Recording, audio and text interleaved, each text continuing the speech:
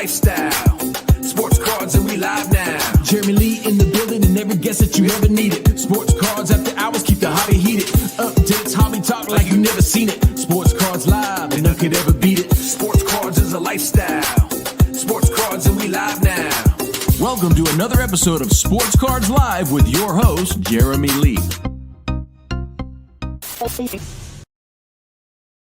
All right, what is up, everybody? Welcome to the Fanatics Collect Premier Auction ending watch party here on October the 23rd, 2025. My name is Jeremy Lee, and we have a wonderful show in store for you tonight, just like we do every month, we being myself and Mr.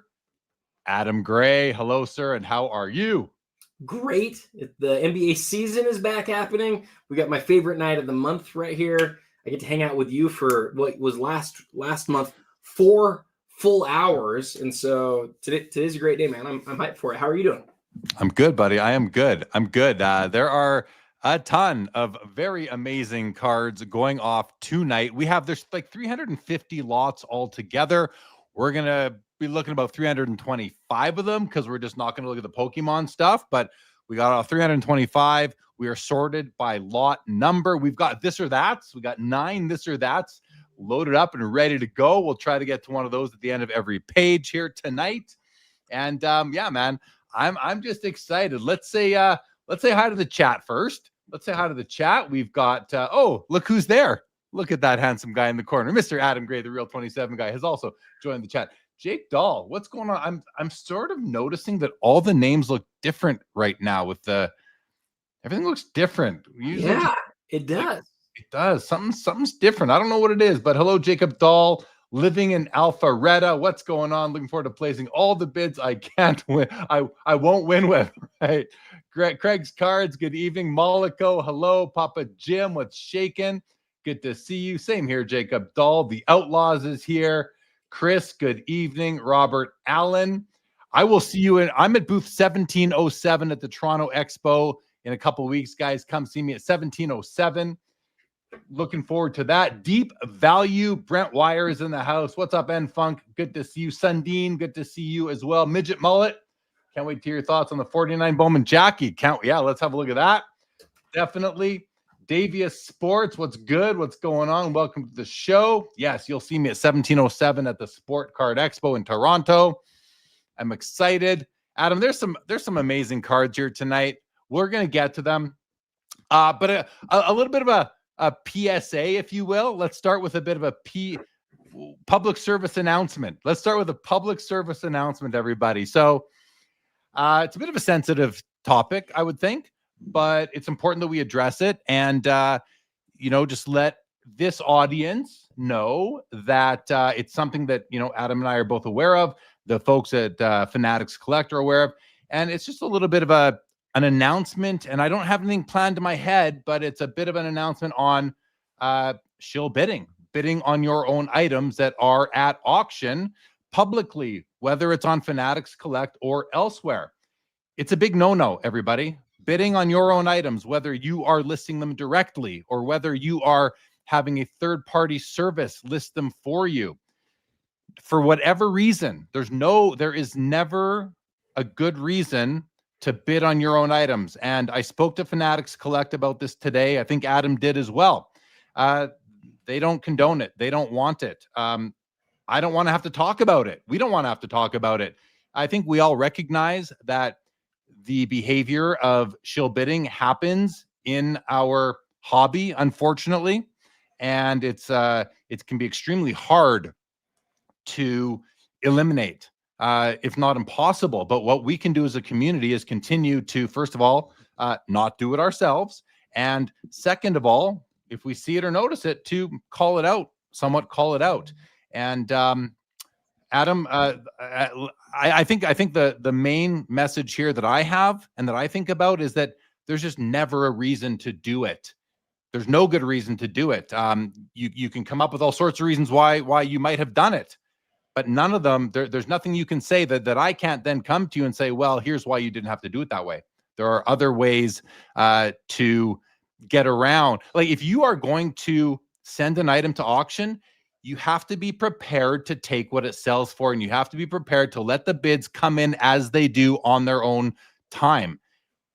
There's not only shill bidding, but bid manipulation is another thing that is a big no-no. The people at Fanatics Collect don't want people manipulating bids. I'm going to tell you guys something else. I've spent the last week scouring through 26 different auction companies' policies on shill bids and reserves and other things as well. And almost all of them have no shill bid policies. No, and not just shill, but no bid manipulation policies. Don't call your best friend and say, or your cousin 2 states over and say, hey, go bid on my card for me. Don't do that. Don't do that. It's bad. You don't need to do it. You don't need to do it.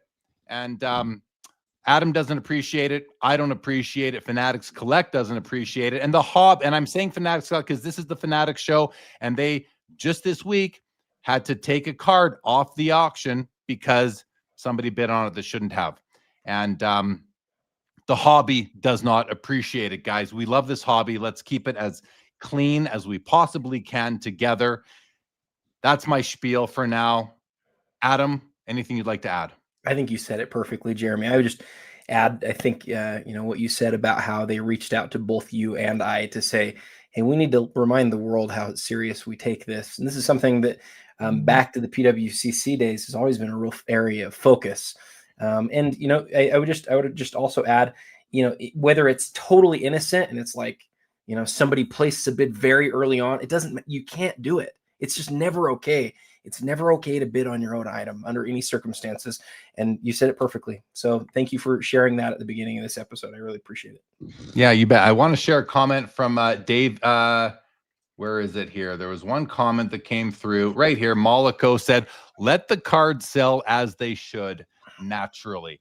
Just do, we've both sold cards at auction, Adam, and I've sold cards at auction that I wish would have sold for more. But I went into it knowing that the card might sell for less than I'd like it to. And that's it. You got to take the pill sometimes, people. And that's what you got to do. You just don't bid on your items yourself ever. I would add to that. Sometimes auctions sell way higher than you think they will. Sometimes they sell way lower. But yeah, it's a moral issue. You can't ever do that. You cannot bid on your own stuff. You cannot have a friend do it. And some of these comments in here are exactly right. Like, how are they ever going to catch it? That's not the question. The question is you have to be able to say to yourself, have I done this? Have I tried to influence this? And you can't. You've got to leave it alone, put it out there and let it go. And I know some people will be like, oh, that's, that whatever. You're just trying to act like, everybody does it or whatever. No, you don't do it. You can't do it. Don't do it. So I think that's all I have to say about that. All right. Well, it is part of the landscape in this hobby. It does happen, and we all wish it wouldn't. And so let's get on to looking at some awesome cards here tonight. Zach Swisher says, good luck, everybody, tonight. Hopefully everyone enjoys the knowledge Adam and Jay Lee give to us. Well, and listen, Adam is the storyteller, and he does such a great job. So I'm sure we'll hear some of those tonight. And Funk says, let the world decide what a card is worth with integrity. With integrity, guys. Integrity, reputation, these are things that we take seriously. I take seriously. Adam takes seriously. Fanatics Collect takes seriously. You can just save yourself a lot of hassle, a lot of headache by just being honest about things. That's it. Okay, Adam, we got some killer cards going off tonight. And right here on the top row is a card I know you are very excited about. Obviously, the hobby is excited about it because it's currently at $650,000. The Michael Jordan 2008 Exquisite Emblems of Endorsements, numbered out of 10, I believe. Now, Adam, I know you're so excited, so I'm not going to say anything else about it other than it's a really, really cool card. Why don't you tell us what is so special about this card to make it almost $1 million right now? Well, it's obviously incredible whenever you see a card that you see this high of value on. But the reason that we're seeing it at the value that it's at is because it's a perfect combination of a few things. Everybody knows that Exquisite's really like this brand that so many people in the upper, the high-end market really love. So it's a solo MJ card, right? It's not MJ having to share the card with somebody else. It's him by himself. And if you look at all of the 7 years of Exquisite and ask, well, what are the rarest Michael Jordan patch autographs? There are a few one of ones, just a few of them. I think each year there's one, or in one year there's zero. But then outside of those one of one autograph patches, there's actually not another autograph patch rarer than this one. There's an autograph jersey card called Finalists that's numbered to 6, but there's only this and then the limited logos from the final year that are the rarest patch autos of Michael Jordan from the exquisite era. We haven't seen one of these sell publicly really since like the product first was released, right? I saw somebody post today that there were actually like the card was sold very early on, like back in 2009, but outside of that, we haven't seen it sell. And I think the other part that I always highlight with this set is it stands out as so unique because it's the only exquisite set where you get that autograph in gold. So you combine all those things together and it's just a really, it's a big, obviously a big moment for this card. And I think the person who's selling it probably knew he was about to get, life-changing type money on this card. And it's anybody's guess what it goes for tonight. It is gorgeous. The auto is very cool. The patch, you've got 2 colors, black and white. It would be nice to see some red in there, but this is one of those beggars can't be choosers sort of situations where a card like this is just so important, so rare, so elusive, beautiful. It's exquisite, which is the brand when it comes to basketball cards, in my opinion. Wonderful card, $650,000 at the moment. To the right of it, Adam, is a 2009 National Treasure Steph Curry rookie patch auto out of 99. That is the true, i.e. it is not a parallel. And what I love about this one, first of all, the patch is beautiful. You got a nice 3-color patch with all sorts of stitching and layering, but the autograph is within the space, a little bit down over here over the border, but it doesn't get into the patch window at all, which is important to me. BGS 9.5 on the card itself, a 10 on the autograph, and it's even received the Fanatics Collect top eye appeal assessment of top 30%. Not the top assessment, but a top 30% eye appeal assessment on the card right there. Adam, any comments on the Steph? Well, we know this card really well. I love your call out on the autograph not getting into the patch well. That's so important. I don't mind it hitting the black even a little bit. Frankly, they didn't leave those guys a lot of space. So rather than have them really cramp it, I kind of like seeing it exit that area. And I think that not only is it appropriate, but I think it's good that it's a bigger autograph. The thing that I think that's interesting is the last point that you mentioned, which is that for the first time, I believe this is the first time, Fanatics has started to add eye appeal stickers to some more modern cards. And I think, I had several messages from people saying, hey, Adam, did you notice this? Did you know this was happening? Yes, I noticed it. No, I didn't know it was happening. And I think looking at these cards in that way, I'd like to know, like on a patch auto, is part of the eye appeal the quality of the patch? Is part of it like the color of the autograph? What goes into that? It might be cool to have our friend Ryan Tedmus at some point sort of teach us through some of those things, because I think people are gonna take note on that going forward. Yeah, good call. And I only realized it when I turned the card over just now, and it caught me by surprise. I don't know if you could tell, but hey, I'm curious too. Does the quality of the patch, the interesting nature of the colors and the pattern have any effect on the eye appeal assessment? I don't know. It's interesting. Zach Swisher says eye appeal stickers are important tonight. I guess we will see some more coming up. Here's one. This is an NBA eye appeal sticker, the silver diamond on the 1993 SP Derek Jeter rookie card. This is one of a few PSA 10s in the overall population report. What is the total pop? I know this is a very low pop. 22 of 26,400 have been assessed PSA 10. So this is one of the tougher modern PSA 10s that you can get. And the fact that it comes with the NBA silver sticker would give me at least a little bit more comfort that it has that second opinion. And if we have a look at it, I am noticing something right over here, though, on it. I don't know what this little, if that's on the holder or just a fingerprint or what that little spot, but that caught my eye just now. The fact that it has the NBA sticker makes me think that might just be on the holder, but you'll need to judge for yourself. I do not know for sure one way or the other. Adam, any thoughts on Derek Jeter's SP foil rookie card? few years ago, I looked into the gem rate list of the 100 most graded sports cards of all time.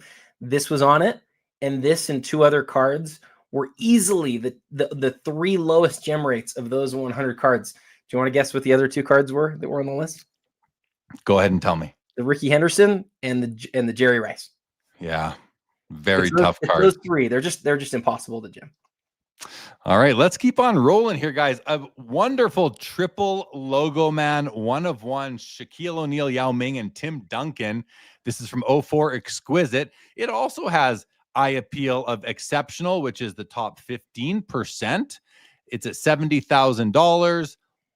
What a crazy. I collect some Shaq, and if I'm going to collect a multiplayer card with Shaq, Yao and Duncan are welcome on that card, as far as I'm concerned. And I'd like to get your thought. Like, would you co-sign that for me? This is a beautiful card. What are your thoughts on this? What an amazing card. I don't know what else to say. They're all active players in 2004. And so I love it because they're like three of the great bigs of the era. And this is a card that was made while they were all still active. So yeah, I agree. That's really cool. And Shaq has another big logoman card up this week too, which is kind of crazy. You hardly ever see a Shaq logoman. We have two up in the same auction, so it'll be interesting to compare those two at the end. And I would like to hear from you which of the two you like more. My opinion might be different than most on that. Well, let's come to that. Hello to Skeppy. Good to see you. Mollico says eye appeal on a one of one, and that does surprise me because when the eye appeal is, as you can see right here, it says top 15%. Well, that would imply that there should be at least 7 of these. There's only one. So then I think, okay, what's the logic? And the logic has to be amongst other cards of this nature, maybe amongst other one of one triple logo man, or just thick cards, because let's face it, not all cards like this maintain their eye appeal or their condition, because they get corners get worn. These things have to move around quite a bit, or have moved around in many cases. That's all I can think about there, Mollico, but maybe we'll hear from Ryan Tedmus eventually on that. In the middle, 2024 Donruss Optic Downtown Gold Vinyl Steph Curry, one of one. It's a PSA 10. It's at $130,000. I don't mind the looks of this downtown. I do kind of wish that there was a little bit more action in the navy background, but as I zoom in, I do see that there is this wavy pattern, so there is something there. It does sort of transition out to be darker at the top, which just all these things, I guess, do allow you to focus more on the subject matter, which is Steph Curry and the building in the background. What can you tell us about this card, Adam? Well, the story here is that I think it was last month, there was a huge sale on the LeBron from this same set. And when I say huge, Jeremy, it was like $400 and something thousand. It was huge. You don't see those sort of numbers very often, especially on a card that was just made. Like, this card is virtually brand new, and here it is, the LeBron selling for over $400,000. So I think as you see that sale, a lot of people are sort of looking at it tonight going, are we going to see the same thing with Steph? Is it another sort of crazy run up towards the end? I think it's one of those ones that we'll watch tonight and see, like, was LeBron just an aberration, or was it two crazy LeBron fan collectors after it? Or is this set something that some people are looking at as like really maybe one of the sets of the Panini era? I'm not really sure. We'll see what happens. We'll see what happens, definitely. And on the far right, I love Playmakers Theaters. This is the 1998 Fleer Tradition, Michael Jordan Playmakers Theater. This card is numbered out of 100 on the back. Oh, that's not where. Let's go have a look at that right over there, as you guys can see. 74 of 100. I'm going to look at the condition on the back, actually, the back edges and corners. Minor white showing on the right edge over there by his shoulder. If we go back to the front of the card now, first of all, let's look at the grade. It is graded a BGS 9.5. Edges do have a 9 as the low subgrade, which is nice to see for me after just identifying that little bit of roughness on the reverse edge. At least it's on the reverse. The front looks gorgeous. These cards, I say it every time we see one, I love them. They are just beautiful. They have some slight embossing going on, a very nice smooth surface. They do reflect in the light very nicely. And one of the more important Michael Jordan inserts out of serial numbered inserts. But Adam, I'll ask you to provide some context. I know you love to talk about how few serially numbered inserts there are of Michael Jordan from the 90s, maybe in 97 even. Tell that story if you don't mind. Yeah, so Jordan doesn't have a lot of serial numbered inserts. He has more serial numbered parallels, right? You talk about the rubies and the credentials and the PMGs, but as far as serial numbered inserts from his Bulls days, there's really just there's very few of them, and all of them that are all of the serial numbered inserts have a parallel to them, except for 3, and that's this card and then 2 far lesser cards. This is easily the best unparalleled Michael Jordan serial numbered insert that was made in his Bulls era. But the thing that I've got to tell you, I'm so glad you looked at the condition on this one. I did a reel for this card, and what I did for that reel is a little bit unusual because I own a copy, but I basically looked at my copy, which is an 8, put it up next to this 9.5, and I just want to see, like, can we see what the differences are? And as much as I love my copy, and I do, this card blows mine out of the water. Like the edges, as you highlighted, there's that little bit of white. It's so minor. Mine, and again, mine, I love it. It's a great card. But this card, its edges, its corners, the fact that the emboss lines up perfectly with the image, which a lot of them don't, including mine. This is one of the finest copies of this card in existence. It really is. There's not a lot of 9.5s. I sort of suspect that some of the 9.5s were actually backdoor copies where they didn't differentiate between numbered and stamped than they did, the backdoor copies. So this is really an amazing example of this card, and I'm watching it closely tonight because I don't know if it's done or if this is one where we're going to see some big time Jordan action, because this is a lot of money for a Playmakers Theater, but it truly is one of the nicest ones I think that I've seen. Jordan inserts, parallels, cards, high grade have all been doing very well on the secondary market as of late, and this is one that should do well when you consider it against some of its counterparts. So I love to see it. What I don't love is that I can't buy the card now, so I'm priced out, but I love the card, and it's nice to see it getting some great respect. Hello, Oh My from Bangkok. Welcome to the show. And Rob Star, good to see you as well. Tanya Hohen, welcome to the show. Yeah, glad to have you here on the live. All right, let's go to the next row here, Adam. 2017 National Treasure Stars and Stripes, Patrick Mahomes, RPA, numbered out of 13. This is interesting. It says player worn Lamar Hunt patch in the subtitle. What is going on there? Did you? I did.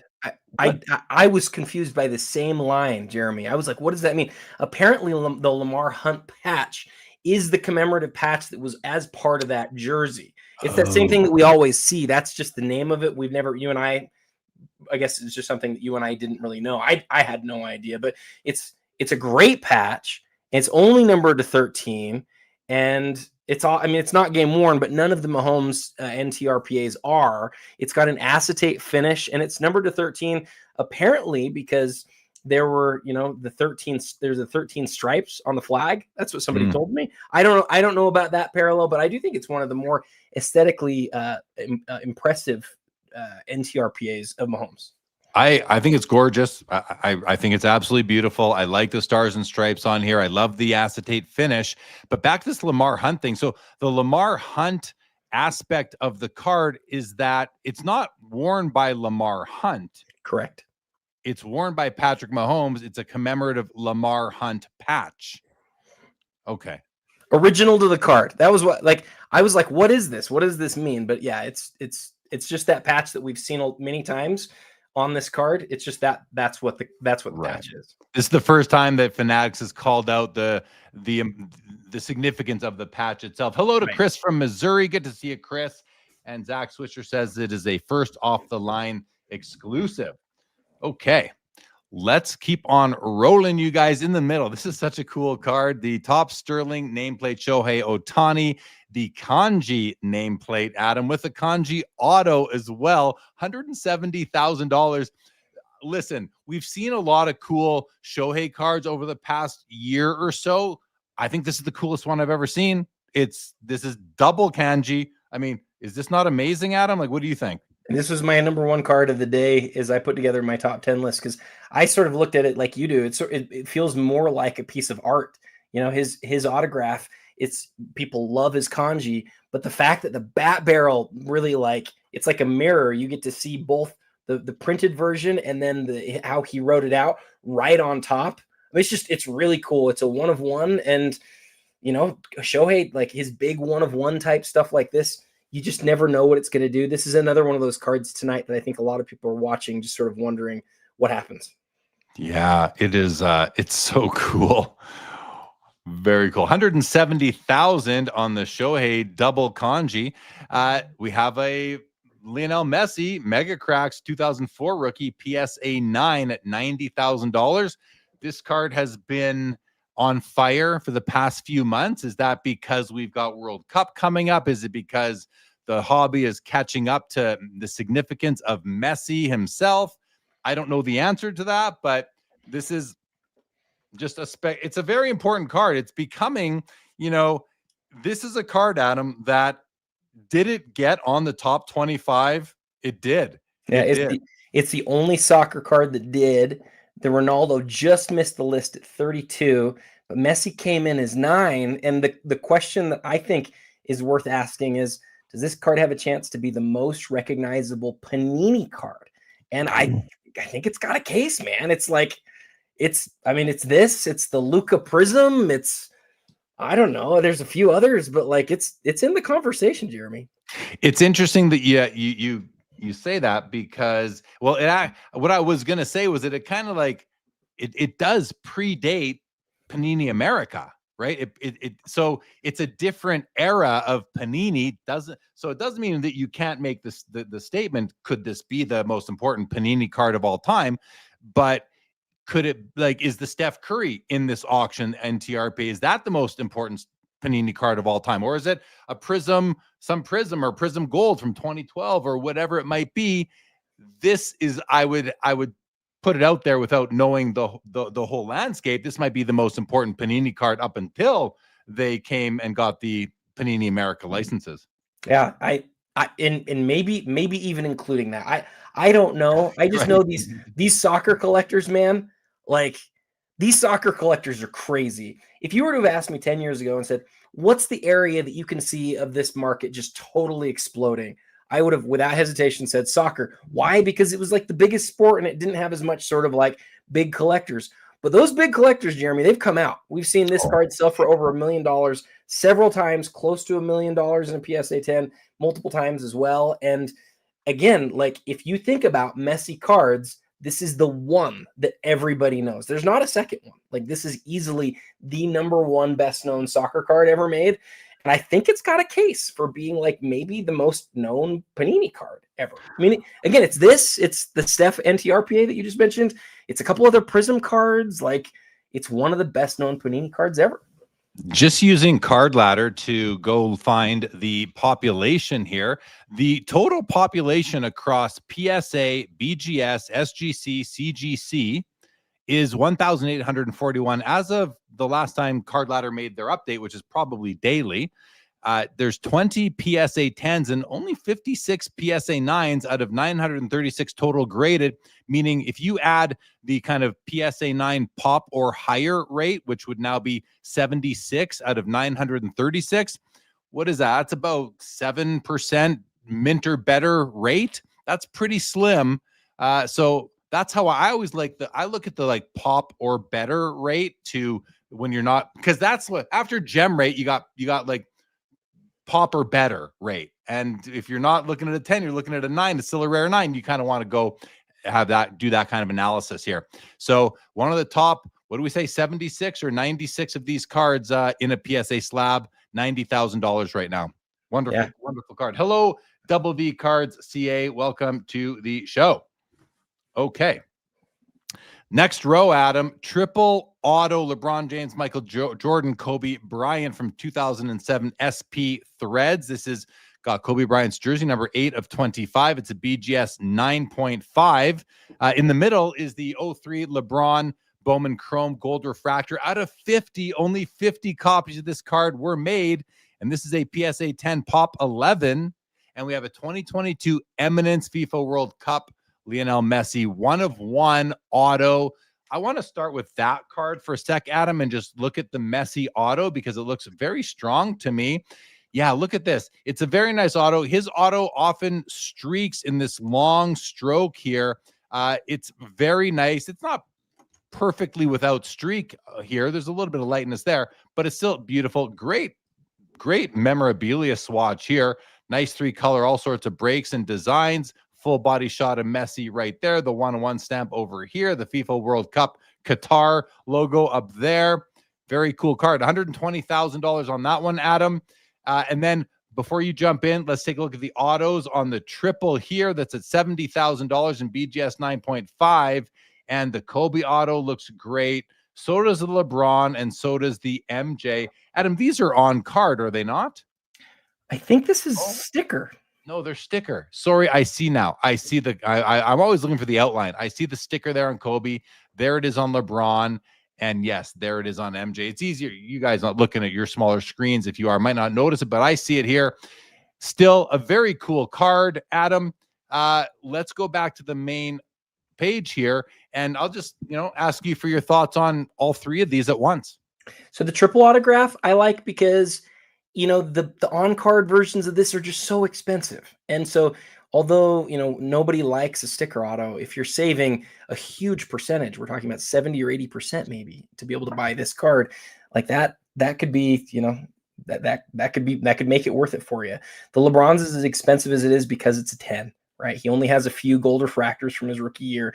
And this isn't the rarest, right? He's got a couple that are 25, but it being in a PSA 10, pop 11, it makes it obviously a big deal card. And then the Messi, everybody knows I love Eminence. I do. It's the highest end brand of the Panini era. And what I really like about it is that you don't have a year over year comparison. You only have a couple of soccer Eminence releases ever. You only have a few basketball releases ever. And so not everybody likes it. People don't like the thick stock. People don't like that the cards all come encapsulated. There's other complaints about it too. But like as far as Messi autographed game use stuff, he just doesn't have very much, man. He's got very few of these types of cards that have been made during his career. And that's why you're seeing such a big price tag on it from these crazy soccer collectors. There's not a lot of big Messi cards out there. So, and there is just not enough supply to fill the demand. So I'm not surprised that is happening. Hello to Jeff Hart. Good evening to you. Welcome to the show. And yes, Pleasure Point, we are now in all access extended bidding, everybody. So the action really starts now, we can say. And with that, we'll move on to the next row. The 09 Topps Chrome Refractor Steph Curry rookie, numbered out of 500, PSA 10, $110,000. This is a great card, perhaps one of the great cards of the century so far. Beside it, the Luka Doncic National Treasures RPA, the True out of 99, BGS 9.5 with an extra half grade here. You're, I believe, on centering, so it's a True Gem plus. That plus is the extra half grade. And then on the far end, we have the dual auto, dual patch, dual jersey, quad mem piece, LeBron James, Michael Jordan. Let's have a look at this card, Adam, because this thing is amazing. Look at those patches there. The autos are both beautiful. Images of both players, numbered 3 of 5. The card grade's a 7 by Beckett. Maybe that's this lower left corner here that seems to have a little bit of white showing on the just right at the tip. Oh, you have some white showing on the reverse as well, on the bottom edge, top edge. Okay, so take a look at this if you are so inclined, and you will see. Let's have a look at the subgrades and make sure, yes, edges grade, edges and corners are 7s, but centering and surface are 9 and 9.5. Still amazing card. I love it. 120K on that one. Adam, share your thoughts on the duel. That's quite the piece. I love gold on black. Anytime you get a really awesome metal autograph on a black gloss surface like that, it's just freaking awesome. I love the look of that card. And the best thing about that one, the 07 black UD black card, I'm telling you, like, that's a card that in hand is 100 times better, because that gold that appears very flat in this picture, you can tell from the picture that it's hollow foil, but it really lights up in hand. I mean, it's just a glorious card in hand. Glorious card number one of the night right there, everybody. All right. Can I give you one of my fun comparisons of the night? Yeah. Okay, so this Steph, I didn't look at the pops on this, but I believe this Steph, what is the pop? Does it say 21? I think in the description. Here, anyway, let's just. I think it's a pop. Keep talking. I think it's a pop 21. So this is up at the same time that the regular gold tops Steph is up, and the regular gold top Steph is a far more plentiful card, right? There's 500 refractors, but there's 2009 regular gold cards. The population, though, is it 29? Is there 29 of them? 29 PSA 10s, 42 9s. Yeah, so out of here 129. Here is a real conundrum for the guys that are into rarity based on grade. This card is a pop 29. It's at 110 grand. And within this very same auction is a PSA 10 that's the Topps gold. Again, out of 2009.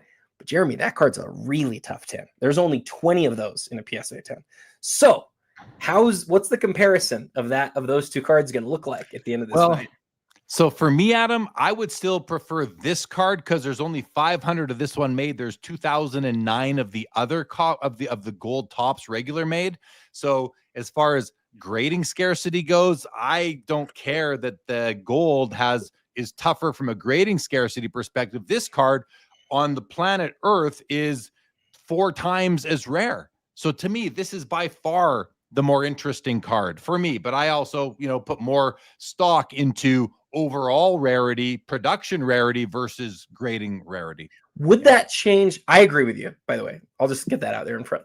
I agree with you. But would that change at all if you found out that the gold had also been graded 4 times as much as the chrome refractor, and it just happened to be a much tougher gem rate? Does that change your feelings at all? It doesn't at all. It does not move the goalposts at all for me, because, well, okay, but here's the thing. The Topps gold is a more condition sensitive card. It's a little bit more fragile. Does that mean I like it more because it's a little wimpier than a Topps Chrome card that's just a stronger built card? They are stronger built cards. They are. So no, that it wouldn't change it at all. Plus, I love the looks of this card. I don't mind the looks of the Topps Chrome, of the Topps gold. Don't get me wrong, but I think this is just a beautiful card. He looks like it's grown on me, this card, and I think it's super clean. I like it a lot. I think you and I are on exactly the same page, but I think that if we were to look at a lot of different examples, it might not always be so clear. And I'm just interested to see what the comparison of those two will be at the end. I think last time I saw the Topps gold, it's way below the chrome refractor. And so maybe it's not even worth this conversation, but I do think that difference in population is pretty interesting. So thanks for taking a sec on that. It's a condition sensitivity thing, or that's what it comes down to. How condition sensitive is the production itself. All right, next row, 2024 flawless booklet platinum specialty LeBron James 1 of 1. This card, it's cool, I guess. I have a no booklet policy in my PC, and it's not that I don't like booklets. It's just that they're a little awkward in my collection. This is cool. My only problem is that the logo man is kind of floating in no man's land here. It's not even placed, it's not even centered in the patch window, which would be nice if it was. Maybe it couldn't be. Maybe there's not enough jersey on the right side of it or something. But I just kind of look at that as a design flaw, that they didn't do something to, I don't know, just frame it a bit better. But that's it. It's not a big deal. The important thing here, and as we go to the back and see what they tell us about, is the enclosed material was worn during his game on December 25th, 2015. I love this. Thank you, Panini, for being very specific as to where this card was used. That's amazing. The important thing here really is that logo man itself. Maybe it's not so important how it's framed. It's the fact that you can own the logo man that came off his jersey worn on Christmas Day 2015. I think that's pretty cool, Adam. Yeah, I love that. I love when we know exactly what game, exactly what jersey it came from. I love when you can go look up the stats, see what happened that game. And then of course in this case, you're getting the best part of the jersey according to most people on the card. It's obviously a 1 of 1. It's very cool. I also have a no booklet policy, but guess what, Jeremy? We're not the decision makers on this. There's a lot of booklets that sell for a lot of money. And for LeBron James, especially because he never signed in the Panini era, this is one of the best booklets that you're going to find. Yeah, and the reason why we're not the ones who decide is because we're not bidding on this card, and that's okay. You know, collect what you like. I don't have to like everything. And like I said, it's not that I dislike booklets. I just don't collect them. To me, they're booklets and cards are cards. In any event, it's a cool piece. Here's another Messi BGS 9.5 Mega Cracks from 2004. And this one also is a True Gem Plus with the surface being the 10, which is pretty cool. But Adam, this next card, I absolutely love this one, the 98 Skybox EX 2001 Essential Credentials Future Peyton Manning. Guys, this card is numbered to only 7 copies produced. It is a PSA 9. Only 7. Look at that. That is elusive. Absolutely elusive. Peyton Manning, a top 5 quarterback of all time. Some may say top 3. Some may say top 2. Would anybody say top 1? I don't know if anyone's going to put him ahead of Brady, but I love this card. Goodness gracious, do I love this card. It's a pop 4, none higher again. And one thing about this pop 4 is that there's a chance that there aren't 4 PSA 9s out there. There's a chance that this card has been submitted, not this particular one, but some 4s or some 9s have been submitted more than once, cracked out. So the pop report may be overstating this actual population in this case. But an absolutely stunning card, Adam. Your thoughts on the Messi or the Manning? So the Manning, there's something sneaky about it that I really like that I want to draw your attention to, and it's the serial number on the slab. And the reason I think it's really important is that this is a reslab. This is a card that has been in this holder for a really long time. Not the Messi, the Manning.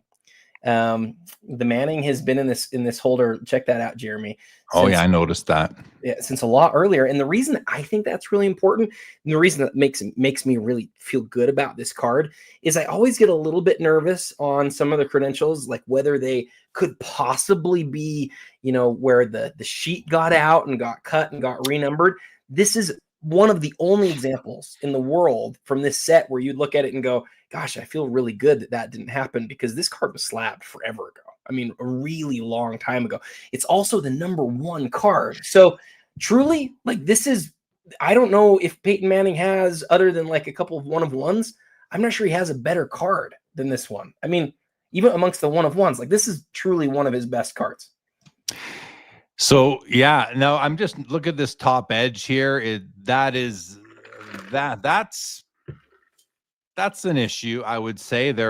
No, listen, it doesn't matter. This card is it goes beyond the grade. It's about owning a copy. It's more about the own appeal. Can you own this card than the grade? But this is an early grade by PSA, and it does have some issues. I don't know that this would grade a 9 anymore, but I don't think that really matters. You've got some edge issues on the bottom as well as on the side. The front looked really clean, though. I did see this little scratch, or I don't know if that's on the card or the slab or what, but this is a very old grade. It's not an old slab, as Adam said. It's a very old grade. And would it still be a 9 today if graded fresh? I'm going to go out on a limb and say absolutely not. But with that said, it doesn't really matter. This card is numbered out of 7, and it's probably the best Peyton Manning rookie card that exists. First comment of the night goes to Splendas, who says, "Oh, there's a better Manning card, Adam. It's my BGS 8.5 base tops Chrome Manning, because it's mine." I love that. I love that. Not going to dispute that at all. You can't argue, because when you have your card and if it's your collection, that's all that you need. But I like that you pointed that out. I think I agree. I don't think it's a 9 today, but as we know, when they reholder, they're taking that card and they're putting it in the new holder. They're not regrading it, and so that's what's happened here. But to me, personally, again, not everybody's going to feel this way. To me, it's still a positive thing that it's in that old holder, because we know that it didn't come later. That's a pack inserted card right there. Yeah, no, I think that, and to me, that's more important than some scuffing on the reverse, is that it is definitely, not a sheet cut card. That's amazing. So great card. I love it. I don't care about the grade. I love the card. Oh, we got to your favorite row. Your card of the night, Jeremy. I told Adam, I said, you guys want to see a grown man cry? This might be the row that causes him to cry, me being that grown man. And we'll get right to it. The card in the middle, the 97 Metal Universe Platinum Portraits, Michael Jordan PSA 10, sitting at $100,000, which is actually $120,000 out the door. And the reason why this grown man might cry is because, and I'm not really going to cry, guys, but I had this card, and this might have been the exact copy, although I don't think, no, this is more recently graded. This is an 8-digit. This might have been my copy, for all I know, that I sold right here on the Fanatics Collect platform about 2 years ago now. And when I sold my copy, it sold during a show we were doing live, because during that Premier Auction, there was a copy that sold for $90,000, and I had my copy on the Buy Now platform listed at, I think, 70 or 75, and someone snap bought it after the copy on the Premier sold. So I sold my copy 2 years ago for 70,000, and now this one's going to sell for 120. So I might have been able to, if I would have been able to hold out a couple more years, I might have had another 30K in my pocket or something like that. But as we all know, we move on, and there's nothing wrong with taking profits here and there. So I'm gonna get over. I'll be honest. I'm not totally over it, but I'm kind of over it. And but I'd love to have this card back. It's a beauty. I love the Platinum Portraits. It's one of the finest, most beautiful cards ever produced. Adam, what do you think? Well, I've got really good news for you. I think I've got really good news for you. And that is, so I just checked Card Ladder here real quick. Pleasure Point says you bought a house, and I am sitting in that house right now. Yes, I did. So I'm like I said, I'm over at Pleasure Point, but hey, maybe I could put in a nice hot tub if I kept it for a couple more years. Your memory's really good. On August 24th, 2023, 2 copies of this card sold together. And I remembered this too, because we got off the show and you immediately were like, I just sold a card for 75 grand. What happened? And you were like sort of blown away by it. And so I just looked it up though, in Card Ladder. They sold on August 23rd, August 24th, 2023, and neither of them are the same serial number. So this is a different card. It is different. But yeah, this is going to be a painful night for you, I think, Jeremy. This isn't going to be a good one. Yeah, I mean, we were talking about what could this card sell for tonight, and I'm like, I don't know. Adam's going to hit 200 grand, and Adam's like, I don't know, maybe 180. And I said, well, look, for the consigner and for Fanatic, I hope it goes for as much as it does. But for my peace of mind, I hope it's capped out at 100. But hey, but listen, as Sundin asks, he says, may I ask how much you paid for that Platinum Portraits? Yes, you may. I bought that card in 2019, I believe, and I paid $6,900 for it. So I got 1,000% return on it. So I really can't complain. That's one of the best investments I'd ever made in my life. So I'm okay with it.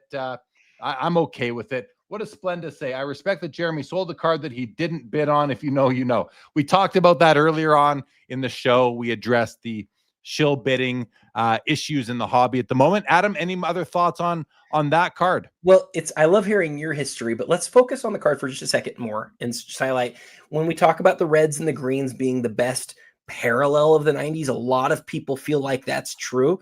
This came from that same product. This Platinum Portrait insert, that's the insert of the 97 Metal Universe product. The parallel is the PMG green and reds. The insert of the product is this one. And I think as time passes, look, this is one of the Jordan inserts in any grade. The story here, of course, is though that it's the PSA 10, which makes it in some people's minds truly one of the best inserts in existence. And the point that I made earlier on this card on my post was, if you're just asked the question, what Michael Jordan insert in a PSA 10 comes up the least frequently and is maybe, one of the most valuable, there's only a couple that I'd put over this one. This is a big deal card tonight. Yeah. Oh, and it's now, look at this. It's now a pop 17. When I owned mine, I think it was a pop 11. So I think it's gone up in population. We'd have to do some research into that. In any event, it's an amazing card. It's beautiful. Very happy for whoever gets to buy this card and add it to their collection tonight. To the left of it, 1996 select certified mirror gold Derek Jeter rookie card out of 30.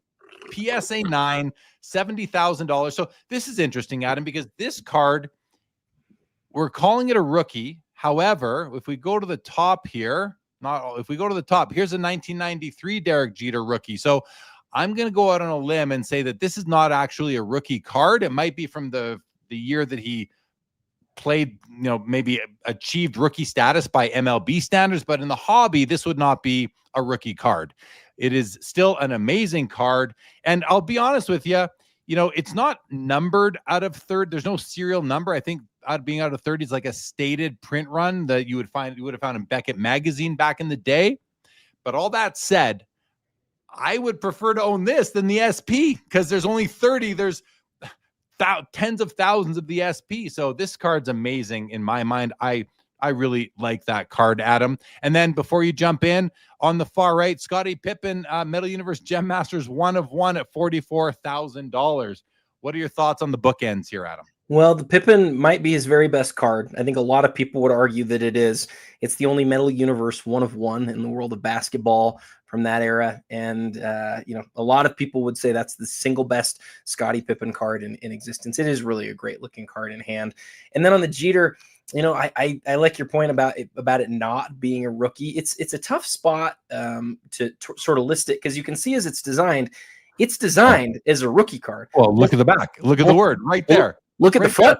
Look at the front, Jeremy. The word rookie's right on the bottom right of the front of the card. Oh, there it is too. Yeah. So yeah. It's one of those things where it's like, now this is a card that they viewed as they were producing it as a rookie card. Historically, we look back at it and we go, well, no, he had these other cards that came first and blah, blah, blah. But yeah, I mean, in Beckett, this certainly doesn't have an RC next to it. And that's how I think about it. But I also understand why it's listed the way that it is here. Because it says rookie on it. Yeah. I agree with that. Mark says, Jeremy, the industry today calls almost every card a rookie card, even though they are not.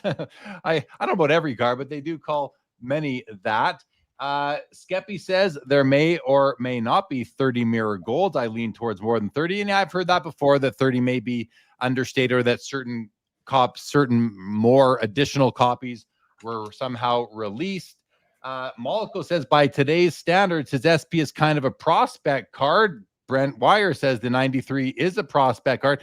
But guys, the whole hobby recognizes it as his rookie card. So it's kind of similar but opposite to the 86 Jordan. The whole hobby considers it to be the rookie card, but it maybe isn't. So similar but opposite. I like that. Similar but opposite. So yeah, I mean, it's just a nuanced situation, and at the end of the day, who cares?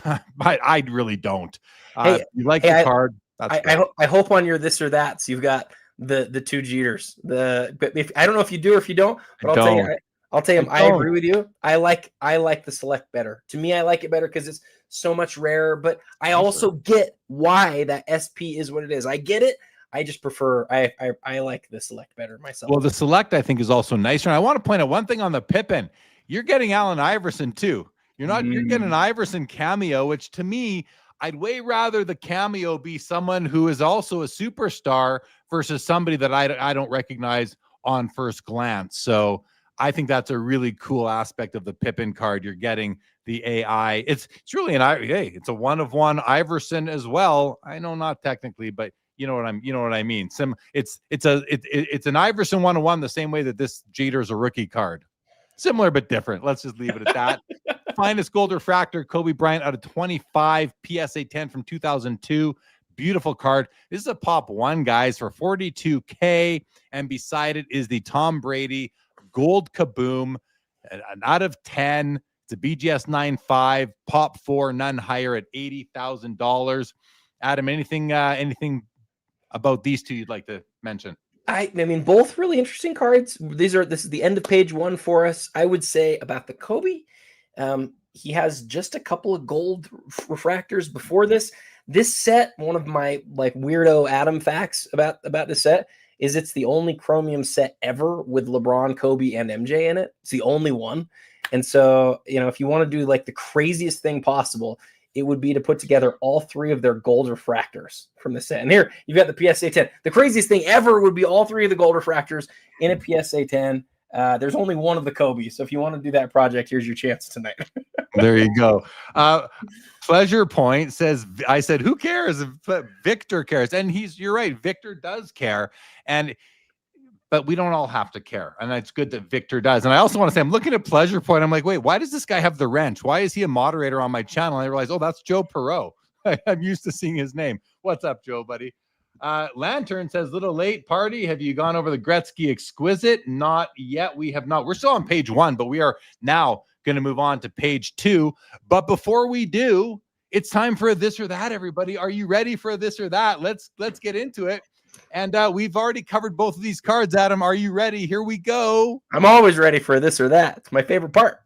Michael Jordan Platinum Portraits versus the Michael Jordan Playmakers Theater. And at the moment, the Playmakers Theater is at $110,000 and the Platinum Portraits is at $100,000. This or that. Let's start with you, Adam, because listen, this is not easy. We are putting up 2 of the greatest Jordan inserts of all time against each other. They are both gem mint copies and they're both $100,000 right now. Which copy would you rather own? I know you already have the Playmakers Theater, but if you didn't, this or that, bud. If I didn't, it makes it pretty easy. So I am not ultra super crazy conditional. And so for me, it's all about the rarity of the card. And from that perspective, the Playmakers Theater wins in a landslide. However, will it shock me even a little bit if the Playmakers Theater or if the Platinum Portraits wins tonight? It will not, because of the power of the PSA 10. We've seen it over and over again. But even in this comparison, Jeremy, for me, it's not close. It's the Playmakers Theater.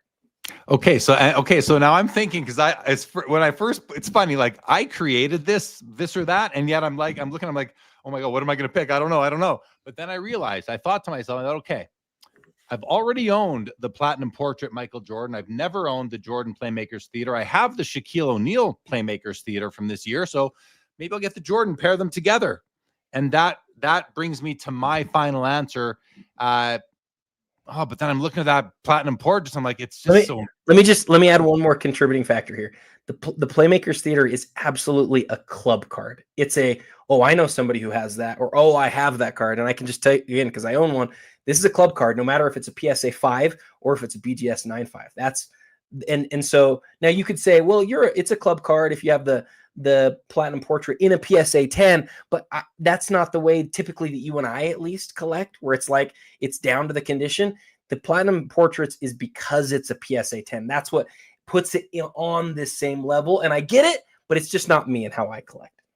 Yeah, I mean, I'm not even when I'm deciding, I'm ignoring the grades altogether. It's which card do I want? In the theater, it's the PMT then. It's got it. Yeah, and then I'm gonna settle on the Playmakers Theater for a couple of reasons. And someone made a great comment here in the chat that helped me get there. It was Mark. He says Playmakers has way more real ball image. I'd lean that way. Yeah, I do love the portrait look of the Platinum Portrait Jordan, but I like the full body action shot of the Playmakers Theater. You got the basketball itself there. You got more color, and it's numbered out of 100. I'm going to go Playmakers Theater. Midlife Greg says, make sure we pick out a monster card for Joe to buy. He's got a war chest. We've got Deep Value says, which one is worth more? Raw. N Funk is taking Playmakers. Jeff Hart's taking Platinum Portraits. Platinum Portraits for Double V. Playmakers for Found Treasures. Playmakers for Lion Card Trader. He says, wish I could get the Barry Sanders. I think I have the Barry Sanders Playmakers Theater as well. It's paired with my Shaq. We got another vote by Tyson for the Platinum Portrait. Same with David Schwartz. Jeff Hart can't decide. Jacob Dahl says Playmaker. So does Mollico. Rob Starr's taking the Platinum Portraits. Blenda's taking the theaters. Iowa Dave is taking Platinum Portrait. What up, Dave? Lantern is taking the Playmakers. So is Skeppy. Mark says, yeah, we already did that. Mookie is taking the one with all the holes in it. That's the Platinum Portraits. Playmakers for Wade. Playmakers for Axe. Good evening, Lauren Anderson. Welcome to the show. Mark says 90s metal values have been strong. Yes. And platinum portraits for 99 center sports cards. So I think it leaned more towards Playmakers Theater, but it wasn't like a landslide. So, all right. Good That's one, our Jeremy. first this or that for the night. Thank you, Adam. Let's go on now, everybody, to page 2 of the October Fanatics Collect Premier Auction. And we're going to start with a Topps Chrome Kobe Bryant rookie card PSA 10 at $95,000. Let's go green searching, everybody. Let's go green hunting. A little bit in the armpit, a little bit on the bicep, on the calf, but look, his legs are clean. And his head is clean, which oftentimes he's got a big chunk of green on his head, a little bit on the hand there of his teammate. Overall, a very limited amount of greening on this copy. It is a PSA 10. I'm noticing it's a tad off center to the left. That right border is wider than the left border, top to bottom. It might even be sitting a little bit high. Beautiful card nonetheless, but this is not the best PSA 10 I've ever seen. Your thoughts, Adam? Surprised at all that it didn't get the new Fanatics Collect eye appeal sticker? If it did, I would put up a fuss. It does You not would? deserve. Well, it's off center. It's high and to the left. This may not even grade at 10 anymore. Well, I don't think it certainly wouldn't, because it has greening on it now. But the question here is it, compared to other cards from the same set, an above average copy in a PSA 10 grade? And I think the answer is it certainly is. I mean, and I hear what you're saying about the centering, but as far as greening goes, this is an above average copy at this point by a lot. So Agreed. I thought it. I looked at it and I first went, "Is this got an eye appeal?" And it didn't, and that sort of surprised me a little bit. Well, yeah, it doesn't surprise me, because the other thing is we see PSA 10s with tons of greening on them too. Right? That's my point. That's my Right. whole point. The vast majority of them have lots of greening. So that's Centering, why this one, yeah. the greening on this one's pretty minimal. Yeah, but you can't get past that centering. That centering is just very weak for the PSA 10. Wouldn't you say though that the centering's totally secondary at this point to the level of the greening on the card? Yes. Well, So, yeah. I mean, yeah, that's yes, where I I, would. that's where I Yes, I land. would. Yes, So- I agree. I agree with that. So, but the problem is that I don't think that greening comes into, well, I don't know. I'm not going to pretend. If greening doesn't come into I mean, that's what it had to me. Sorry, let me just back up real quick. Whenever we've talked about like this card, or we've talked about eye appeal, for me, this is like the card where eye appeal is the most interesting in the whole hobby. And so I would have, and now I'm not an expert at this, and I don't know if they started putting the eye appeal stuff on all stuff that was about to go to auction or dependent on when it got to the vault. I don't know any of those questions, the answers to those questions. I just don't know. But we've seen so many of these over the years, and the vast majority of them have turned very green. And this one, to me, is like one of the nicer ones I've seen. And so your point about centering is interesting, though, because I have to admit that, because historically, when we talk about eye appeal, we're generally talking about centering. That's the biggest thing. But on this card, I think it's secondary. At least that's really, I feel pretty strongly about that. I don't disagree with anything you just said. When I'm looking at the card from here and I'm looking at it like from this long angle, far angle, the centering sticks out to me a lot. And I see green and I do see the green on the bicep, even when it's this small. So yeah, this is a card that you're buying because it's a PSA 10, not be like, this is a buy the grade, not the card sort of card. So, but a lot of people buy grades. A lot of people buy grades over cards, and this is a perfect example. Now, from a centering perspective, from a greening perspective, this is maybe that makes this card worth every bit as much as a card that has more greening but is perfectly centered. Despite any of that, I still think it's overgraded. But anyway. Okay, but to be clear, I would argue that the idea of eye appeal on this card isn't whether it's overgraded; it's how it compares to the other PSA 10s that are out there. Do you agree with that? Well, I do, but that's been proven not to be true tonight, because they're putting eye appeal on 101s now. So we know that's not fair. That's a moot point now. We know for sure that's fair. a moot point. You can't put eye appeal on a 101 and say it's top 15%. If there's only one copy, 15% of one is one. Yeah, that's a good call. That's a good call. If Ted misjoins tonight, I would love clarification on that, because I wonder if it's like across all of exquisite cards or all of exquisite cards from that era. Like, I don't know. I think that's a great point. And on this one, I would think it has to be across something. I mean, it has to be compared to something, or otherwise, what does it even mean? So yeah, we need clarification there, I think. Well, Skeppy says greening is degradation, not damage. Sure, but what I say is that degradation is still condition. It's certainly eye appeal. It's certainly eye appeal. It's a condition of the card. It still comes in the condition of the card. TR Card says, I think the question you have to ask is, would you buy a slightly off-center 10 of this card or a greened out PSA 10 of this card? And I mean, I wouldn't want either. I'd want a slightly off-centered PSA 8 that has very minimal grading. Right, but that's not. I think his question's the right question. I do. It's the question that I'm asking, which is, if you have to choose, which thing matters most? Right. And right. I just think it's not close in this. I think it's. I agree. Yeah. I'm there. I'm with you. I'm with you on that. All right. We've got the Interlake Jordan PSA 10 Pop 8 at $60,000. I also have a no oversized cards policy for my PC. Doesn't mean I don't like the looks of them, because as I'll say right now, this to me might be the best Jordan image I've ever seen on a card. Look at the tongue is in full wag. He's got hair, guys. How many cards of Jordan does he have hair? And like, as a fellow follically challenged individual, it's nice to look back at pictures when we had hair back when I was 25 years old. This is such a cool image. It's just a cool card overall, or a cool oversized piece. And then the 99 Upper Deck Holographics Auto Mem shoe piece, I believe, or show. Is that a piece of shoe, Adam? Is that what that is? Yeah, it's leather. Yeah. Look at that. This is one of my cards tonight. You and I have hit this one a couple times, and every time we hit it, we always go, gosh, that's a pretty card.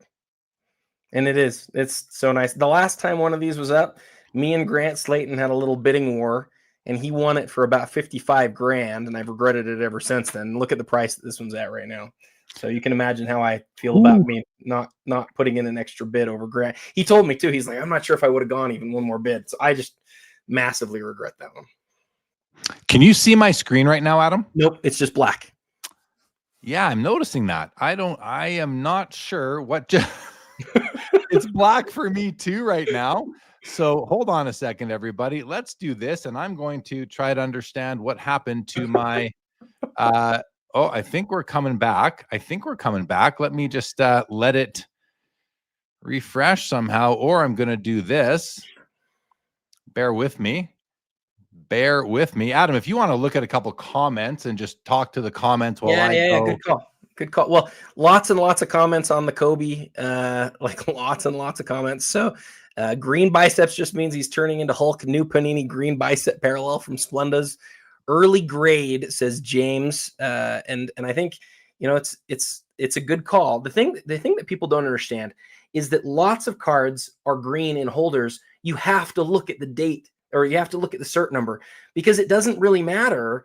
Like we don't know when we're looking at that card, okay, there we go. A night of regrets for at. So we're back up. So I'll stop stammering over these comments, and we can keep. All right, let's jump into the cards again. Thank you for that. While I got things a little bit fixed up. So 2 more Patrick Mahomes NT RPAs from 2017 now. We've got the logo patch auto 1 of 1. So white box. It's a white box card. So it's a special promo packaging. Yeah. And we've got a true RPA out of 99. The 1-1 has a nicer patch than the RPA. Autos are both great.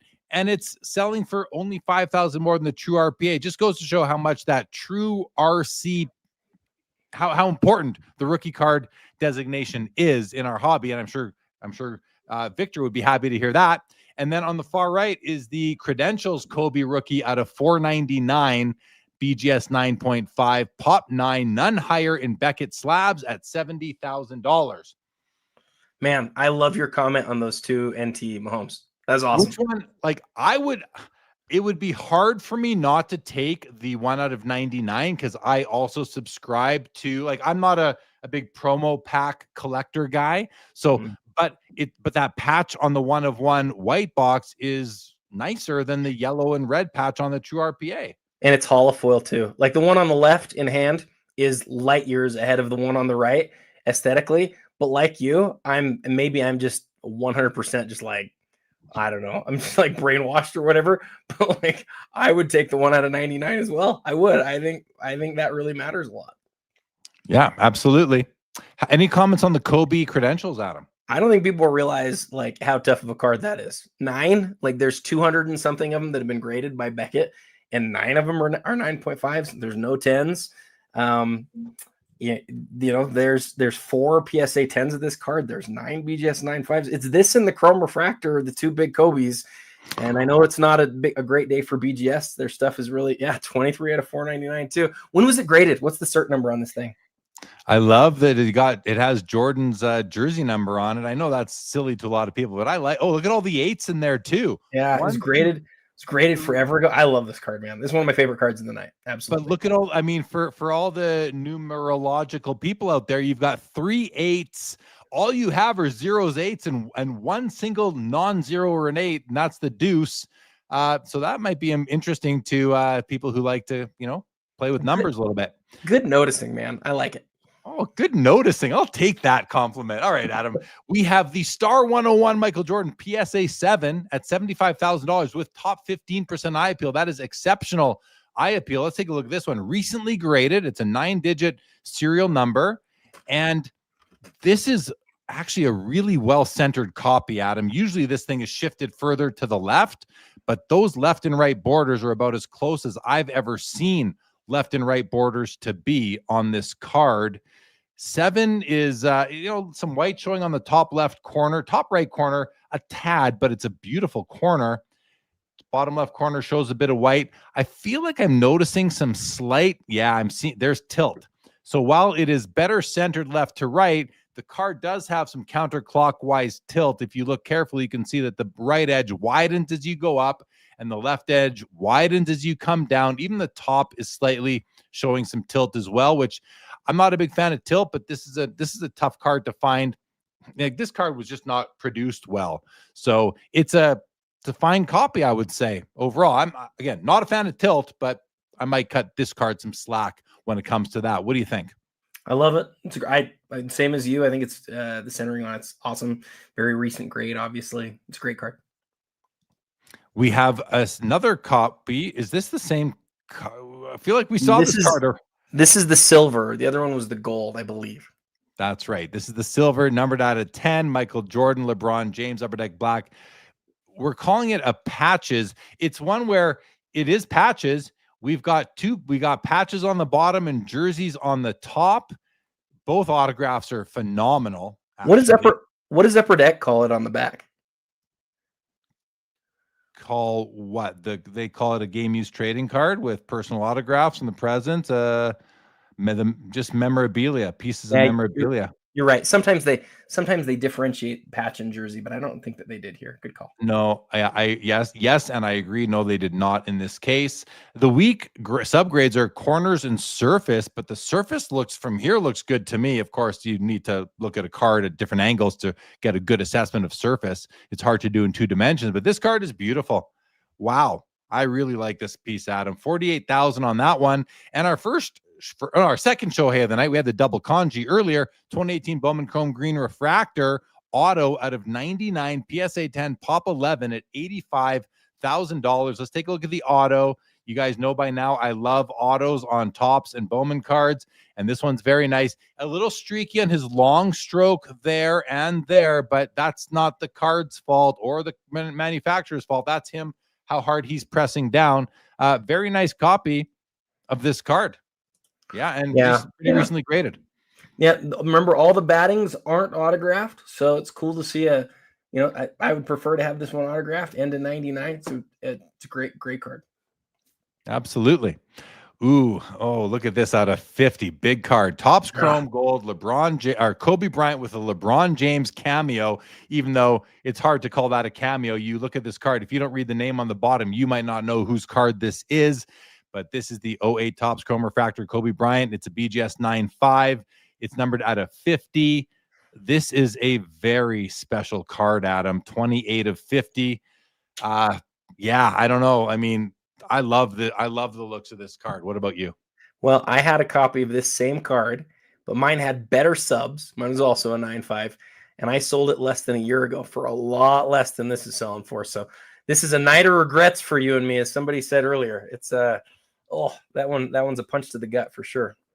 Iconic card says Axiom. Absolutely Axiom.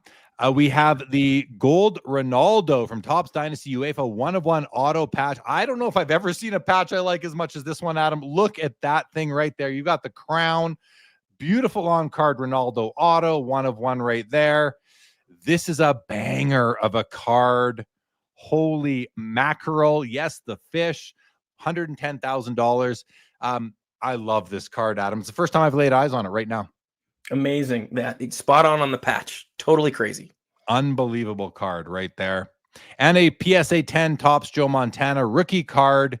This one is at $50,000. Let's just take a look at it. It's got a serial number that starts with 5. So, not a brand new slab, but, within the last, 6-7 years or so, Adam. It's nice. I'm noticing it's off center to the right a little bit.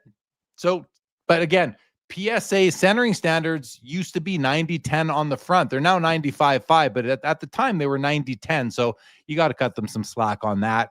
Your thoughts on the Joe Montana? I love your thoughts. Don't have anything to add. $50K on the Broadway. Is he Broadway Joe or is that Joe Namath? I always get him confused. Okay. That's Joe Namath. Thank you. All right, next row, Adam. Let's move over to let's pick our favorites so we can get through some more cards here. We've got a Ultimate Collection Gold Kobe Bryant auto out of 8 only at $55K. It's an authentic card with a 10 auto. We've got the Prism Gold LeBron James out of 10 from 2020 with the mini LeBron. Somewhat of an iconic card nowadays, even though it's only 5 years old. And the 03 Exquisite Noble nameplates LeBron James out of 25. It's a rookie year card with hollow foil, auto, beautiful card. Adam, which is your favorite of these 3? You had to start that on this row. You couldn't have started it 3 rows ago. You had to start it here. I have to call you out, guys. He put in our private chat. Should we go to so you asked for it. You should call me out for it 100%. My point in that is just to say this is a really tough one. This is a really hard. My loyalties to Kobe are gonna make me choose the Kobe. And I tell you the other thing that I love about this Kobe, Jeremy, is that we've seen a few of these sell really well in the course of the last few months. And whenever a big card suddenly pops up a bunch of times in a short period, sometimes it provides a buying opportunity because the people who needed it now have it. And so this might suffer a little bit of a deal tonight. I would, go look at the history of what the other one sold for, and you might find that this one ends up selling for a lot less because timing is everything in this hobby. And I think this is the third time in about 3 months and this is the third different variation, the third of the 8 that's sold because of how much the other 2 sold for. So to me, that's the pick of the row. And this one is slabbed as authentic, which will likely hurt the price of the card. But the card looks great to me. No issues with it there. Here's the LeBron noble nameplates. Look how young he looks here. He looks like Bronny in this image. Look at just a child there. My goodness. 2-color swatch. Not the strongest 2-color. The autograph is actually amazing. So that's that. There's a vote for the autograph, number 13 of 25, mint 9 on the card, 10 on the auto. I'm going to go with, oh my goodness. I think I'm going to go with the LeBron on the far right. I'm going to go with the LeBron Noble nameplates because it's a first year exquisite LeBron rookie year auto patch on card auto. Yeah, I'm going with the LeBron, Adam. Next row. Oh, gosh. Pele in the middle, 1/1 auto from Flaw. We just lost Adam. He'll be back Well, I think he'll be back. He just sent me a message. His mic was having issues, so we'll wait for Adam to come back. But in this row, as we're going through the pick your favorite of the row, okay, 2023 Flawless Star Swatch Platinum Steph Curry, 1/1. Wow, 1/1. Beautiful 9 patch. I don't know the significance of that. I'm sure some of you do. The autograph it's very nice, but it's got you can see the pressure points where he started and where he started and stopped his pen strokes there. So I think it's still it's a great card. Adam, what's the significance of the number 9 patch on this Steph Curry card? This is such a good question. So it's actually not a number 9. It's a number 6. The Panini, I hate to say that. Sometimes every company makes this type of mistake, but this is the Bill Russell patch. When the season after he passed away, that was on every player's shoulder. It's an awesome patch, an awesome piece. But yes, it is the number 6, not the number 9. Well, okay, that's definitely out of the running for me if that's supposed to be a 6, because that's a 9 all day long the way I'm looking at it. So as far as picking our favorite, we have the Pelé in the middle. For me, it's easily the Kobe Bryant 03 limited logos. Adam, there's no question. Even if the 6 was the right side up on the other card, the Star Swatch, I would still choose this 3-color, gorgeous limited logos from the first year exquisite autograph. You know, it's light and it's lighter the lower down the card you get, but it's still all there. 80 grand on that one. That's my favorite card here. Is it yours too, or would you go a different direction here? I'm going to take the Steph. I know it's upside down. I know you have to look past it. I know we hate it when things have idiosyncrasies and things that are wrong, but gosh, that's a really big time patch auto from Steph. And honestly, the Star Swatch signatures are really like one of the patch autos of the era. I think I'm taking the Steph. I know that sounds crazy, but I think I'm going to do it. No, take the Steph, Adam. Take the Steph. It's okay. I love that Kobe. I do love that Kobe. And the other thing is, you can next week you get to pick the different card. It's okay. All right. 1993 Ultra Scoring Kings Michael Jordan PSA 10 with Fanatics Collect Exceptional Eye Appeal Top 15% and the NBA Gold Eye Appeal sticker. So this card has had 3 different grading experts, condition experts, opine that this card is extremely strong for the card and for the grade. So definitely within PSA 10 range and very high-end PSA 10. This card's almost impossible to look at in 2 dimensions because it just does not photograph well on the front. As you can see, the back photographs much better and is extremely clean. I see no issues anywhere whatsoever on the reverse of this card. Edge and corners are perfect. Absolutely perfect. And the front, it's just hard to tell. The card does not photograph that well, as I mentioned. In the middle is the Jake Paul Rookie Auto 101 Superfractor at $16,000. And on the far right is one of my favorite cards, is the Ultra Stars Gold Michael Jordan PSA 8 from 1997. It also comes with Exceptional Eye Appeal and the NBA Gold sticker. And this card, like, I've never owned the Jordan. I've owned the Shaquille. I don't anymore. But this is one of the prettiest cards like ever made in the history of our hobby, in my opinion. I absolutely love it. It's just so nice under the light. So for me, this one is easier than can be. I'm going to go with a Jake Paul. Just kidding. I'm going to go with the Ultra Stars Gold Michael Jordan. What about you, sir? The Jake Paul is one of the most interesting stories of the night. But you and I, the way that we collect, it's definitely not going to be either of our Let's picks. not spend time talking about Jake Paul. You said the Ultra Stars, right? Yeah, for sure. For me too. I get it. I get that Scoring Kings is amazing too, but for me, it's the Ultra Stars. Ultra Stars all the way for me. Shohei Ohtani, Bowman Chrome Atomic, and I love my atomics. Numbered out of 100, BGS 95 is at 70K. In the middle is a Upper Deck Century Legends Epic Signatures Michael Jordan out of 23, PSA 9 on the card. But let's look at that auto. It looks suspect to me. Yes, this auto has been baking in the sun, and it is it's baking its way off the card, as is the serial number.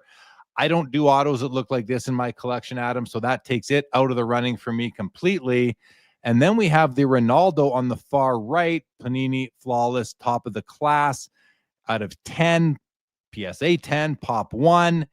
Gosh, I'm not taking the Jordan. If that Jordan auto was perfect, Adam, it'd be the Jordan all day long for me, but it's not, and I just don't collect faded autos. So then it comes down to, I'm going with the Ronaldo. I'm going with the Ronaldo in this case. Yeah. It's a really hard choice because I would really like a nice Shohei, and that fits the bill. I mean, that fits the bill. That's the card. I like atomics. I like the Ronaldo too. I know the Jordan is not anywhere near where it was at one point. It's still a 90s Jordan autograph, though. It's still there. I can still see it's his autograph. I know it's not perfect. I know it, Jeremy. Don't kill me, but I'm going to take the Jordan. Oh, God. How do I mean, That's Yeah. one of my favorite sets ever made, and I've never come close to owning that Jordan. I might have to get a baked Jordan just to be able to get into it. Yeah. Okay. Well, from that perspective, okay. But and you know what? In a way, it's the color, the tone of the ink color is now starting to match the sepia goldish tones of the It's true. background. So, That's like looking right on the here, bright side. I like right, it. I'm seeing like some yellowish tones here, undertones in the ink, which is, no, I do not like that auto at all. I But know, me either, man. Me either. But you know what? I love the card though. I do love the card. Yeah, fair. All right, let's go on to page 3. Let's go to page 3. We'll hover here and we will do another this or that, everybody. Adam, are you ready for this or that number 2 on the night? Well, you know I am. Let's do it. Boom. We've got 2 Topps Chrome refractors. We are going to put against each other the Kobe Bryant and the Steph Curry. They are both PSA 10s. They're both PSA 10s. The Steph, we've looked at both these cards already. The Kobe, minimal greening, but it's off center. The Steph is a perfect card. I love the Steph. I'm not trying to encourage anybody to vote one way or the other. But the other issue with these 2 cards is that the Kobe is not numbered while the Steph is out of 500. I'll go first, Adam. Give me the Steph all day long, and it's not even close in this particular case. How about you, sir? I own a version of both of these cards. They're 2 of my favorite cards in the history of the hobby. The Steph Curry Chrome Refractor is king of Chrome Refractors, not because it was first. The Kobe is first, but it's just so darn rare, especially in a 10, man. It's so much rarer. If the Kobe was totally without greening, I would take the Kobe. I would. But the greening is there. We can see it. We can all see it. I'm colorblind and I can see it too. So but again, I will say what I said earlier. It's a far better copy than most of the PSA 10s than we've ever seen. I think it's a great copy, and I don't mind a little bit of off-centeredness there as much as Jeremy. But the Curry for me is the answer as well. I don't mind a bit of off-centeredness either in some cards, but when it's off-centered this much and it's in a PSA 10 gem min holder, I'm like, it's just, if it was in a PSA 9, if we were facing off 2 9s, maybe I'd change my tune. However, it's the 500 copies of the Steph versus however many we don't know of the Kobe. Too much more uncertainty there. I'd still go Steph. LGC is going Kobe. Jeff Hart's taking Curry and he wants to shout it. Axiom is taking Steph Curry. So is Lion Card Trader. He says both are iconic, but Curry for me. Splenda says, give me the green bicep Hulk Kobe parallel. Moliko's taking Curry. So is Jacob Dahl. Skullcrackers is taking Curry. So is Jason Newman. Skeppy's taking Kobe along with Found Treasures. Rob is taking Steph. Iowa Dave is taking Steph. Moliko will give you $2.4 million for the Kobe. Axiom prefers gold. Lantern is taking Curry. And there we go. Thank you, everybody. I think Curry won this one, Adam. He did. And he should. I think he should. I think people realize how much rarer it is. And I think it's the better card. All right. Thank you, everybody, for playing. Foul Ball. What's up, Foul Ball?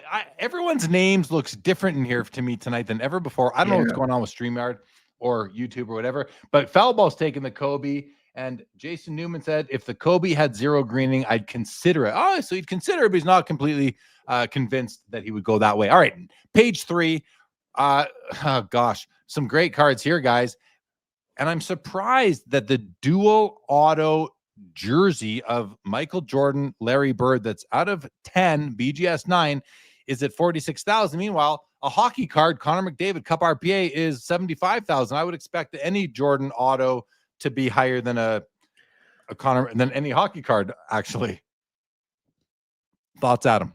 I'll let you jump in. Well, I love the McDavid too, but my favorite card is going to be on this row. It's certainly that duel. And unlike the last Legends autograph of Jordan that we looked at, we don't have to sort of explain away the color here. This one looks like it's supposed to. I've always loved this brand.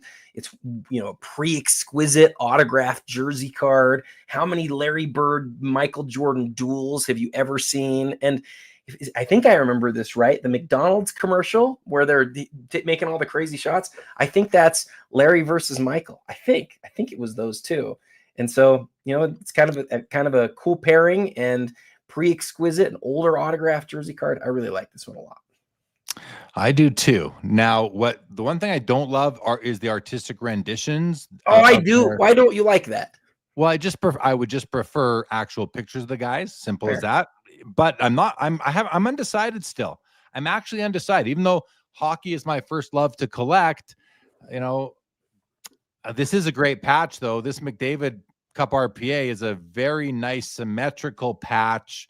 The auto is streaky in a few different places, so I don't love that about it. But you know, it's not that it's been baked off. It's just how hard he was pressing on the ink. And then you got the Prism Nebula Choice Luka Doncic 1/1 PSA 10 at 55,000, which is kind of right in the middle of the other two cards here. If I'm picking one of these, I'm gonna go with I'm gonna go Connor McDavid. I'm gonna go Connor McDavid in this case. Adam, did you decide on the duel? Your final on the duel? Yeah, and I like the Luka a lot too, but Me too. I have to go with the duel. I just think it's a really cool card. I would really like to have that one in my collection. Next row, we have a Shohei Ohtani Topps Tier 1 bat knob 1/1 with a very nice on-card auto. This is, to me, this is awesome, Adam. Bat knobs to me are something that I wish I got into a long time ago. I love that card. We've got the Prism Red Power Patrick Mahomes rookie out of 49, and on the far right, an 84-star Michael Jordan rookie auto. Now, this isn't the one of the star 101. This is the rookie of the year Jordan from the 84 star. The card grades out an 8. The auto is graded by Beckett as a 7. Let's see if we can poke some holes into that assessment, because as I'm looking at the auto here, it's a little bubbly. But I mean, oh, I see. Yeah. Oh, yeah. It's very spotty up in this area here where the ink just did not adhere to the cardboard very well. Some fading or something going on over here. So I guess I'm learning more about autograph grading, but still a pretty cool piece. I would go with Shohei in this row, which is interesting because the Jordan Auto Star card is at $190,000, while Shohei's at 46 and Mahomes is at 40. But for my collection, I'd take the Shohei. How about you? You're taking Jordan. Come on. Well, you know what? The Jordan is by far and away the priciest. I really like the Ohtani though. I mean, the Ohtani is his. I did some research on this one today. It's the first time that we've had a bat knob of Ohtani sell in 5 years, and so I like stuff like that. I like it when it's really rare, right? So to me, that's the pick for this row. Ohtani. We're on the same page.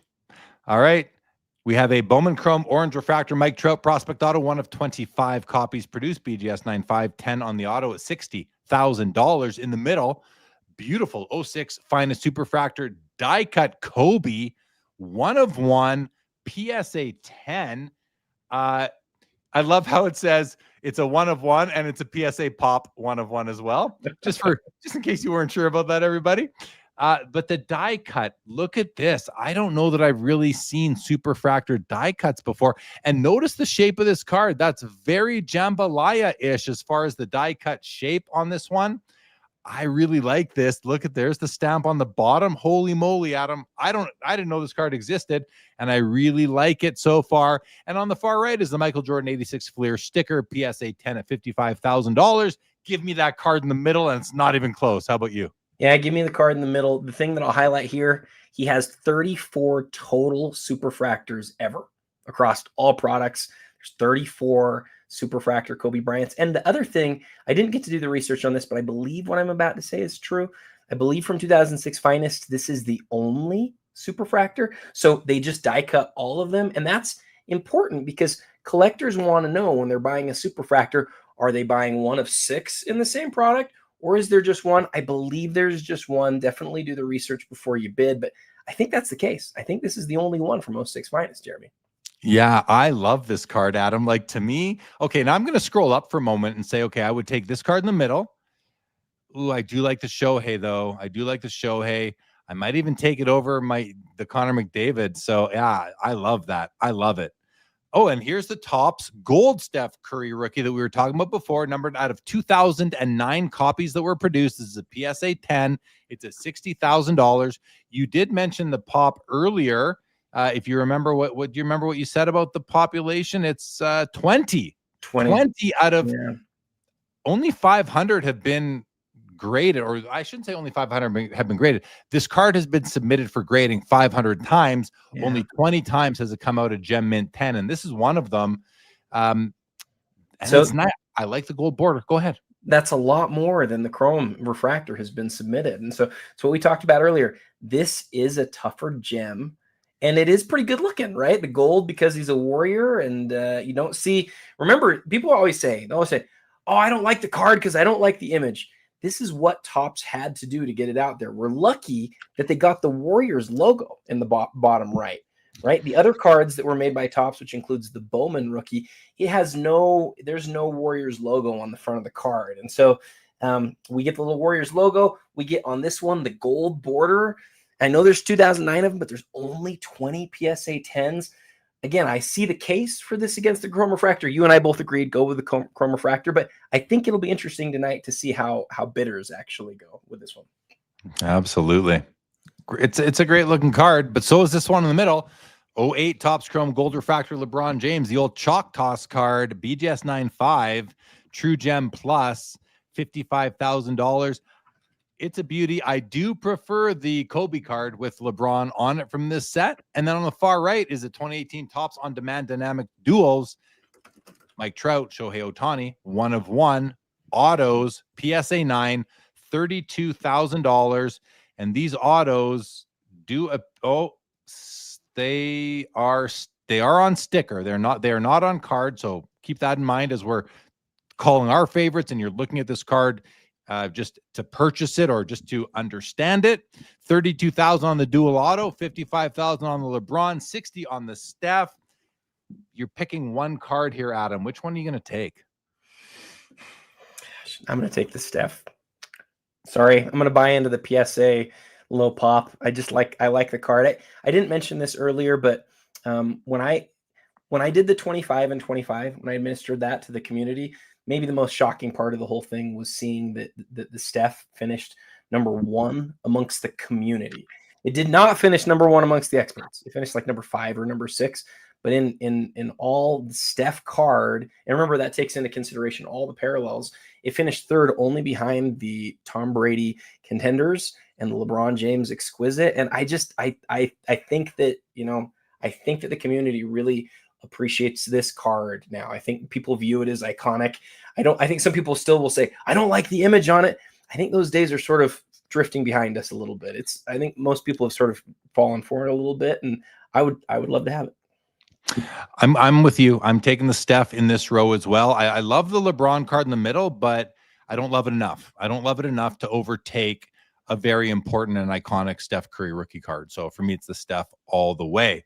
All right, next row, we're going to start with a Shohei Ohtani exquisite rookie autograph from Goodwin.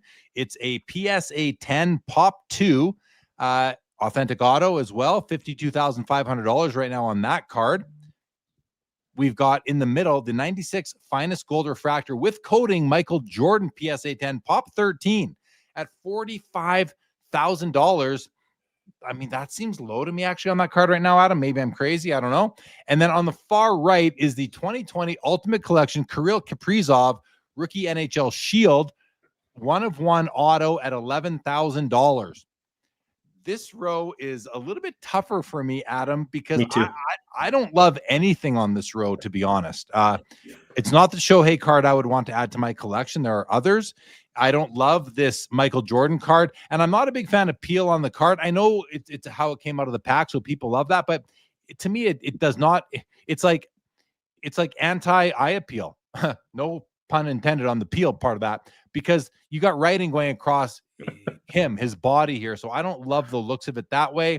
And the Kaprizov, great player, highest paid player in the history of the NHL right now, just signed a deal for $17 million a year over like 8 years, making $5 million more per year than Connor McDavid, who just signed a 2-year extension at $12.5 million. And I just don't think that he's worth the money they're paying him. And therefore I don't collect this card. I have one card of his in my collection. So I think I'm good. I would abstain unless, Adam, you force me to choose one, in which case I'll take the MJ. So I have a question for you because you're the hockey guy. Yeah. to me, this appears to be his ultimate collection, highest level variation. His shield autograph. It's the parallel or variation of the base card, right? Because it's number 199. It's a 1 of 1. Yes.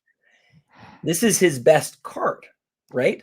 Yes. I think absolutely it is. Now, I don't know hockey. Excuse me. I don't know hockey at all. And so I wouldn't go for it, but I would have to pause, because if you're telling me, look, this is the highest paid guy in all of hockey, he has maybe a chance to be amongst the, I would assume that means he has a chance. It doesn't mean he's going to be one of the best players in the league. No, Minnesota was desperate. They had to sign him. It's all they have. Like, they were desperate. He had full control. No, he's a great player. He's the best player they've ever had there, but he is not a top tier player in the NHL. If you made a list of the greatest hockey players in the league right now, is he top 50? Oh yeah. No, is he top 10? No, I don't think he's top 10. I'd say he's probably top 15. Gosh, that's a pretty cool card, though. Maybe top 20. I mean, it depends what you consider. Yeah, hockey's tough too. You know, it's unlike basketball, where like everybody's offensive for the most part. You know, in hockey, you've got some defensemen that could be arguably the best players in the league. Like Cale Makar is probably a top 4 or 5 player in the whole league, and then you got goaltenders too, which is so. Is he a guy who could be viewed as like a top 10 most recognizable face of hockey? Absolutely not even close. Well, no. I'm sort of reaching here a little bit, but whenever a guy's best card comes available, I always have to consider. On the other hand, I actually really like the Jordan. Your point about the peel placement is just spot on, though. I love having the peel on the card. I want the peel on the card. This peel ends up where I don't want it. It's right across the jersey in the face. However, there's only 13, and there's only one first gold refractor of Michael Jordan. You're looking at it. People love golds. This is his first one. His first gold refractor. So for me, it's pretty easily the MJ. It's my choice too, is the MJ for sure. Yeah, without a doubt.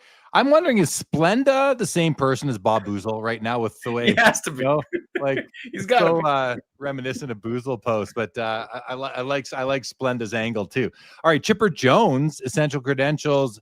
Numbered out of 6, PSA 9, pop 1 graded higher, 25,750. Those half bids are starting to come in now. An amazing Chipper Jones card. In the middle is the Kobe Bryant Ultra Platinum Medallion out of 100, PSA 9, pop 7, only 110 in that pop, and that's at $37,000. And then on the far right is the 04 Ultimate Collection game jersey gold Tom Brady patch auto. So it's funny. We're calling it a game jersey, but then we're putting patch in the title.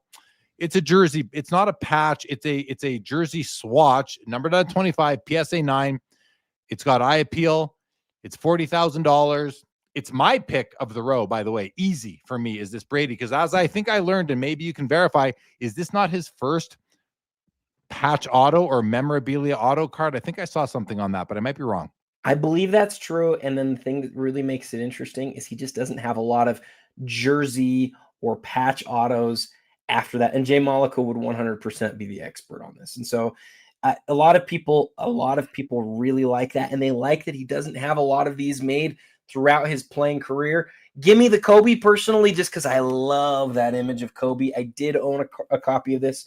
Mine was a PSA 5. I had to move it. And 9 is kind of a big deal on this card. And I just don't know that there's a better image of Kobe. Some people don't like the lack of color. I love it. I think it's a great card. Well, you got color on the back, so you know it's not like you're lacking color on the whole unit. But yeah, I don't love the front of this card. I do think it's a great image of Kobe. Don't get me wrong, but for me, it's easily the Tom Brady. If you're going to pick up the Chipper Jones, you may as well also pick up the Frank Thomas Essential Credentials, now numbered out of 8 copies only. This is a PSA 8, pop 1, none higher. Great card. In the middle, dual autograph logo man exquisite Vince Carter and Tracy McGrady.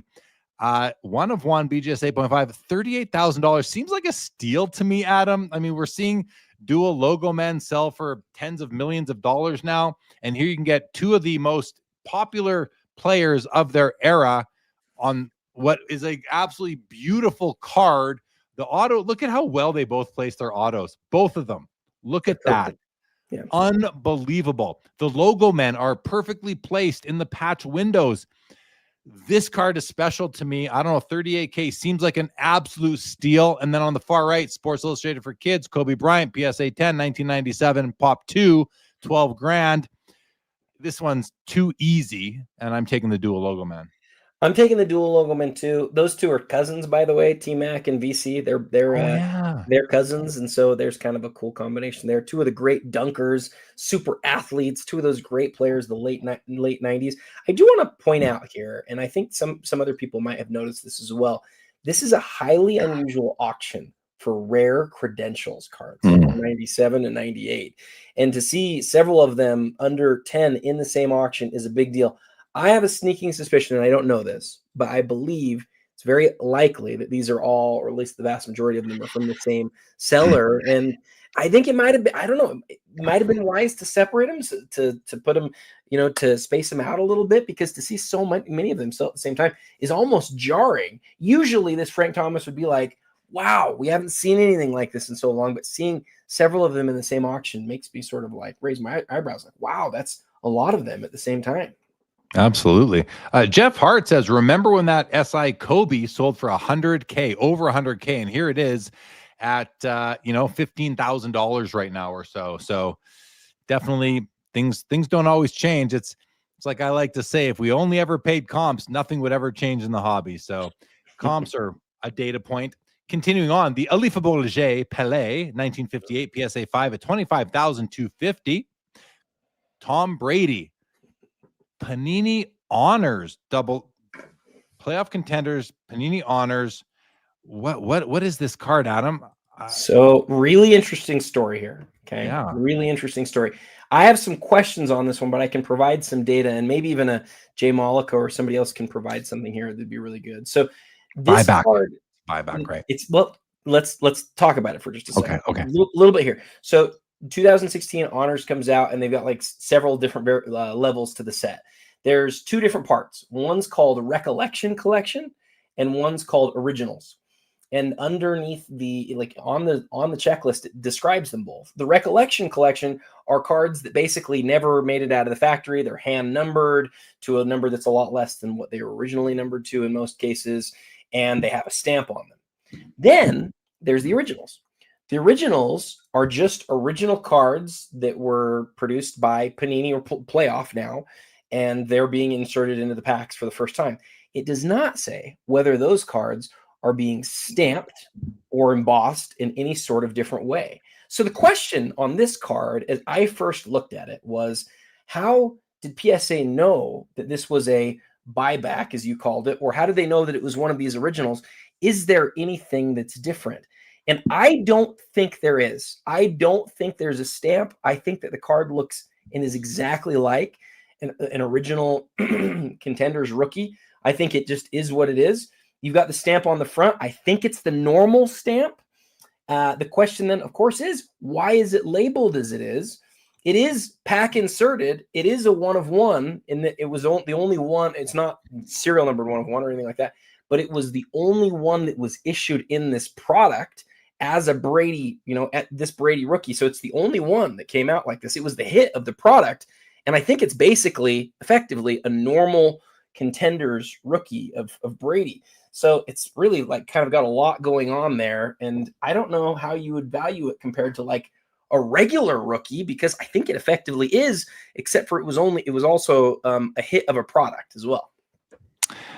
To me, it's just mislabbed. I mean, if this is simply a card that was bought back and reissued in a pack in a product, and there was only one of them, but they didn't make any changes to the card, nothing changed to me. It's like me putting it in a top loader and putting a Jay Lee sticker, a sports card live sticker on it, and saying, here, this is a 2025 Jay Lee Tom Brady card, when nothing changed, or any company, I'm not a company, but any entity doing that. So I don't know. Let me add just a little bit more, because Jay Maliko's comment here is spot on too. I did lots of research on this. I watched a number of breaks trying to figure out exactly like how this was distributed, because I wanted to know. I know it's super confusing. Really? I know it's super confusing. It is a confusing your fault, card. but it is confusing. But like, did the card come out of the pack already in the slab? It might have, because the pack was huge and it gave a lot of space. Or did the card come out? Was it a redemption that somebody sent in and then Panini sent it already in the PSA slab? I think it's one of those two things. There's also a chance, and I could be wrong, but there's a chance that the stamp also indicates honors, 2016 honors. I don't think it does. You can scroll in and see if you can see anything, Jeremy, but I just can't see the stamp, the embossing. I can't see it well enough to see whether it indicates that. Well, either way, it looks like it's selling for as if it was a regular Contenders card. I would rather it be in a 2000 slab than a 2016. And the 04 Mega Cracks Messi PSA 8 here with eye appeal top 30% at $32,000. If we are picking one of these cards, I'm taking the Brady. I'm just going to crack it out of that holder, but I'm taking the Brady, and then I would resubmit it and say, oh, I hope you just think it's a normal 2000 card. I actually would not resubmit it, nor would I break it out of the holder. I'd just be happy to own it. So I would go with that one. How about you on this row? Oh, you know what? Hang on. Give me the Messi. Forget it. I'll take the Messi. No, give me the Brady. I'll take the Brady. I'll take the Brady. I'm going back and forth between the Brady and the Pele. I love the Pele. I would take the Pele, especially in that grade. Like, that's a freaking awesome card. To me, that's the card of the row. But if it was me and the Brady, I would 100% keep it as it is, because I think it's really interesting. I know that some people don't like this sort of thing. I love that it's the only one that's ever been issued like that. It's makes it different and unique. How about a this or that, Adam? Let's do it. This or that number 3. 1, 2, 3, go. Oh, we've seen both of these cards. We've got the Kobe Bryant limited logos from 03 Exquisite versus Hockey's Exquisite, which is known as the Cup, the 2015 Connor McDavid RPA. Right now, the McDavid, well, I shouldn't say right now because I don't know if it's still there, but let's go look at the price of that one. It is at $75,000, and the Kobe was on the page before, I guess, so I'm going to have to go back and see, which I can do. So $75,000 right now on the McDavid, while the Kobe Bryant limited logos is currently at a price of $80,000. So they're very close, only $5,000 apart. Which one of these two are you taking, Adam? I feel like it's a silly question to ask you.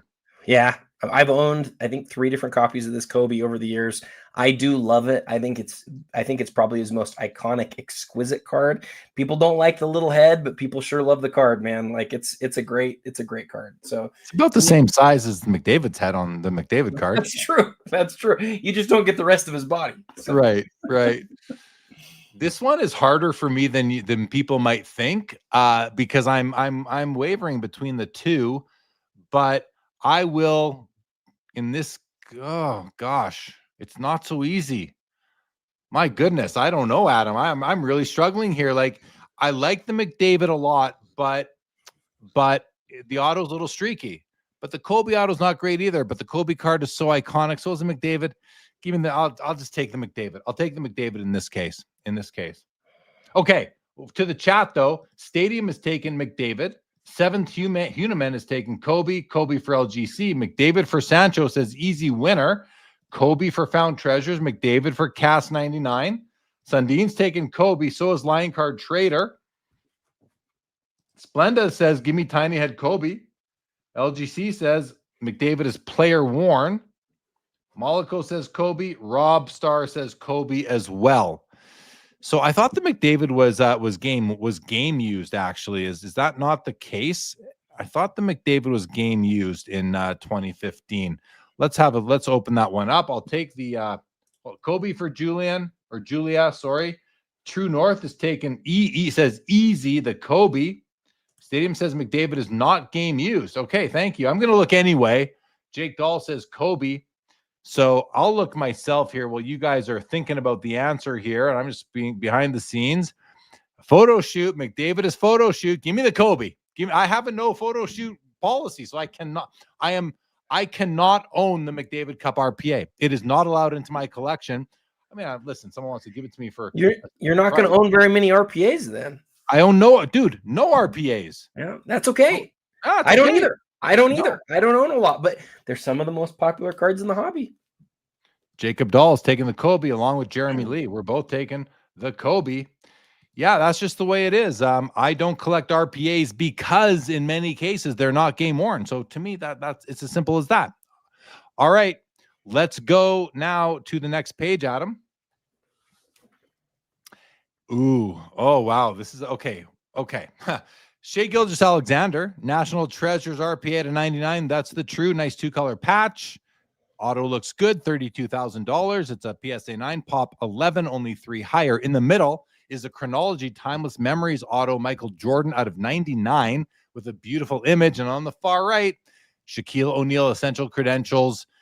This is the future version. It's a BGS 8.5, and it is at $24,250, pop 13.4 higher. Now, I own that Shaq already, so I'm not going to pick it again. So give me the Jordan in this case, Adam. How about you? Oh, I would really like another Jordan autograph. Oh, man, this is so tough. I really like your Shaq. Auto? I really like your Shaq, man. And especially because Christian's hoarding them. Give me the Shaq. I want the Shaq. He wants a Shaq. My boy wants a Shaq. The MJ is a beautiful card. I love the Upper Deck logo on there. I love the shot of MJ. I don't mind the artist rendition. I think it's beautiful. The auto leaves a bit to be desired for me. It's bumpy. It's just weird on the canvas surface, but still, it's a beautiful card. What a great looking card overall. If I didn't have the Shaq already, I would take the Shaq. It wouldn't be even a question to me. So, all right, let's roll. Let's roll out. Oh, look at okay, there's that other dual logo man you were talking about. But we'll start with a Michael Jordan. Just like my t-shirt, guys, this is actually a trimmed copy on my shirt. It actually looks like it is trimmed. It's very narrow on the borders on the shirt. In any event, we have a BGS 9.5 MJ 86 Fleer, $32,000 in the middle. Skybox Fresh Ink Tandems Dual Shaq and D Wade Logo Man 1 of 1 PSA 5, and on the far right is the Tiger Woods SP Authentic Rookie Stars Auto. PSA 10 on the card, 10 on the auto for $27,250. Got to take a look at this, Adam. See, I'm not a D Wade guy, nothing against him, but I don't know if he's third best shooting guard of all time, man. But is he the guy that I'd want on my card with? Like, yes. Is this a Heat thing? What is that? They won a championship together, dude.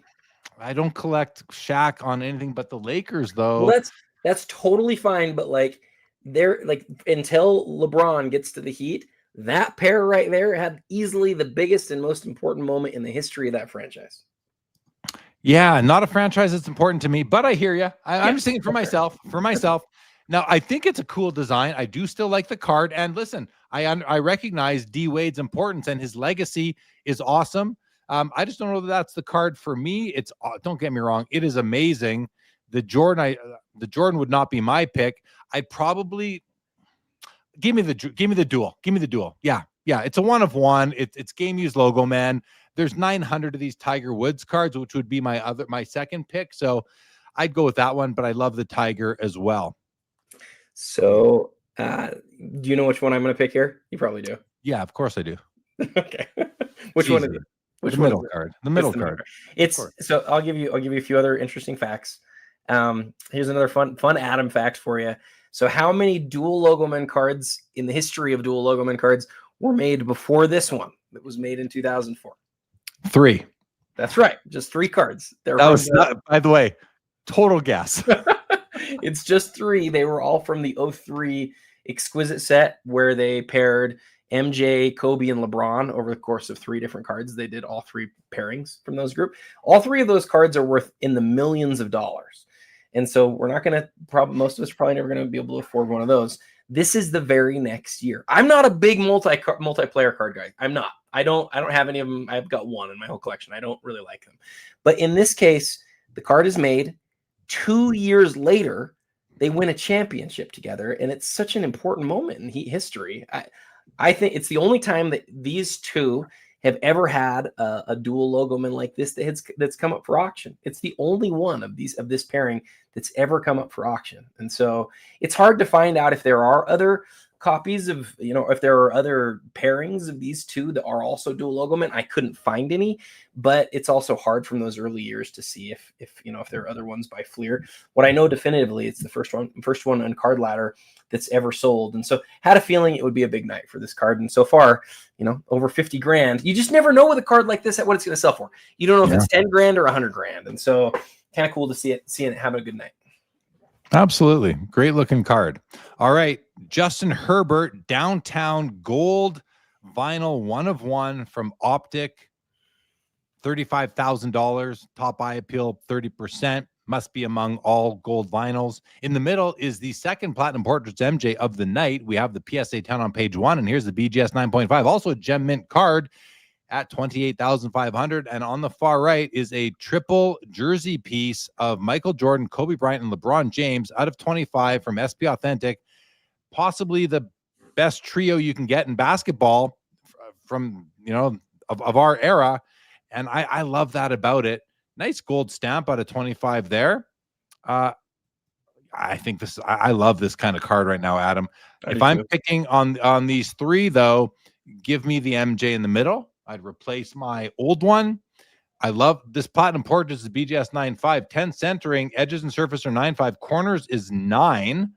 So that there might be that. And the Herbert's a beautiful card. At least on these downtowns gold vinyl, there's so much going on in the gold vinyl design versus that other one we looked at earlier. I do like this. I do love the looks of this downtown. And gold vinyl is always just such a good looking player. So I'm going with the MJ in the middle. How about you? Like your comments on the triple. We're probably, most of us aren't going to be able to afford a triple of the triple auto at this point of them. And it's kind of cool. It's simple. They're not crazy patches or anything. They're really simple pieces of jersey, but out of SP Authentic at this point, this would have been one of the hits of the product. I really like that card. I could see myself buying a card like that, even though I'm not a big multiplayer card guy. But like you, of these three, I really like the Platinum Portraits. That would be the pick for me too. A 9.5 on this is legit. That's a big deal card. Oh yeah, absolutely. All right, here we go. A couple of flawless bookend cards here. Both are Ronaldo's. We've got the one on the left is out of 20. The one on the right is out of 15. Both autoed. Just different color foil. Both have nice patches. Beautiful LeBron James SP Authentic rookie card in the middle out of 500. That's the true rookie from the set for him. 28,500 for that one. Let's have a look at the autos though, just to, let's look at these cards. Oh yeah. Yeah. Perfect. Basically a perfect LeBron auto. The reason why I went from perfect to basically perfect was just this something little going on there. It's nothing, but I can't just say it's 100% perfect auto. It's probably like 99% perfect. It's good enough for me. Absolutely. And on the two Ronaldo autos, let's have a look at this one, which I think I don't like. Yeah. Unless these are issues with the holder, this auto is a bit of a mess. It's a bit of a mess. Let's look at this one over here now. And let's see what we got here.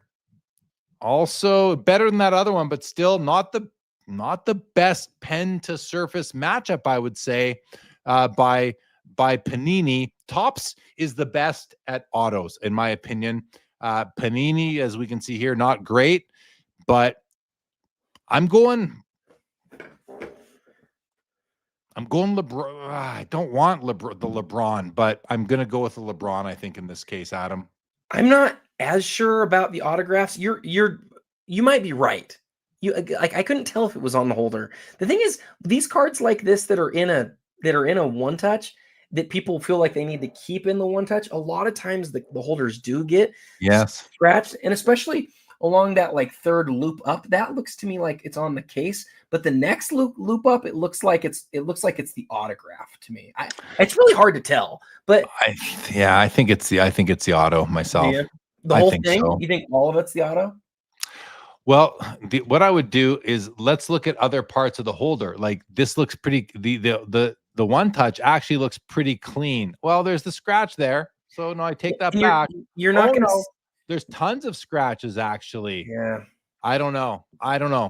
So it's tough. What I do know definitively is that's really nice holofoil on that card. Yeah. And really?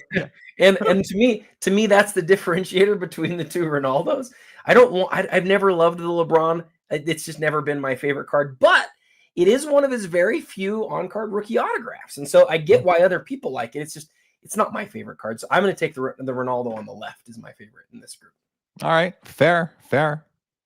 Let's keep. Okay. Here we've got the football disc Diego Maradona. It's a PSA 6 with NBA eye appeal and Fanatics Collect eye appeal. It's like a POG, really, this card. I have trouble calling this thing a card, but it's okay that some do. It's a Pog. I think let's go with Pog. The Maradona Pog. Yeah, it's cool, I guess. I don't know that I could ever listen. It's an important piece of sport cardboard history. I completely buy into that, believe it full-heartedly. I like to like the looks of my cards, and this card, this item, I just wouldn't enjoy owning it, regardless of how important it is. That's just me. You've been guessing super well tonight, so we're gonna do a card ladder moment for you here. Take a guess. Don't look it up. Don't do it. I know you're thinking about it. Don't do it. What is the most that one of these Maradona discs has ever sold for? $250,000. Gosh, you're pretty good at this, man. It's 192 grand is what one of these sold for. I'm not well. I mean, hey, we've been doing this for a while, buddy. We've been doing the show for a while. So it was a 7. It was a 7. So, and I think there's only 3 7s. At least there was as of a couple years ago. So that's the reason why. But yeah, I mean, I know it's a weird little disc, but apparently people think of it as I'm gonna look up. I'm gonna see if there's any Maradonas that have outsold that. I don't think there is. I think it's the biggest Maradona card. 44 grand on the Diego Maradona. And I mean, when I remember growing up, he was the GOAT of there was Pelé, and then there was Maradona, and then there was nothing else until you got to Ronaldo and Messi. There were other guys in there.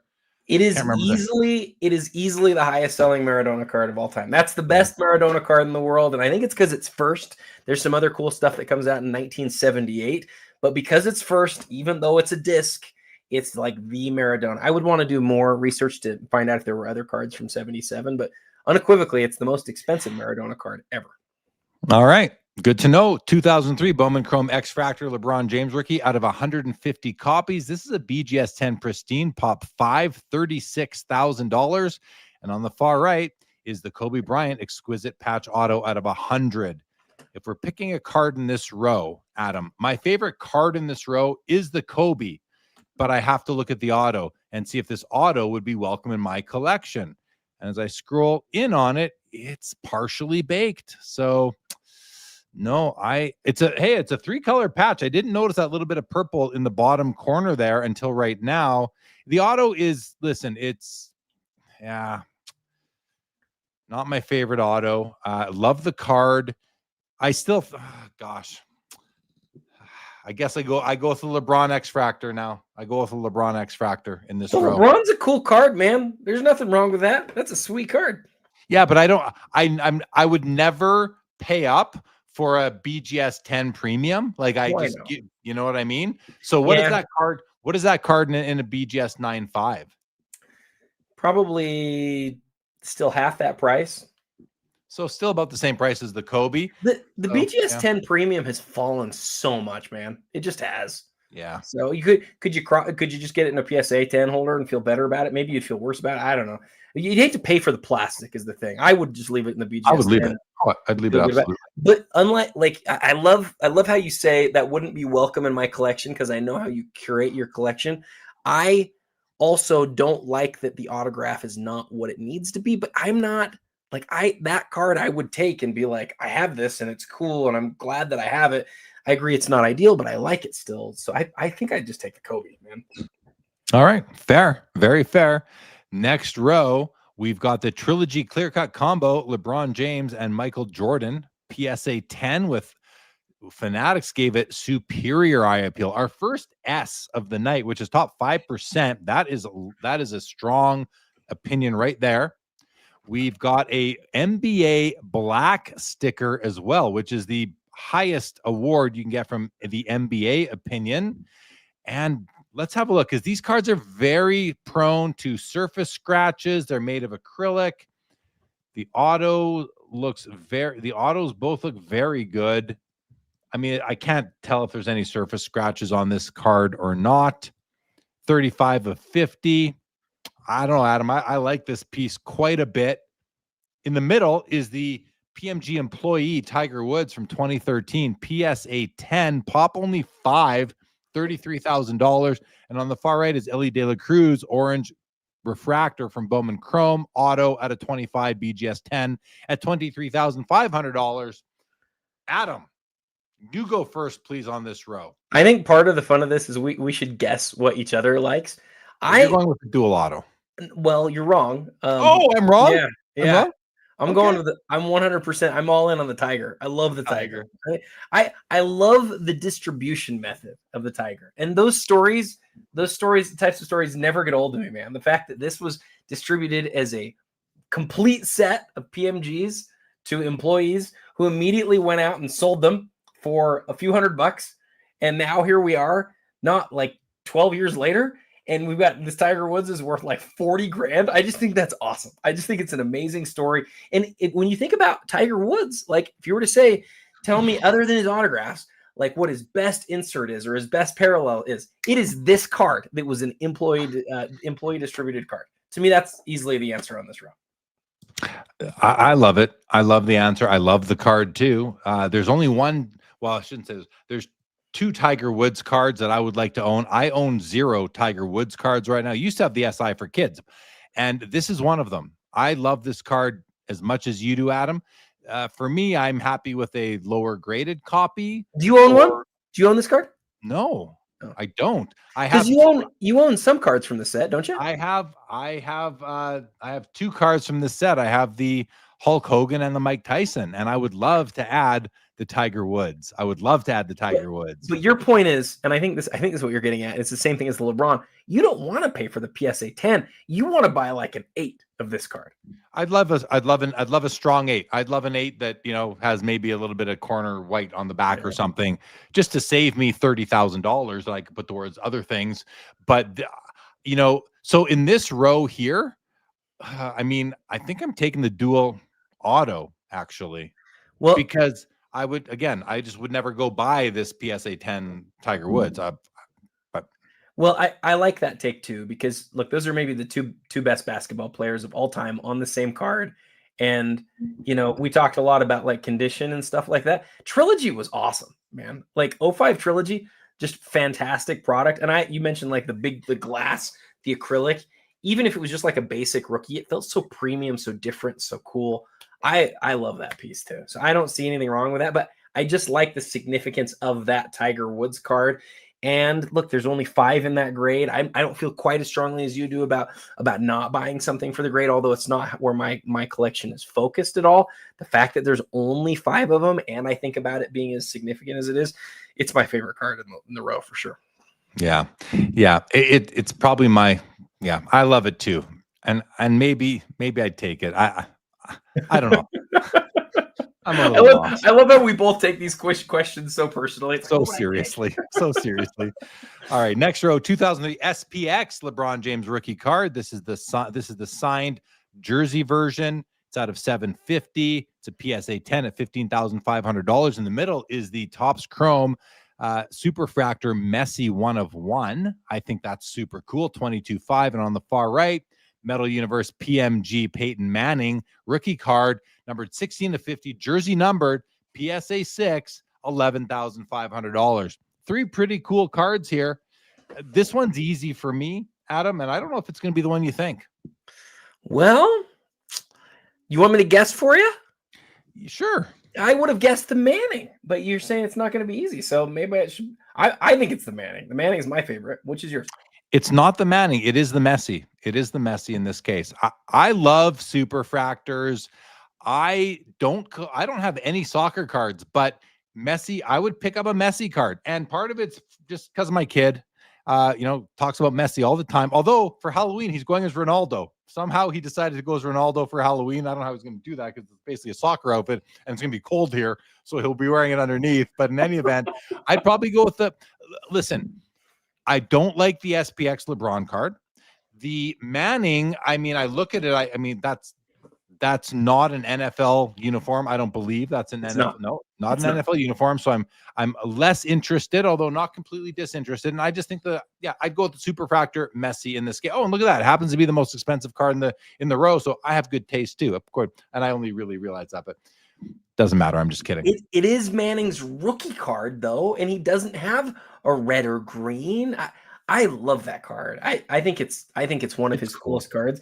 And I will say about the LeBron takes hate because it's an Avery label, But what people never recognize about that card is, unlike all of his other regular rookie autographs, it's got the long version of the autograph. And it's a great autograph that's on there that looks very different. We were talking about the SP earlier, and I always say I can't really do the SP. The reason I can't do it is but by the time that card came out, the autograph's just not nearly as nice as it used to be. And again, I know it's on a label, and I know people don't like that, but I like the long autograph. I think SPX is closer to SP than other people do.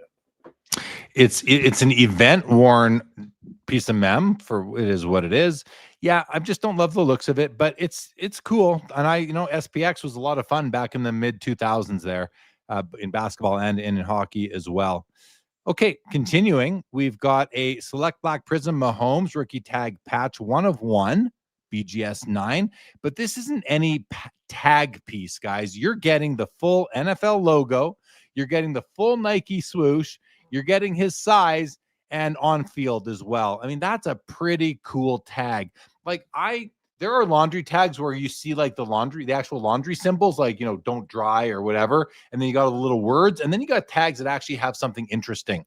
And to me, this is an interesting, and this isn't a laundry tag as much as it's a tag, a jersey tag. So it's way better than what some people think of when they think of tags. They think of laundry tags. This is a really cool tag piece right there, I would say.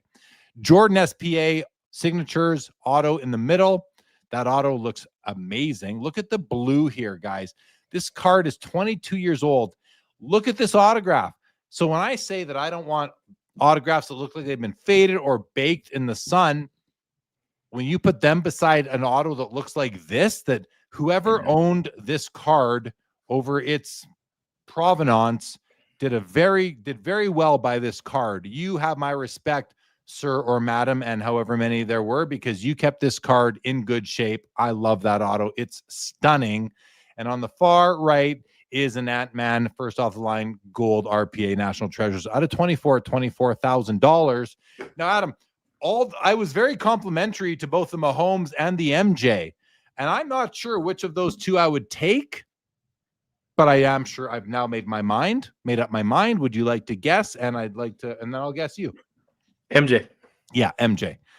Which one am I taking? MJ. Yeah, because as much as we talked about like how I'm not as offended by an autograph that's not, that's not what it could have been, that what it once was. It's probably the best way to say it. Yeah. You see one like this and you go, ooh, like that. It's so well preserved. And I wonder, again, now that we're seeing the eye appeal thing from Fanatics Collect, if that's something that we're going to see more and more on more modern cards, like that's not just graded a 10 with a 10 autograph. It's probably like the eye appeal of that card is how white the stock currently is and how blue the autograph is. And that to me is a perfect example of like a great eye appeal example of that card. I want to learn more about the new eye appeal awards given out by Fanatics right now on modern cards and on cards where there's fewer than the eye appeal percentage allows for. Curious. All right, this or that, Adam. Hey, while you're pulling up the this or that, I'll just also add real quick.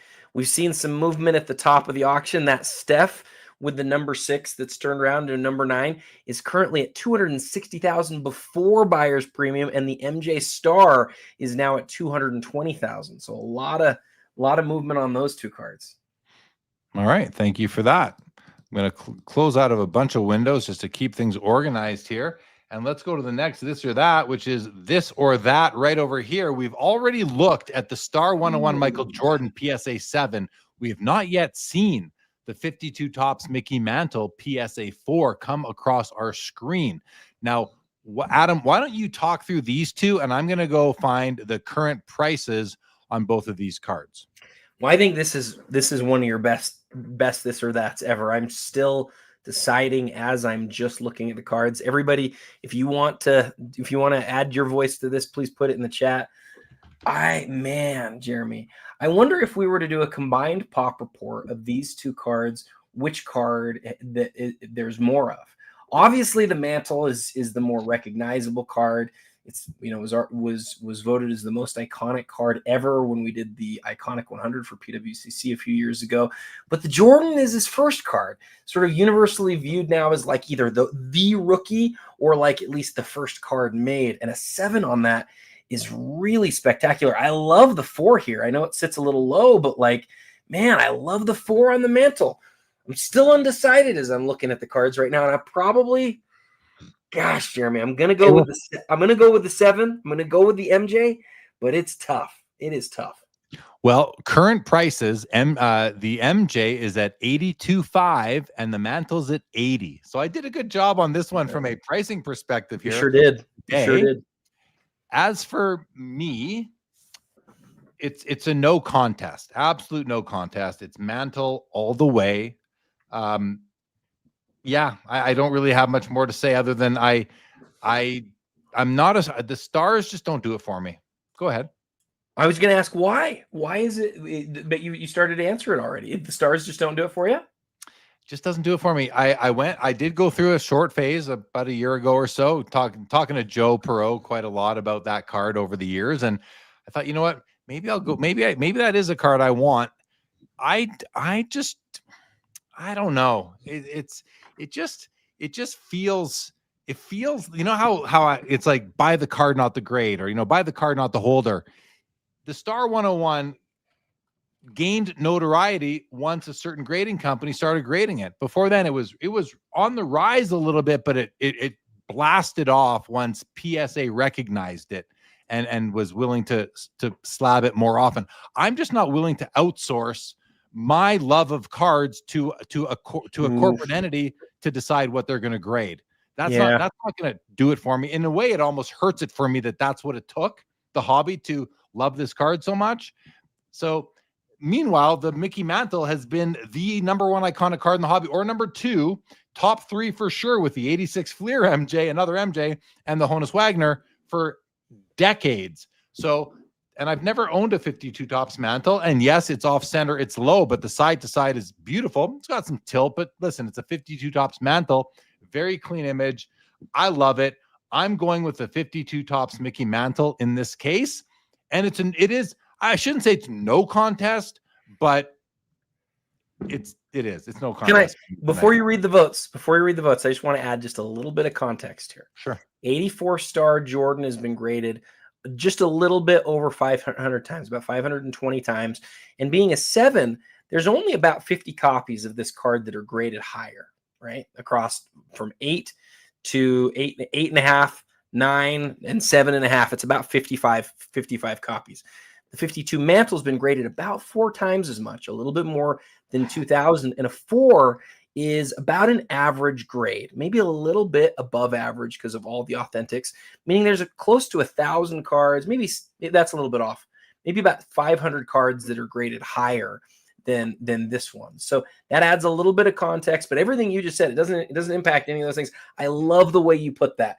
It was PSA grading this card that really took it to the next level, and that's not why you want to own it. You want to own it for what it is. That Mantle is so iconic. You might have swayed me there. I mean, it's tough.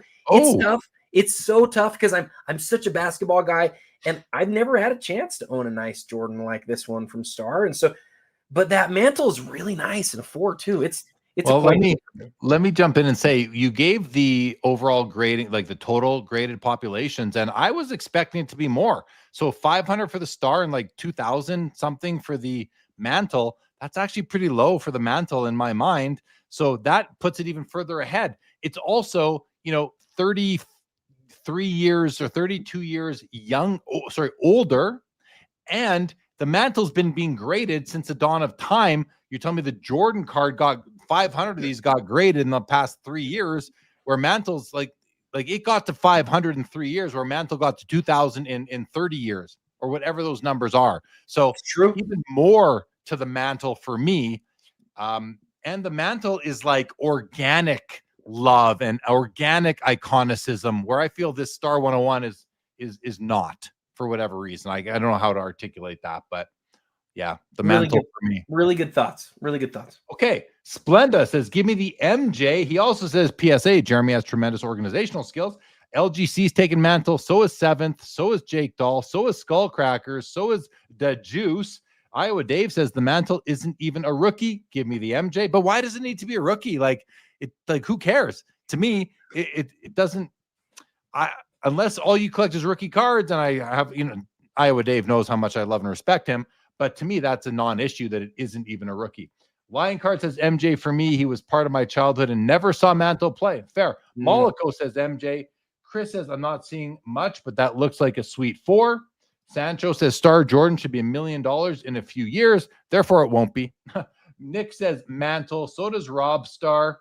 Jordan has tilt. The Juice says nice eye appeal on the Mick. Sundin has taken the Mantle. Found Treasure says I hate left, right, off center, but top, bottom doesn't bother me at all. It bothers me a bit, but not nearly as much. Same. The Juice says top to bottom doesn't bother me unless it's egregious. Yeah, if it's like way, if it's like 90-10 or worse. Splenda. Malco says good points there on the Star. David G has taken the Mantle. VV says neither cards are a rookie. I'll take the Mantle.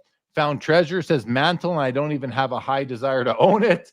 The Juice says the left-right centering looks almost perfect. Sundin says image on the Jordan Star is so bland, inspired 0 kids to greatness. And Pleasure Point says, how are we doing with time left in the auction? Well, we're still at the minute. So tough to say at this point, Joe, but thank you everybody for participating in that, this or that. And Adam, let's keep on rolling. And we're going to go to a 8 or a 13 card lot of Garrett Crochet. Okay. We've got a Dan Marino, essential credentials now out of 8, huge card. Is this not the card that sold for like $108,000? Yes, it is. It's now at 46. And that was like earlier this year. It's at 46K now. We also saw another copy of this, or maybe it was this exact same copy a couple months ago. And we have a PMG red Shaquille O'Neal. It's in a PSA 5 holder, and it is at $20,500. Adam, this is I mean, there's really only 2 cards in this row, and this is kind of tough. Now, I do own that Shaq already, so that's the one I would pick if I didn't own it, but that Dan Marino is awesome too. Where are you on? Are you on the Shaq on this? I could see you going Marino. I'm going to go Shaq for you. I'm going to go Marino. I do really like the Shaq. I love him dunking over Arvidas in the red. I love it, but the Marino, I like it. So it is actually going to outsell what it went for last. It sold for 100 and something, went down to 40 something. Now it'll sell in the 50s or higher, depending on where it goes tonight. It's always interesting when a big card like this gets relisted in quick succession and often provides a buying opportunity. It really does, because people hate seeing something sell so frequently. I said it last time it was up. I hope somebody buys this and then keeps it forever, but then that person is immediately listing it again a couple of months later. And so, to each their own, but I like the Marino. Give me that card. Yeah, fair. I mean, hard to go in any other, hard to pick. They're both great cards. But I would go Shaq. If I didn't already own it. Since I do, give me the Marino. A couple of quick. Hectech says rare is rare. Don't care about it being organic. I think Hectech misunderstood what I was saying, because there is manufactured scarcity and there is organic scarcity, and I love both. So I don't care about. I wasn't getting at the origin of the scarcity, Hectech. I was getting the origin of the hype. The hype was the hype. Not. I think you just misunderstood me there. Okay. Next row. Real quick. Let me just interrupt real fast. Just to your point earlier, the Platinum Portraits is currently ahead of the Playmakers Theater. So it jumped. It did. Yeah, it's at 115, and the Playmakers Theater is still sitting at 110. So we said that was possible. And again, I think that's pretty insane personally, but because of rarity and because of all, but people love that PSA 10. Man, they love that PSA 10. They love the PSA 10. They sure do. I'll sell into that all day. All right, 1998 Upper Deck MJ Living Legend Jordan. PSA DNA. It's out of 50. 9 on the card. 8 on the card, 9 on the auto. Neat looking card, but I don't know if I love the design. I love the serious image. That's almost like an Intimidation Nation look he's got there. In the middle is the Tom Brady Topps Unique Reebok logo patch 1 of 1. Cool auto, and the full Reebok logo patch is awesome. And a Willie Mays 51 Bowman, his true rookie, PSA 6 at $20,000. let's look at this card, Adam, briefly. Number 12 of 50. Let's have a look at the auto. The auto it's really nice. It's a little bit light in some places, but it's still very nice for whatever reason. I like that auto. I don't like the number 1 in the serial number. It's lightened or very streaky, but it's a serial number. I think I could probably live with it. The Brady, let's have a look at this piece. Auto, it's not it's hard, guys. It's hard to find perfectly autographed cards in these cards that are like 10 plus years old. It's just tough. This is a 1 of 1. This is still a really cool card though, and is the Topps pledges to bring it closer. The relic contained in this card does not come from any specific game, event, or season. Well, that kind of takes it out of the running for me. They don't even know what it is. 21,250 on it. And then the mantle, then the maze, the 51 Bowman, PSA 6. I mean, it's obviously off-centered to the left and it's low, but it is beautiful. Pretty clean name bar, except for this little fisheye right there off to the edge. Very nice card. This is a tough row, Adam. I mean, these are 3 great cards. What are you thinking on these? Oh, someone says not. Oh, sorry. What do you think about these 3 cards? The MJ. And price-wise, they're so close. The MJ for sure for me. I really like the MJ a lot. This is a card that in a PSA 8 is sold for over $200,000. The other thing that I would point out, it's from the 90s. And the last thing is that when I see this card, I don't know if anybody else is like me, but I struggle to tell sometimes if a card is actually signed in black or if it's faded from blue. This one's actually signed in black. I just looked at a whole bunch of them, and when these ones fade, they go from black to off card. The autograph here is actually pretty nice. Was it graded? The autograph's graded a 9. PSA 8 with a 9 auto, and it's only at $22,000, so much less than what it sold for before. I wonder why it's sitting as low as it is. To me, that's the card of the row for sure. Yeah, me too. Yep. I mean, I love the maze, but I'd want a better centered copy. So I would hold off on that one, and I would go with the MJ as well. The Brady patch is pretty cool though. That's pretty cool. They don't know where it's from though. It's not from right. anywhere, so it's not that cool in my mind. You're right. It's a cool design, but you got to know where it's from.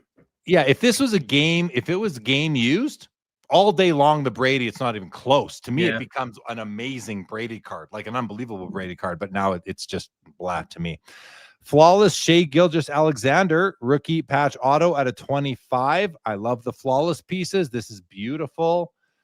Yeah, so nice. Let's have a look at the auto. The auto is it's good, a little streaky in some of the long spots, but it's strong. It's a great auto. BGS 9.5 on that card. Dual auto, Joe Montana, Tom Brady. Doesn't get any better than those 2 autos in football for me, guys. Numbered 6 of 25. The Montana auto looks wonderful. The Brady's good too, except he was a little streaky. That's his fault, not the light's fault, I don't think. PSA 10 on the card, authentic on the autos. Great card. That's from Upper Deck SP Game Used. I think that's a phenomenal piece. But we got to look at this Gretzky rookie. This is an OPG. It's a PSA 8.5. It's a $40,000. Let's see what we think of this card, Adam. I got to go into some detail here now. Right away, I can see that the word Oilers is in 3D. Look at how offset the printing plates are here. The yellow and the magenta just did not line up. You need your 3D glasses for that. The word Edmonton is fine. It's not perfect, but it's fine. Top edge is beautiful. Top corners are fine. That top right's not, but that is not a perfectly sharp corner though up there. It's got the rough cut for sure. I mentioned the 3D glasses for the word Oilers. You have to look at this. This white border here is, it's filled up a third with yellow as well. So the yellow plate was offset to the right. So not crazy about that myself. You've got also the yellow glow coming off the bottom of his legs. Bottom left corner is not perfectly sharp. Bottom right corner sharper. Guys, listen, I'm torn. I'm torn on this card, Adam. I don't think this would be an 8.5 anymore. I'm almost certain this is not an 8.5 anymore with those rounded corners. So this might not even be an 8 today. I'm concerned about this card. I mean, it's selling at 40,000, which is 48. This is likely, if you were to take this out and get it regraded, I think you're lucky to get an 8. So maybe it's a 7.5, in which case it's worth about 12 grand, not 48. So I just feel bad for the buyer, for whoever's going to win this card, unless you're buying the holder, then congratulations, you've got yourself a very high grade Gretzky. But yeah, I don't love it for the grade, unfortunately, Adam. So in any event, it's still the card I would take on this row, because it's still the card I would take on the row. Any thoughts from you on that, and my comments on even from here, the Gretzky looks off center to the left. Yeah, I don't know, but I'm very picky on registration, more picky than most. So consider that as well. Yeah, your point about it being a card that people might be buying for the grade, I think, is spot on. There's just a big difference between an 8 and I mean, what's a 9 cost these days? It's just crazy money, right? Over 100 grand. And so to get into an 8.5, that's sometimes what you have to do. So anyway, I love seeing you break it down, especially the registration. I always get a kick out of when you say that you need your 3D glasses for it. Always makes me smile. Listen, I'm just calling it like I see it, and my opinion is mine. It's mine and mine alone. Like I hope everybody doesn't just agree with what I say or what I think. That's how I see it, and that's how I scrutinize cards. I scrutinize them. I don't just believe I don't just believe the number on the slab. That is one person's opinion, and I'll always put my opinion ahead of anybody that works at any grading company in the world. That's just me, though. I wanted to a couple comments I thought were funny here, Adam. Well, Hectech says Gretzky is the goat of all goats. What a great looking card. Obviously, he didn't look at it totally close, but that's also just his opinion. Splenda says, I know Jeremy is going to rip this Gretzky to shreds, but I'll take it. Hey, I'll take it too. It's still a nice card. Don't get me wrong. Turban Forcer says that cert is old. It's definitely not an 8. And listen, I don't think the cert is the end all be all to decide if a card will still grade that way, because back then they were just as inconsistent as they are today. And it might have been, there could be 9 sitting in 8 holders from back then, but I get Turban Forcer's point here for sure. Okay. So this row, Adam, what card are you taking? So one of the things that you didn't say here that I thought was really interesting, you looked at the Montana and the Brady, you talked all about the autographs, and you didn't say that it's a sticker auto. And I thought that was interesting because this is back from the very beginning of sticker autographs, and it didn't feel like they were trying to hide anything. It was like part of the design of the card. And I just think that's really interesting because they're two of the all-time greats. A lot of people would argue they're the 2 greatest quarterbacks of all time. It comes out very early in Brady's career. I actually really like this card a lot. I'm going to take the SGA because I think he's got a chance to be the guy in the NBA for the next several years. He reminds me so much of Kobe and some of the things that he does. Really like him, and I think it's one of his best looking cards. But I like this card a lot. I do. And the reason why I didn't call out the stickers is because it's obvious. Like I call them out when it's not as obvious, or when I'm searching to understand, to discover for myself whether they are or not. But that said, it's almost like it's so obvious that it doesn't even bother me. Like you said, it's part of the design in a way. So, but when that card was created, just for some backstory from people's understanding, we didn't know at that point that people weren't going to like sticker autographs. That was a conversation that nobody had ever had because it was the beginning. But now companies seem to do everything they can to hide the fact that it's a sticker autograph. Well, we feel that when we get the card and we see it, we're like, wait, is that with this one? There's no question. It's just part of what it was. And I think that's part of its history. I think the fact that it's one of the first sticker autographs is actually a really cool thing about it. Okay, I'm gonna let that one slide out. I'm not no BS here. Like, I really feel that it was because they weren't hiding anything. It's just how they made it. It's a moment in hobby history, right? Like, it's a moment in the like I like items that are hobby relevant, but maybe not so much like the athlete or the like firsts, and all those things are pretty cool. The first sticker auto, I don't know if that means don't, much. Don't get me wrong. I'm not saying, look at this. It's one of the first sticker autographs ever. That's awesome. I'm saying its intent was different than today. Today, it's about hiding the fact that it's a sticker auto. And back then, it was like Camouflaging. Sticker Camouflaging. cool. Let's make it look really sparkly and awesome. Yeah. And that's just different than how we look at it today. Yeah, I think now they try to camouflage it, and it's not to mislead. It's for design purposes. Yeah. All right, 2017 immaculate all-time greats, Diego Maradona, auto 101 with look at his long strokes, and look at that. Oof. Like the guy knows how to sign his name, even on the long stroke. Like it's not perfect, but it's better than Messi's long strokes. I think it's perfect. I think it's awesome. Well, I'll tell you why it's not. It's actually not, and I'm not just saying that, because if you look at him look right over here. You see that slight line? I just don't care. I think it's fantastic. You're right. It's not perfect. It is. It's not perfect. It's fantastic. Yes, we agree. Lovely. We agree. Shohei auto here on his Topps Chrome gold refractor. Great auto, except the long stroke, but still very nice. Again, doesn't matter. PSA or BGS 9.5 on the card with 10 centering, 10 on the auto. Numbered out of 50, 22 of 50 on the Shohei. And finally, the Panini 1-in-1 laundry tag, 1 of 1. Did I say, I don't know if I said Panini or Steph Curry. I meant to say Steph Curry. Now, this isn't any old laundry tag, guys.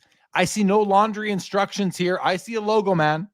I see the every player, every game slogan, which is pretty darn cool, and a serial number on the jersey. This is an awesome tag card, Adam. I love it. I actually love this card. I got to say, laundry tags and tags never really did. They've never done much for me unless they have something special going on. And this one has something special going on. If you're picking one card in this row, Adam, I know what I'm picking, and it's not even close. Wow. I don't know I think this one's really tough. I like all three of these cards a lot. And I don't even want to guess what your favorite is. I'll bet you can't. I think I know which one I'm going to go with, and I think you're going to be surprised at it. You're probably going with the Diego Maradona then, by what you're saying. I think I'm going to go with the Ohtani, because I want an Ohtani. He is the culturally significant guy that he has become. I know it's not Bowman Chrome, and that's, if it was a Bowman Chrome gold refractor, it's probably 5 times this price, because people, for whatever reason in baseball, just love it. But it is still a 2018 Ohtani gold refractor. I think I'm going to go with that. But I love the Steph too. I actually love. This is one of the toughest throws yet for me. Yeah, Splenda nailed it. He says Jeremy's picking the tag. Yes, I am. I'm taking the Steph Curry tag card. Simple as that. All right, let's keep on rolling. We've got the Prism Deca Victor Wembanyama gold out of 10, $50,000 PSA 8. We have a 2017 Prism Gold LeBron James out of 10, BGS 9.5, and the Juan Gonzalez Essential Credentials now out of 5 copies. It's a PSA 8 at $19,000. And I don't know if you guys remember, but back in the early 90s, Juan Gonzalez was one of the best hitters in baseball. It was like him, Frank Thomas, and Ken Griffey Jr. were the guys back then.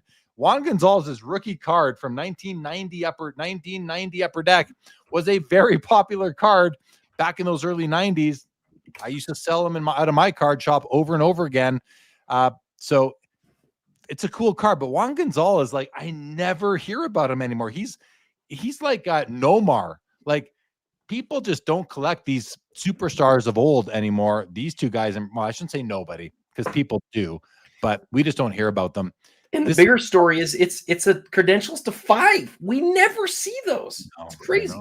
I think I'm going to go with the Juan Gonzalez in this case, although I do like the Wemby as well. I'm going to go Wemby. I'm going to change to Wemby because it's a great card. I love the design, reminiscent of the 2012s. It's out of 10, and I would get to enjoy owning this card while he's playing. So give me the Wemby, actually. I'm moving to the Wemby. What about you, Adam? It's interesting. You can feel with both of us right now, neither one of us are choosing a lot of LeBron, and that almost makes me want to go choose LeBron, because I think he's just being overlooked right now, and I don't know why. But for me, the answer is Wemby as well.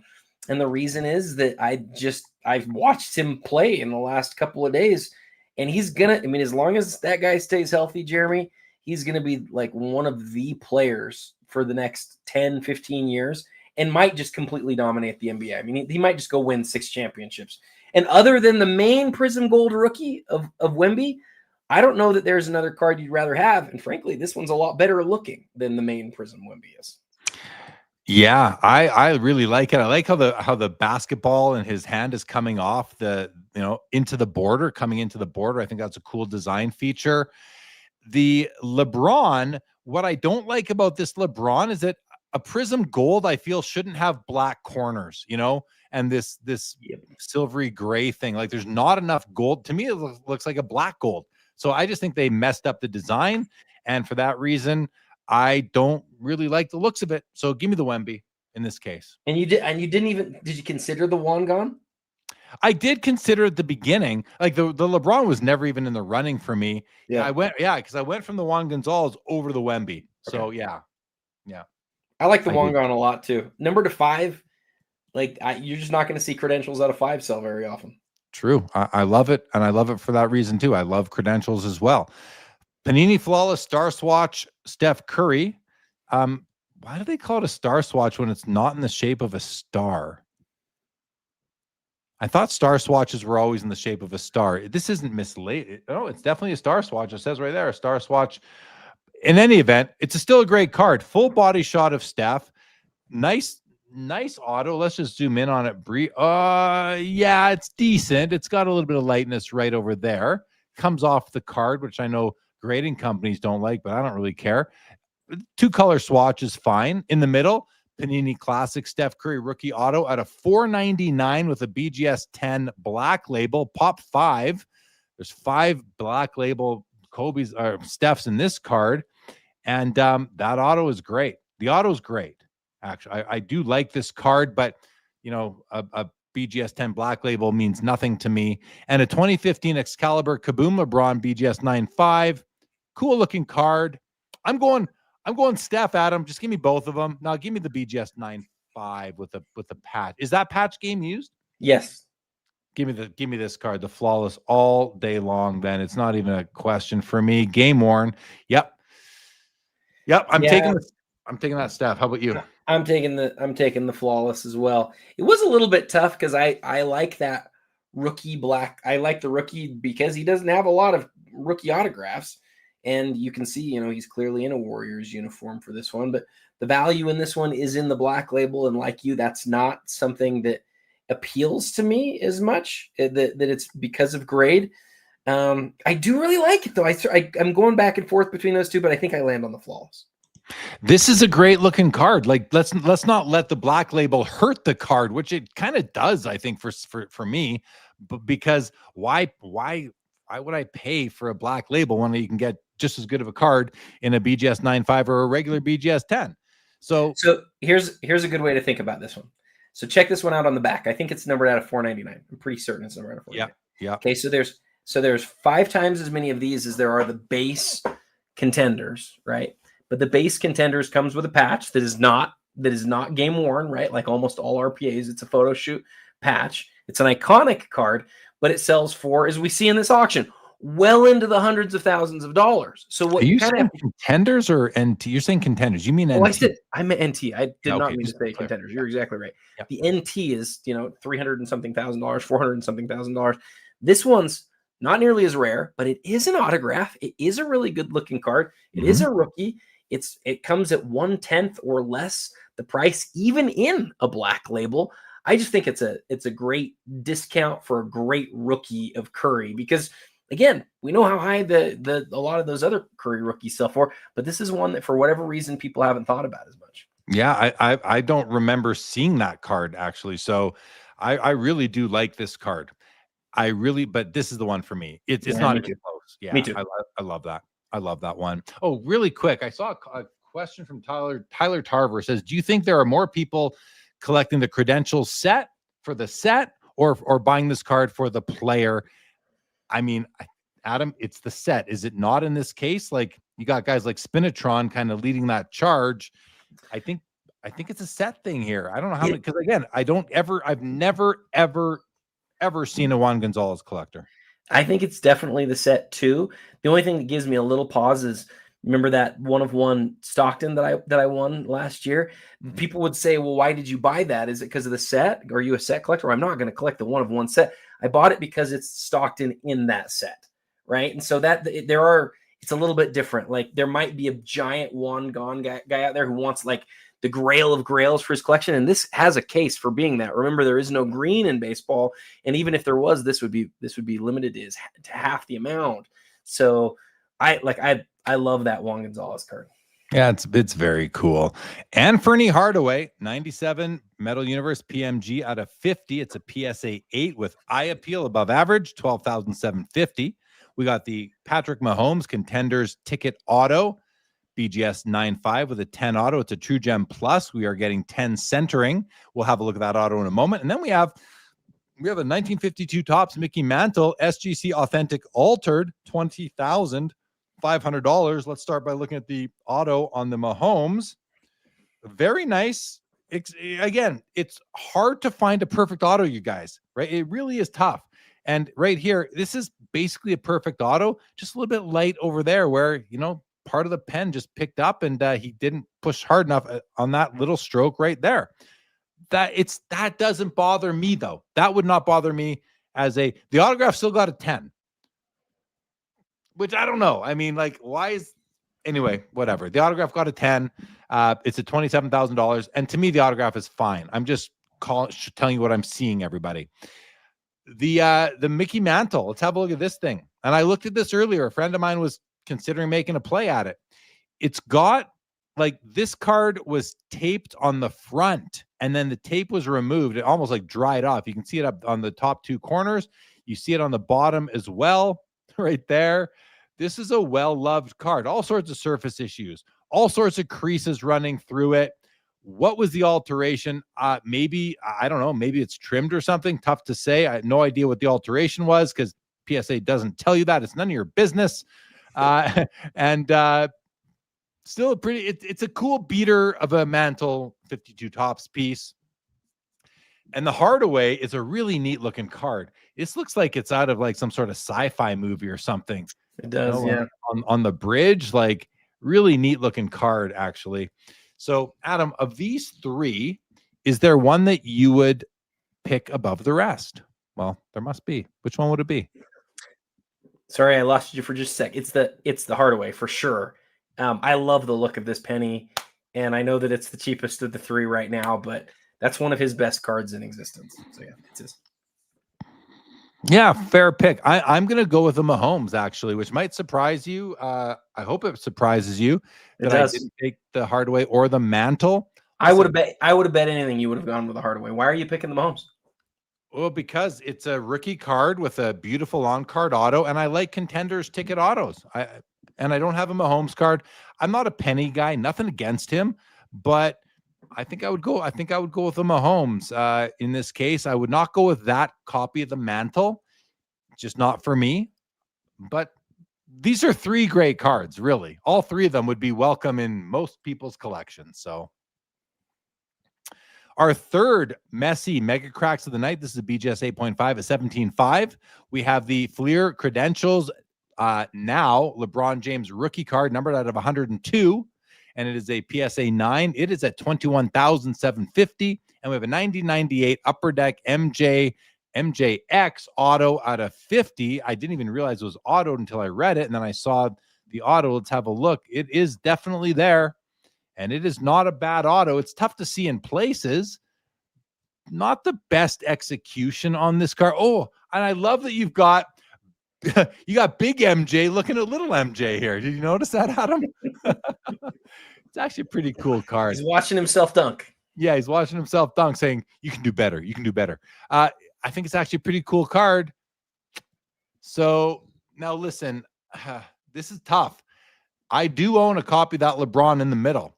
So I do lean that way. And I do love the LeBron Essential Credentials. You love that card.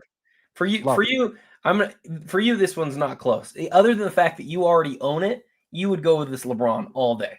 I would. 100% I would. Yeah. Yeah. And I would go. Yeah. I would go with the Jordan autograph. The Yeah. fact that it's from '98, there's not very many that come before it. Give me the Jordan, but I love the LeBron too. Yeah, and it's closer than you might think for me, Adam. I do love the LeBron. It's my one LeBron rookie card. I used to have his Topps Chrome, but I don't have, got rid of that long time ago. Yeah, but that Jordan Auto is awesome too. And I like you. I love that it's from '98. Only 80 of them made. I love that it's an upper deck card. Yeah, cool row. You want to do this or that now and get the crowd involved? Let's do it. And also, I just want to highlight the top of the auction real quick, because there's some serious craziness going on toward the top of the auction. While you're doing that, I will bring up the highest price. I can't do by most recent. They don't give you the recent bid here on the Premier, but so no further bids on the emblems of endorsements. MJ on the night. I think the Jeter went from 3 to 340. Yep. Steph's at 330 still. I believe 310 now on the. Yeah, this went up crazy, did it not? Yeah. So this is what we were talking about earlier. Remember I talked about significant Steph's, really low numbered. This is, and I know that the 6 is upside down. I know it. We called it out right at the beginning. But this card's coming up on 400 grand pretty quick, and it speaks to the power of an ultra rare Steph Curry card. And look, Star Swatch signatures are like the limited logos of this era, except for they're ultra rare, right? They're some of the best known autograph patches. And in this case, this one's numbered out of 1 from 2023 Flawless. Big number, but then look at the Jordan star next to it. Does that surprise you to see how high that card is? No, it doesn't surprise me. It doesn't surprise me. No. To the Kobe, not to the Steph for a moment. Even though the Bill Russell tribute patch is upside down in it, it's still the Bill Russell patch that Steph wore. Whether it's upside down, sideways, right side up on the back, it's like you still own that piece of memorabilia.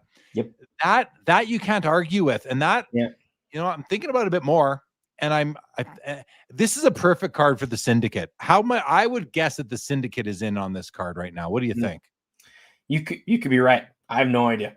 I love how you can just say the Syndicate now and everybody knows what you're talking about. You don't need to name it. It's just the Syndicate. The Syndicate. I think they're probably the ones buying that card. I would guess. Look at that row as a whole, Jeremy. Which of those 3 cards is your favorite?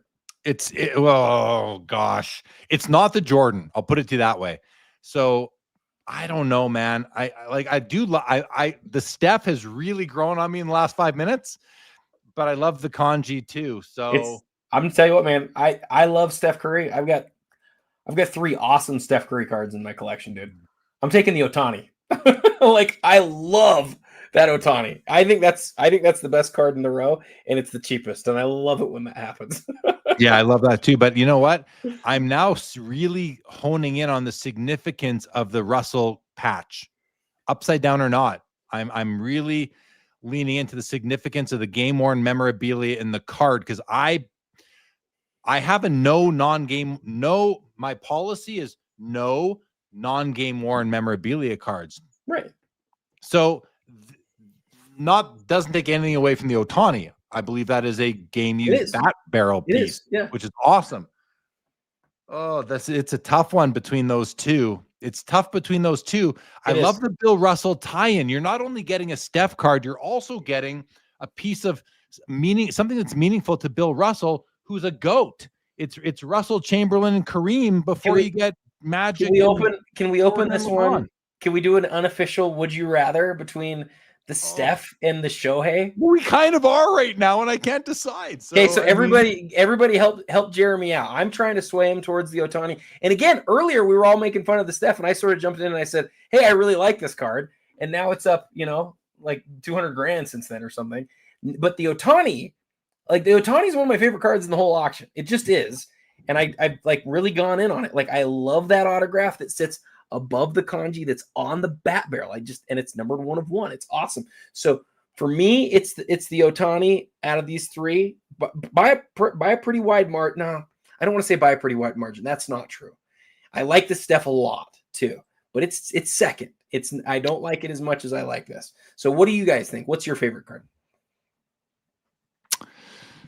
Let's see what. Well, we had a couple of votes for Shohei already. I'm not looking at the comments right now. I'm looking at the back of the card, seeing if it can help me lean over towards Ohtani from the Steph. It's going to be tough to get me off that Steph right now. You know, and then I'm thinking to myself, okay, but you know, Ohtani is a GOAT. Like, he's establishing himself. He's on his way to being the, like, overtaking anyone else other than Babe Ruth Exactly, in the hobby. He's overtaking Mickey Mantle and Ken Griffey Jr. and Derek Jeter and whoever else you could think to put in that category. He's becoming the clear baseball GOAT, just the way Tom Brady overtook Peyton Manning and Joe Montana, you know, and maybe some non-quarterbacks as well. But the Steph is just so darn cool. And let's see, what has anyone voted? We've got Moliko's taken Ohtani, so is Turpin Forcer. Turpin Forcer's taken him twice. Laura says 3 home runs, 10 strikeouts, and he is not done yet. Yeah. Sundin says Panini needs to fix that patch. You know, it's an interesting comment that Sundin makes here, because I was just thinking to myself, if I'm picking the Steph Curry, would I would not do this, but would I want to turn it around? Literally turn. I'm not changing the patch. I'll tell you what, man. Would I just turn that thing around? Or maybe even a better comment, if you just send it to Panini, if you contact them and say, hey, will you turn this around for me? You got this wrong, and this is one of the biggest cards from the whole product.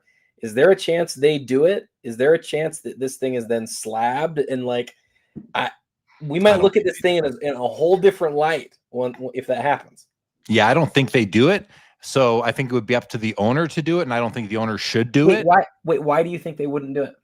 They've already sold the card. They're done. They're done with it. They're not going to take. They're not going to change anything about it for the owner of the card. They don't even have the basketball license anymore.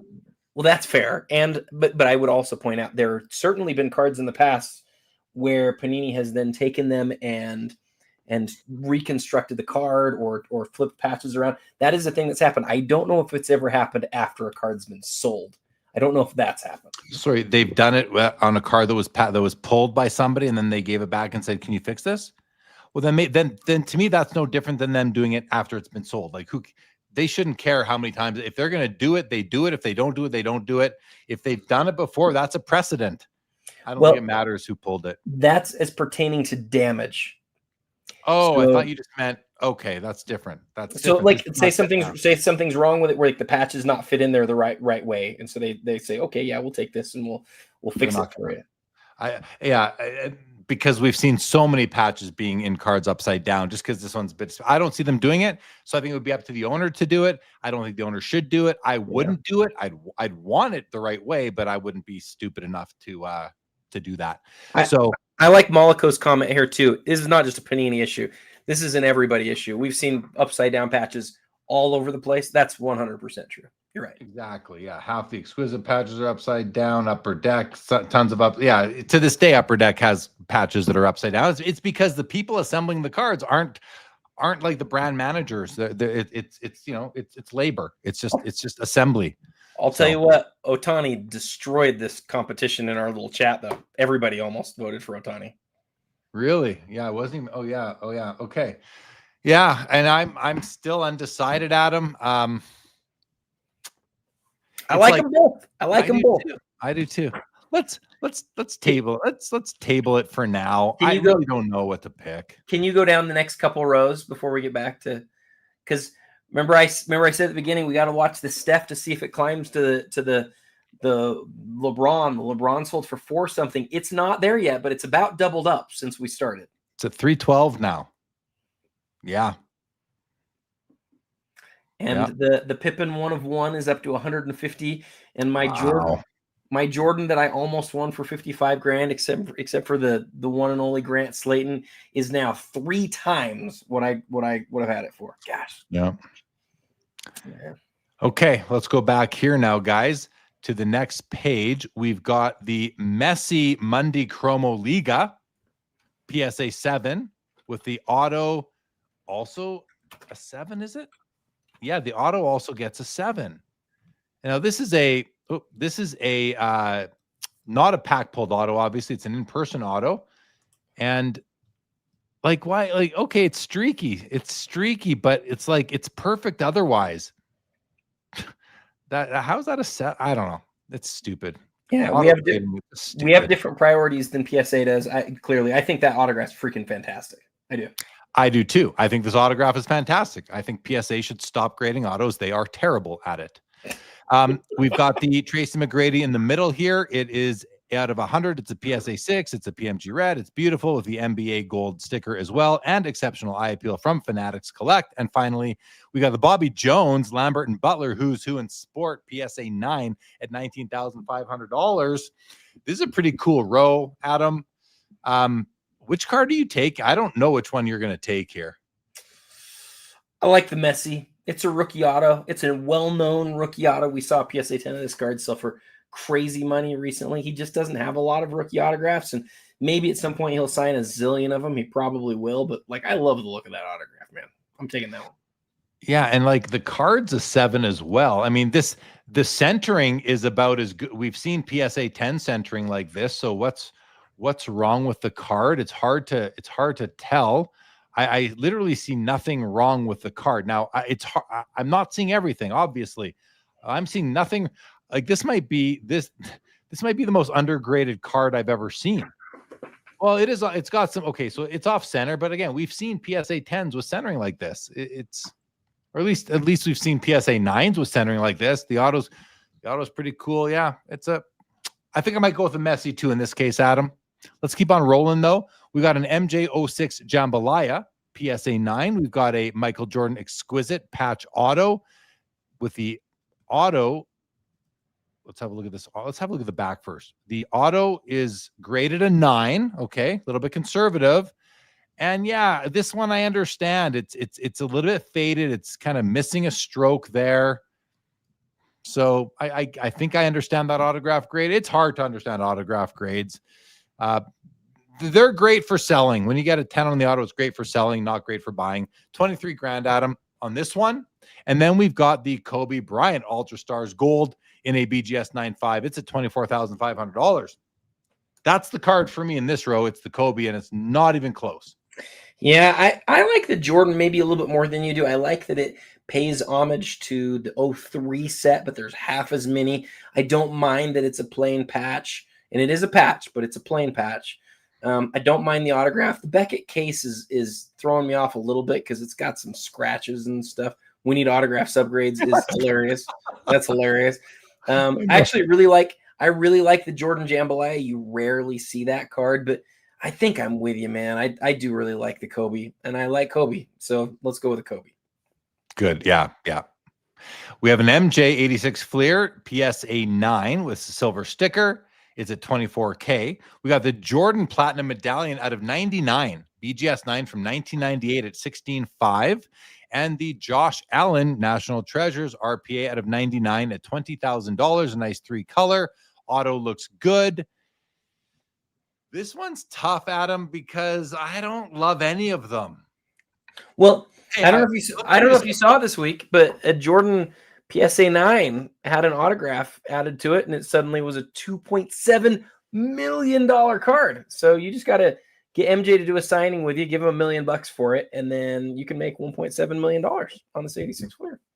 Well, if I could do that, it's that card all day long. I was gonna say, I'm wearing the MJ rookie shirt. I've got the MJ painting right there above the Gretzky. I still like the card. I like the card. I just don't necessarily need to own it anymore. I did. I don't anymore. I don't really plan to again. We'll see. In any event, I think in this row, I think I might go with the rare Jordan in the middle. Adam out of 99. I don't mind this platinum medallion because it's got so much more color and depth to it than the Kobe we looked at earlier. I actually really like. Well, this is the subsequent year, like you point out. That's why it's got the more color. But I really like this Jordan Platinum. That would be the one that I would go with as well. But on that same note, I was being facetious about the Jordan autograph. A Jordan autograph rookie would be an amazing thing to own. I just sort of was blown away by the fact that it was literally 100 times the value of a normal PSA 9 with that autograph. That seems like a huge premium to me.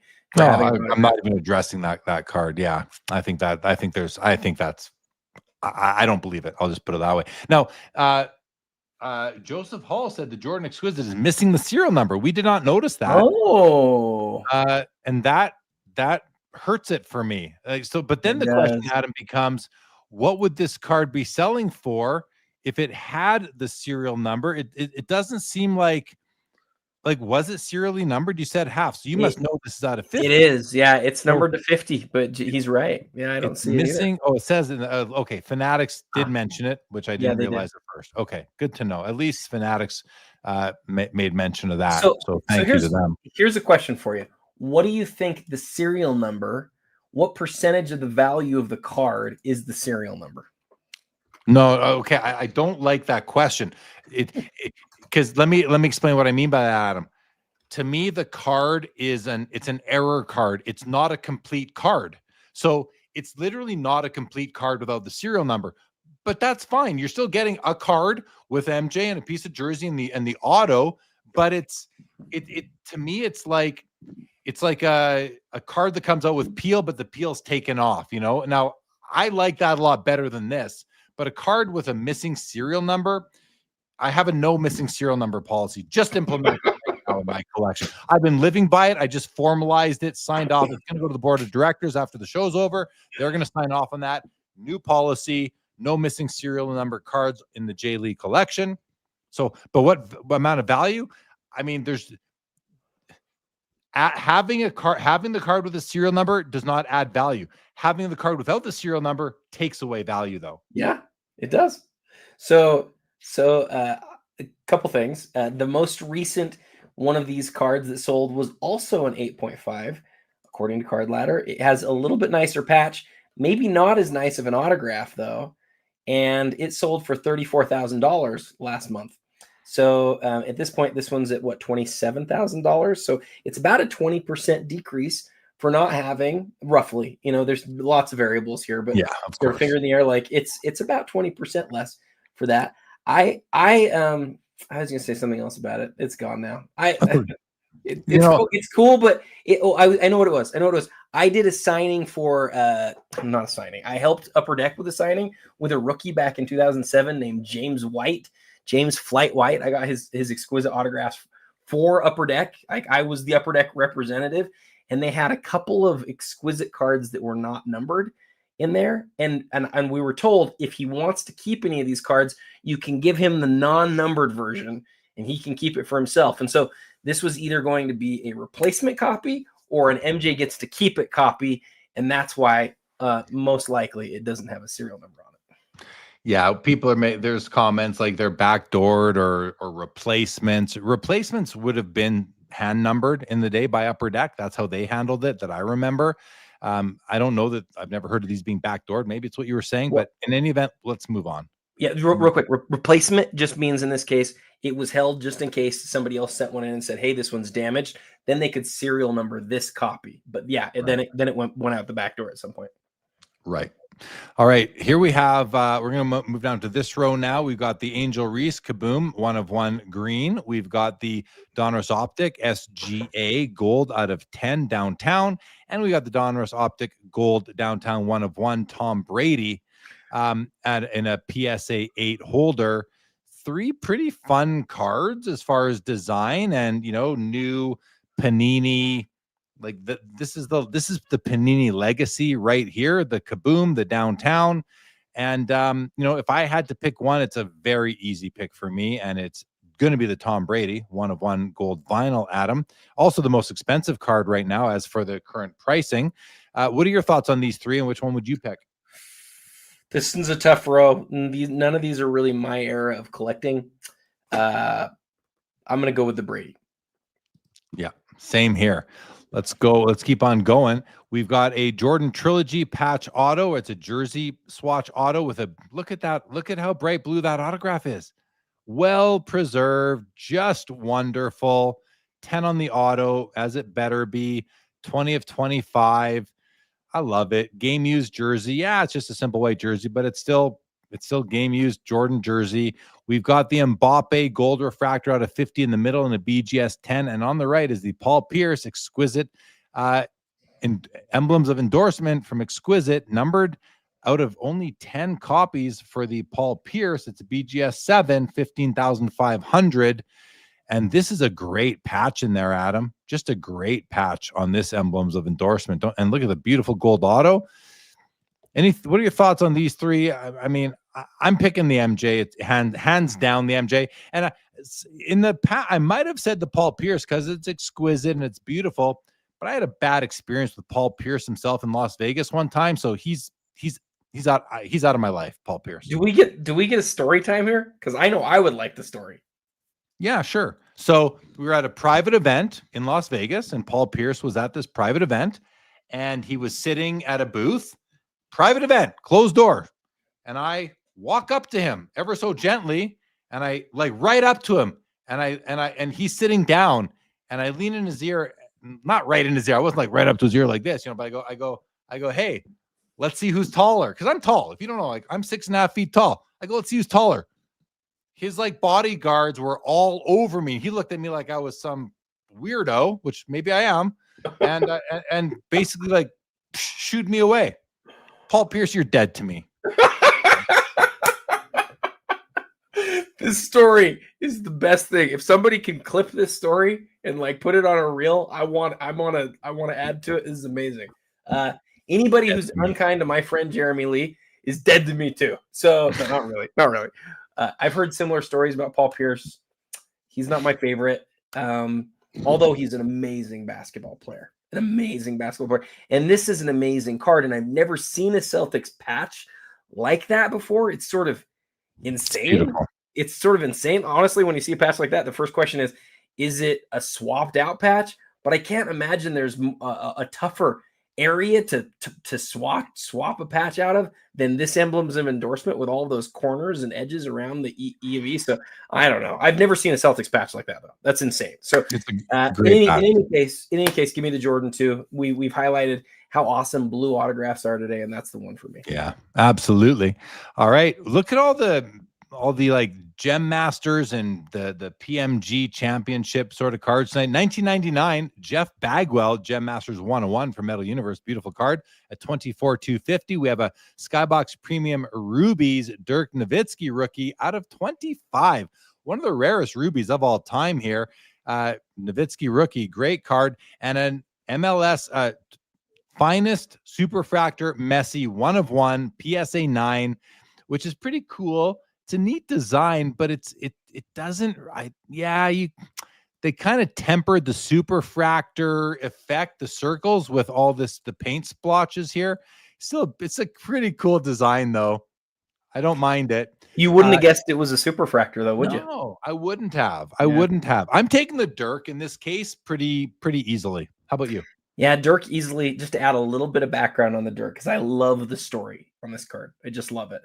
This year, rookies were the hyper focus. And so they inserted rookies. They short printed them to 1 in every 4 packs. They were only in Series 2 Skybox. But this is what they did that's really interesting. The Rubies parallel, all the cards in the set, all the veterans were numbered to 50. And so for the first time ever, they said, let's super short print the rookies in this parallel. And they made all the rookies numbered to 25. In my research of this one, Jeremy, its first month, this card booked for $60. And then in the second month, it became a common card or a semi-star in the set. They delisted it from the Beckett. And so it was worth $40 at that point. Oh my gosh. And now here we are. And this copy is at 24,000. And Jeremy, it's the highest graded of this card that there is. It's maybe Dirk's best rookie card. Yeah. Honestly, I think it's super underpriced. If I was a big Dirk fan, this would be like one of the main cards of his that I would want in my collection. Great card. All right, we're gonna have some fun in this row. Unfortunately, for one of the cards, 2005 Upper Deck Michael Jordan auto, 23,250. It's a 9.5 on the card, 10 on the auto from 0506 Upper Deck. It's a 1 of 1, guys. It's a 1 of 1 right there. All right. There's the auto. It's a sticker auto, but the auto is beautiful. I mean, it might not be the nicest Jordan auto of all time, but he had to confine it to a sticker, so I get it. This is a nice card, Adam. Nice looking card. 10 on the centering. See the back of the card? There it is. There's the back. Very nice. What's a 101? 23,250. On the far right is the Giuseppe Meazza from the Chiocciolitara Rarity set of 1927. I remember putting this set together back in the day. It's a PSA 1 at $19,750. I don't even know what sport this is, you guys. I'm guessing it's soccer, or he was a referee maybe by the look of the shirt he's wearing. What's up with his arm? Was he a burn victim or something? That's weird. You're killing me, Jeremy. You are. I'm asking legit questions though. This is what happens when we're 3.5 hours in, guys. Don't mind. Jeremy I get a little loopy, and Adam calls me out on it, which is fine. I love it. But the card in the middle, my favorite card of the auction, 2008 Upper Deck Premier Foursome, Michael Jordan, LeBron James, Kobe Bryant, and Brian and Kevin Garnett, numbered 4 of 10, PSA 8. Great image of MJ, Kobe, KG. Do we call him KG? Kevin Garnett? Yeah. And LeBron James. And it's a quad auto. I don't know. Do I need to say much more? There's the Jordan auto. It's a ghost. There's the Kobe auto, also a ghost. The Garnett's barely there anymore, and the LeBron James you can barely see.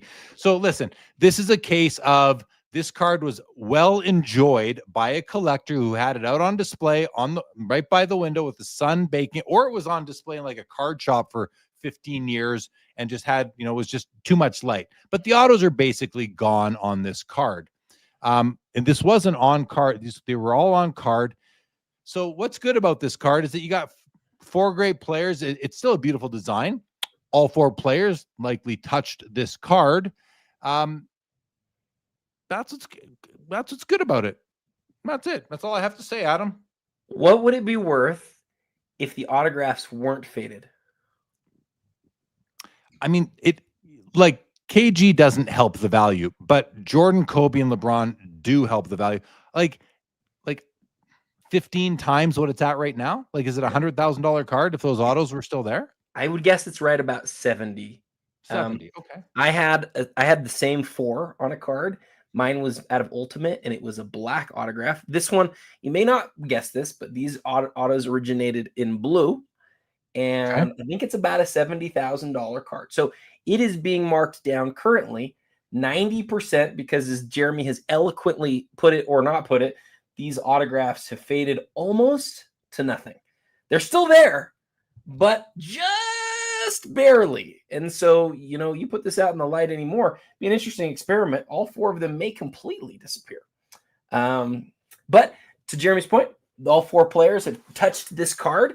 There is the remnant of their autographs. You can still see them. You can still make them out. And you're getting the card for about 12% of what it normally sells for. Yeah. I like Kinger's comment here. At least they are evenly faded. Yeah, I mean, there's some symmetry to that. Listen, I just don't feel like destroying this card right now. I just don't feel like it. You guys know how I feel about faded autos. I think it's a fair question. At what point do you say, like, I think the current bid is probably accurate. Like, even if this card was just no autos, if this card was just these 4 guys, a card out of 10 from 2008 Upper Deck Premier, it might still be worth a few grand, even if it was never autographed. So for 3 or 4 or 5 extra $1,000, they touched the card. I'm trying to find the good here, guys, because there's a lot of bad with these autos. They touched it. There's still a hint of those autos.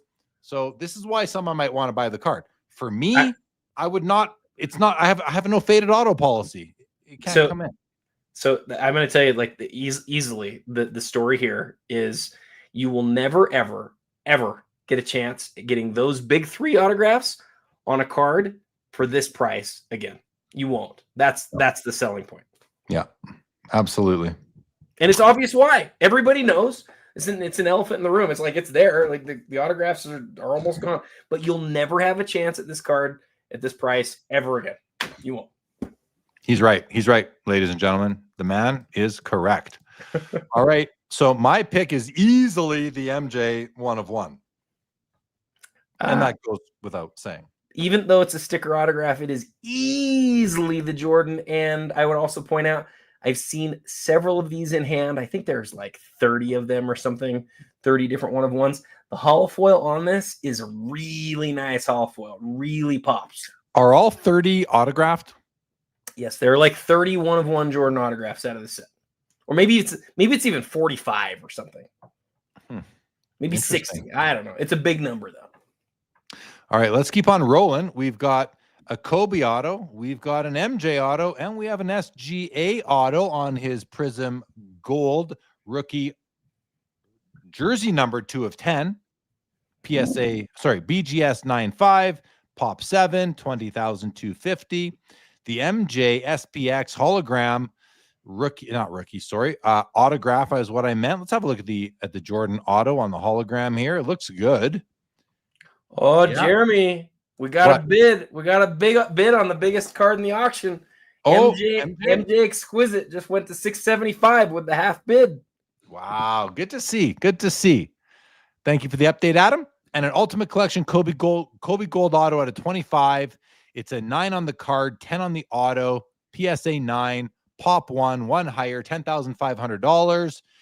This is an interesting row, Adam, because my favorite card aesthetically is probably the Kobe. I don't like autographs on any chromium card except Topps. Topps isn't really chromium. They're just shiny, right? So yeah, I don't love the auto on the SGA. So it's going to be out. I think I'm going Kobe in this case. Yeah, I think I'll go with the Kobe auto in this card. What about you? I really go back and forth between the Jordan and the Kobe. I agree with you 100% on the SGA. It's because it's a sticker. The sticker auto on the chromium stuff, we don't like it. It's not something that we like. This card without an autograph from the base set is a 6-figure card, and here it is with an autograph, something that costs Panini more money, and it's worth 1/5 the price or less. The Kobe Ultimate is from the very first year of Ultimate, and it is one of the rarer versions of the card. There's another version that's out of like 75. This one's out of 25. There's only one out of 25. There's not like 8 different levels out of 25. So I love that card. Roland wants to know, when is the auction going to end? It's 1 a.m. Well, it's only 11 p.m. where I am, Roland. And keep in mind, it's only 10 p.m. where Fanatics Collect is based out of. So it's going to go for probably not that much longer. I'm going to guess we got another 15 to 45 minutes left. We could end anytime. Anytime. It will end, Roland. It will end after 60 seconds go by where no one bids on a single card in the auction. That's how this auction works. Absolutely. All right. Next, this or that, everybody. Let's see. Here comes the last one, and here comes the next one, Adam. Oh, so this was an interesting one, and it's completely 2 different cards. You're getting either a LeBron James true rookie card from what is an important brand, SP Authentic, 10/10 on the auto and the card. Not Adam's favorite card, but still an important LeBron card. And then you're getting a really, rare card of a superstar from baseball. That's really why. There's no really good reason why these are paired up together. What were you? Did you just mail this one in? Is that what I'm trying to make it sound like this has something going here, but maybe they were just close to each other on the page when I picked them. I thought, you know what? They're so different. It could be fun. That's kind of where I was at. It's so different. It could be fun because I'm curious, like which to the chat, which would you rather have? The LeBron autoed rookie or the Frank Thomas essential credentials now that's out of, what's this one out of? Do you remember, Adam? I think it was like 8. 8 or something. Yeah, 8 or something. 6, 8, something like that. Something low. Well, here, I'll go take a look at that and at the current prices as well. Why don't you start telling us your thoughts, Adam? Pleasure Point just told us that Steph had 35 in the second half. He had 42 in the game. Frank Thomas by a mile. I love the Frank Thomas. I love the aesthetics of it. That's maybe his best card in the world. The LeBron, and then when I say maybe his best card in the world, I mean it. Like there's this and some 1 of 1s, but like this is really towards the top. The LeBron is a great card. I always point this out on this card. Look where the white triangles come down to.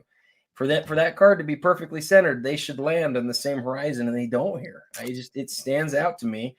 But with that said, it's still a 10/10. People love the card. No, hold on. Card. It's just not for me. It's just not for me. The Frank Thomas is absolutely for me, and I would do that one way past the LeBron. Way past it. Okay, I agree with everything you said except one thing. You said it's still a 10/10, but it's misgraded. But it is a 10/10. It is. but it's a wrong grade. Like PSA messed up the grade. It's not centered. Well, it might be centered enough. I don't know. I don't know. I don't know how the centering works. I can show you 3 reasons why it's not centered. And here, let me do this for a second, guys. I told you the first one. Okay. Well, no, but that's all of them. First of all, look at the width between this red line here and the corner, and this red line there and the corner. And that's the first indication. You gave us the easiest one, which is what clued me in. Look at the width between here and here. It's shifted to the right. And then you obviously look at where that cuts off. Like there's a full inch, almost not an inch, but there's a significant amount of space. It's a half inch. It's a half inch, probably. It's a half inch. Yeah. It's a half inch. This card is way off center, and they gave it a 10. So somebody like it's egregious how misgraded this card is. Well, this is the part that's tough for me. When you look at those top 2, I can see it, but it might be because it's a lot wider. It might be like 52-48 or 55-45. Like I can't see it at the bottom though, because it's so small. It comes to those points. Like once you see that aspect of this card, you don't ever get to unsee it. It's just like totally stands out. We have to go to Card Ladder for a moment, and we're going to use Card Ladder to, oh shoot, hold on. I'm going to just copy this, and I hit copy instead of paste, and let's have a look at a couple others and see if they're all made that way. Okay, look at this one. Look at this one. Perfect. Perfectly centered copy. Now it's out of 50, mind you, but it's just a parallel, right? Let's go. Okay, let's go to another one for a moment and see. This one I think it's the goal. Let's find a regular one here. This one's regular. This one it's off center, but not nearly as bad as the one that we're looking at tonight. How about this one? Come on. I can't get that. Picture's expired. We can't get that picture. Let's try. Can we see this one? It's out of 50 here. How about this copy here? Oh, this one's horrible. I can't. We're not going to be able to see it, but you can see it right here. Look how. Oh yeah, this one's as bad, and this might be the same card. 27492002. Nope, different copy. I mean, unless the intention of the design of this card. No, look at this one. It doesn't make any sense. No, it's got to be centered. It's off center, right? The copy tonight. Oh, I just closed out of it. Darn it! I just closed out. Anyway, we'll go back to this here. It's off centered. So anyway, in any event, this or that, I'm taking the Frank Thomas. It's not even close, and I think most people were also taking the Frank Thomas. Everybody's taking Frank. Everybody's taking Frank. Okay. All right. Hey, who was it? Somebody called me out and said the best Frank Thomas in the world is the no name. I agree. The PSA 10. The PSA 10. The PSA 10 no name. There's only one of it. That's the best Frank Thomas in the world. I think this might be the second one. Wrong. Disagree. Because it's in a. So you're saying, okay, listen. So it's the best card because it's in a PSA 10 holder. We're talking about what's the best card, not the best copy of a card. Like the best Frank Thomas card, the no name, like it's a freaking error. It doesn't even have his name on the front. I think that's I hate that card. Okay, well, just to be clear, when I say the best, that's really like shorthand for what's going to be the most valuable, and that's the best. That's the most valuable Frank Thomas card. It is. So, I know you don't like it, but it's true. It is. No, but I think it's easily the most valuable Frank Thomas card. This one might be number 2, though. It's right there. Okay, I don't need to get into that anymore. It's okay. All right, just different ways of seeing things, but no problem. Okay, next page here, we've got the Ken Griffey Jr. Platinum Medallion out of 100, number 24 of 100, a jersey numbered. PSA 8, 19,500. We got the Penny Hardaway PMG Red, PSA 6 at 22,250, and the Michael Jordan Legacy Collection Row 0 out of 150, BGS 8 at $18,000. 3 awesome cards here, Adam. This is a tough row, I would have to think. And Yeah, and I think I know which way I'm going, and I think it might surprise you. Moliko's going penny. What about you, Adam? I think you're going to go with the Griffey. I'm going to go with the MJ for sure. You're correct. Yes. I would go with the Griffey. I would go with the Griffey. Really quickly, yeah, Terp says, I'm the only person he's ever heard say they don't like the no name. It's a freaking error card, guys. It's an error card that doesn't even, it's a misprint. You're missing part of the black border. What? So I want the player's name on the card if I can get it, if it should be there. I think it's one of the biggest hoaxes in the hobby, personally. I don't even not like it. It's not even that I don't like it, Terp. I dislike it.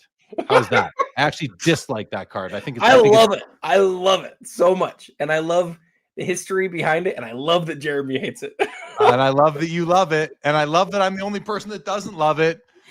It's just like, no, give me the essential credentials over the no name all day long. Actually, I'd rather go by the regular Frank Thomas from the year that isn't missing part of the print. It's missing part of the printing process. I just want to say too, Brent said the best card, not the best plastic. That's a great point. It's a great point. The no name, the average no name, I'm not taking the average no name over this. Not at all. This is the best straight card. I do think the no name, being that there's only one and how iconic it is, I think it's clearly. You're saying there's only one PSA 10. Now you're deferring to grade scarcity, and it's random anyway. Exactly. That's what Brent's after, and I get that. But I also, like I was making the case, it's clearly the most valuable card, and it is. There's no denying that. It is. Period. End of story. But I love saying, hey, just based on the card itself, forget the grade, the card itself. What do you want more? It's the credentials by a mile. Not even okay. Well, at least you're with me on that, or you see it that way, because you look at how many no names are there in the population, and not only in the graded population, how many no names are there altogether? Way more than so many other cards. But from that era, it's like one of the greatest cards because there's very few compared to everything else from that era. It's true. Greatest cards. I know it's one of the most misdirected hobby truisms there is right now, I think. But listen, I'm okay to be in the minority. I will not collect that card. You do not have to worry about me pumping up the price on that card. I will never put a bid on that card. Other than the hockey hologram from that era, there's not another card where I'm like, man, that's truly rare and awesome. That's the only one. Yeah, fair. But in my mind, rare does not always mean awesome. Totally. But it's got the story that goes with it too. You just don't like the story, which I think is great. But I think a lot of us do. The story is that a piece of paper got slipped into the printing mechanism or something like that and misprinted it. That's like something people get fired over. Maybe that's a great part. Maybe, yeah. Anyway, okay, let's keep on going. I'll never see eye to eye with people on that, and that's okay. That's okay. I collect my way. I'm entitled. 2022 NT Paolo Banchero. We got a flawless green Steph Curry patch auto at a 5, which someone asked a question earlier as to as to why is it so low in price at $25,000, and then we've got the triple dimensions reflection sapphire MJ numbered 1 of 10 at $9,250. Kind of a cool looking card. This one is so easy for me, Adam, which card I would choose. What about you, and any comments on any of these cards as well, as I just sort of look at the MJ that's out of 10? You and I are both going to take the MJ. No, we're not. What? No. What? I thought I had you pegged. What is it? What are you taking? I'm taking the Steph. If it's game worn, I'm taking the Steph. Oh, sorry. I thought that was printed on the card. That's a patch? Well, let me see. The enclosed game worn material. Yeah, it's game worn. Oh my goodness. I need to retract. Where's this jersey? Where's this piece from? We got to find out where this piece is from. I can tell you. It's from the R. You're killing me. I don't know. I think it's got to be a little suspect. The auto's like he lifted the pen here. Somebody, who cares about the autograph? Somebody tell us where this R is from. I got to know where this R is from right now. It's got to be from right now or something. Right now. Wait, did they have ad patches back in like 2016? I don't know if they did. Did they? I got to figure out where that patch is from. Terp wants to email me a reprint of the no name. Do it, Terp. I will burn it in my office right here on camera next time. But even better, if you want to send me a gift I'll actually love, Terp, send me a a beautiful PSA 8 copy of the actual Frank Thomas card, where they actually left his name on the front of the card where it should be, not on the printing room floor on some piece of scrap paper. Wait, is there any error card that you think is cool? Yes, Billy Ripken. Is he the only one? It's not, but the thing is, that's not an error card. It's an oversight. They call it an error card only because they went and made other versions of it. Okay, so you're saying that there's not an error card that you like then? Oh, in that case, yeah. I think I even as a kid, I didn't like, even in the world when Pro Set was filled, even when they made error cards on purpose because they realized how much of a sucker people were for them, they kept on making them. They made them on purpose, error cards. So no, I think error cards are one of the silliest things going on, and to me, that's what it is. It's a mistake. Like, I don't know, mistakes are bad. Mistakes are they're bad. You fail a test, you fail the grade. Oh, let's let him through because it's an error. Let's prop him up and make him the best student out there because he had an error. No, you fail your test. You fail your test. The people but errors are the reason that Honus Wagners get into production. Errors are the reason that things are short printed, and then we view them as something hard to get to complete our sets. It's a beautiful thing. I just we're so different on this. I just don't know what to do with you sometimes. I don't know what to do with you sometimes. That's great. I thought you would like that. Hey, so somebody just said, "Oh, it's my buddy Doug, my long lost friend Doug." I haven't talked to Doug in forever. He says it's far from and that must be an ad off of their jersey. A jersey advertisement. Yeah, I take back what I said. And just to be fair, Mollico said it first. Nothing against your buddy Doug, but Mollico did say it first. Doug, I'm glad you're here. I'm taking the Steph by a mile, and I'm trying to figure out why it's sitting where it's sitting. Somebody else asked this earlier. Why is this Steph so low compared to other flawless stuff? Is it because of the size of the patch?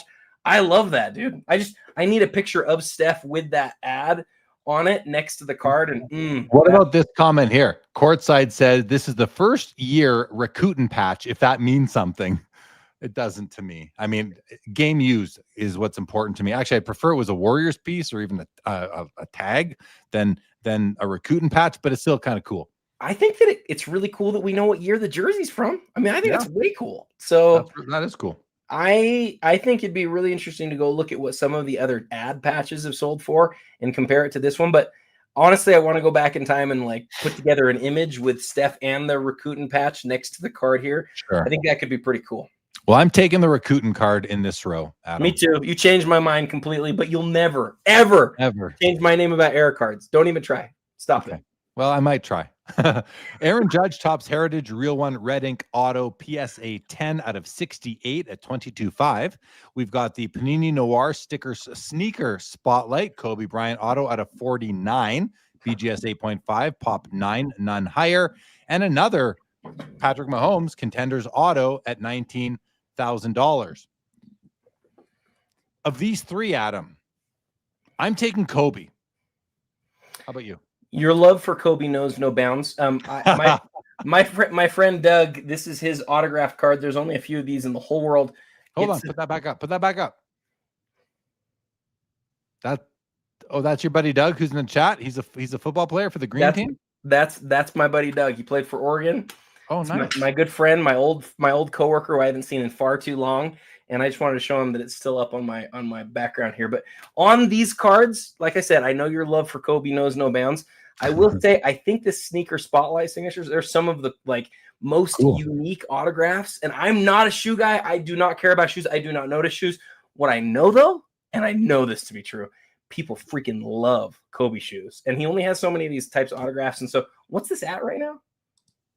12.5 only. Yeah, it's obviously gonna be. And by the way, I own a pair of Kobe shoes, I collect. I have them as my one pair of shoes in my shoe collection. So I'm now a shoe collector. One pair. What'd you pay for them?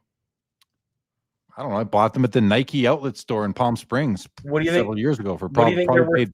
And because my wife used to work at Nike, we have the lifetime employee discount at Nike stores. So I probably paid $60 for them. Maybe. What do you think they're worth now? I have no clue. I've never checked. They're all yellow. They're beautiful. True story. I once bought a pair of Patrick Ewing used shoes. Not he used them, but they were like Patrick Ewing style shoes. I paid 50 cents for them. And 2 years later, I sold them for $160. That is a true story. 100%.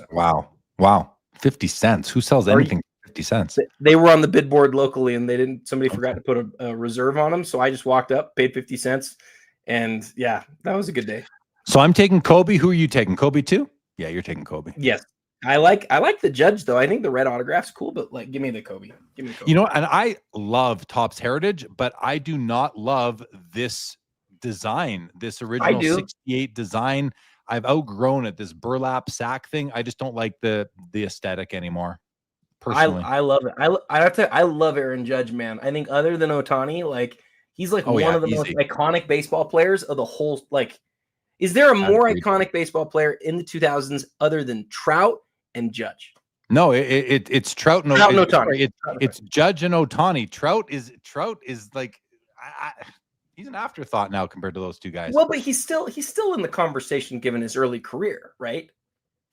Yeah, but you know, the late career hasn't helped the early career. Well, I know, but we still know who he is. I think it's those three. Should have gone out on top, Mike Trout. Okay. Next row, you ready? Yes. We have two LeBrons, both from Ultimate Collection.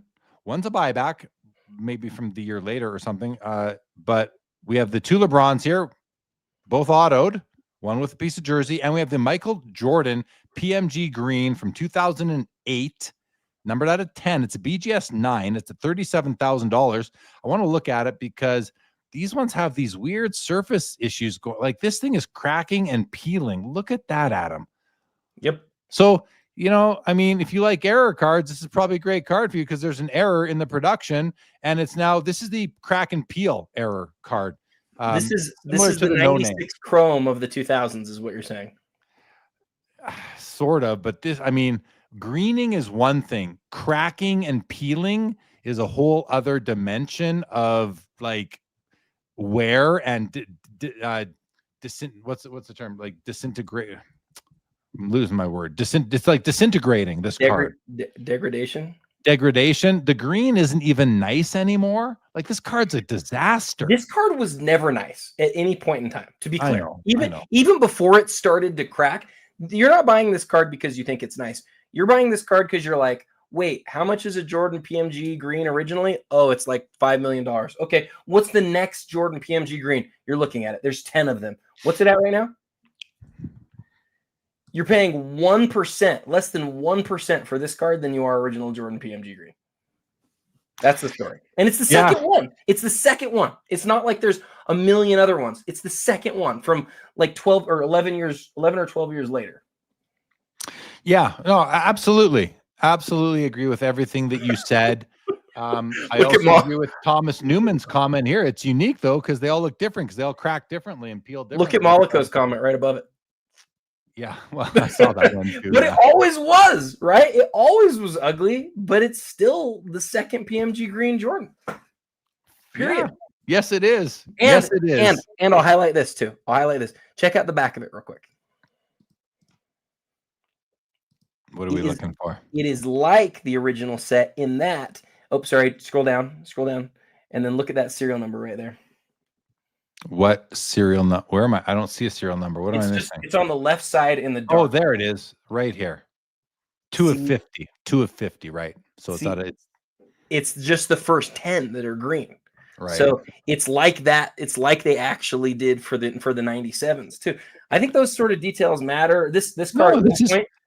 Yeah, this is great for the error card collector. And I'll tell you why it's an error card, because Upper Deck right now looks at this as a mistake that they made. Oh, it is. So it's an error all day long. This is an error card. Guys, have at her with your love for error cards, okay? This is perfect. It's right up your alley, guys. Right up your alley.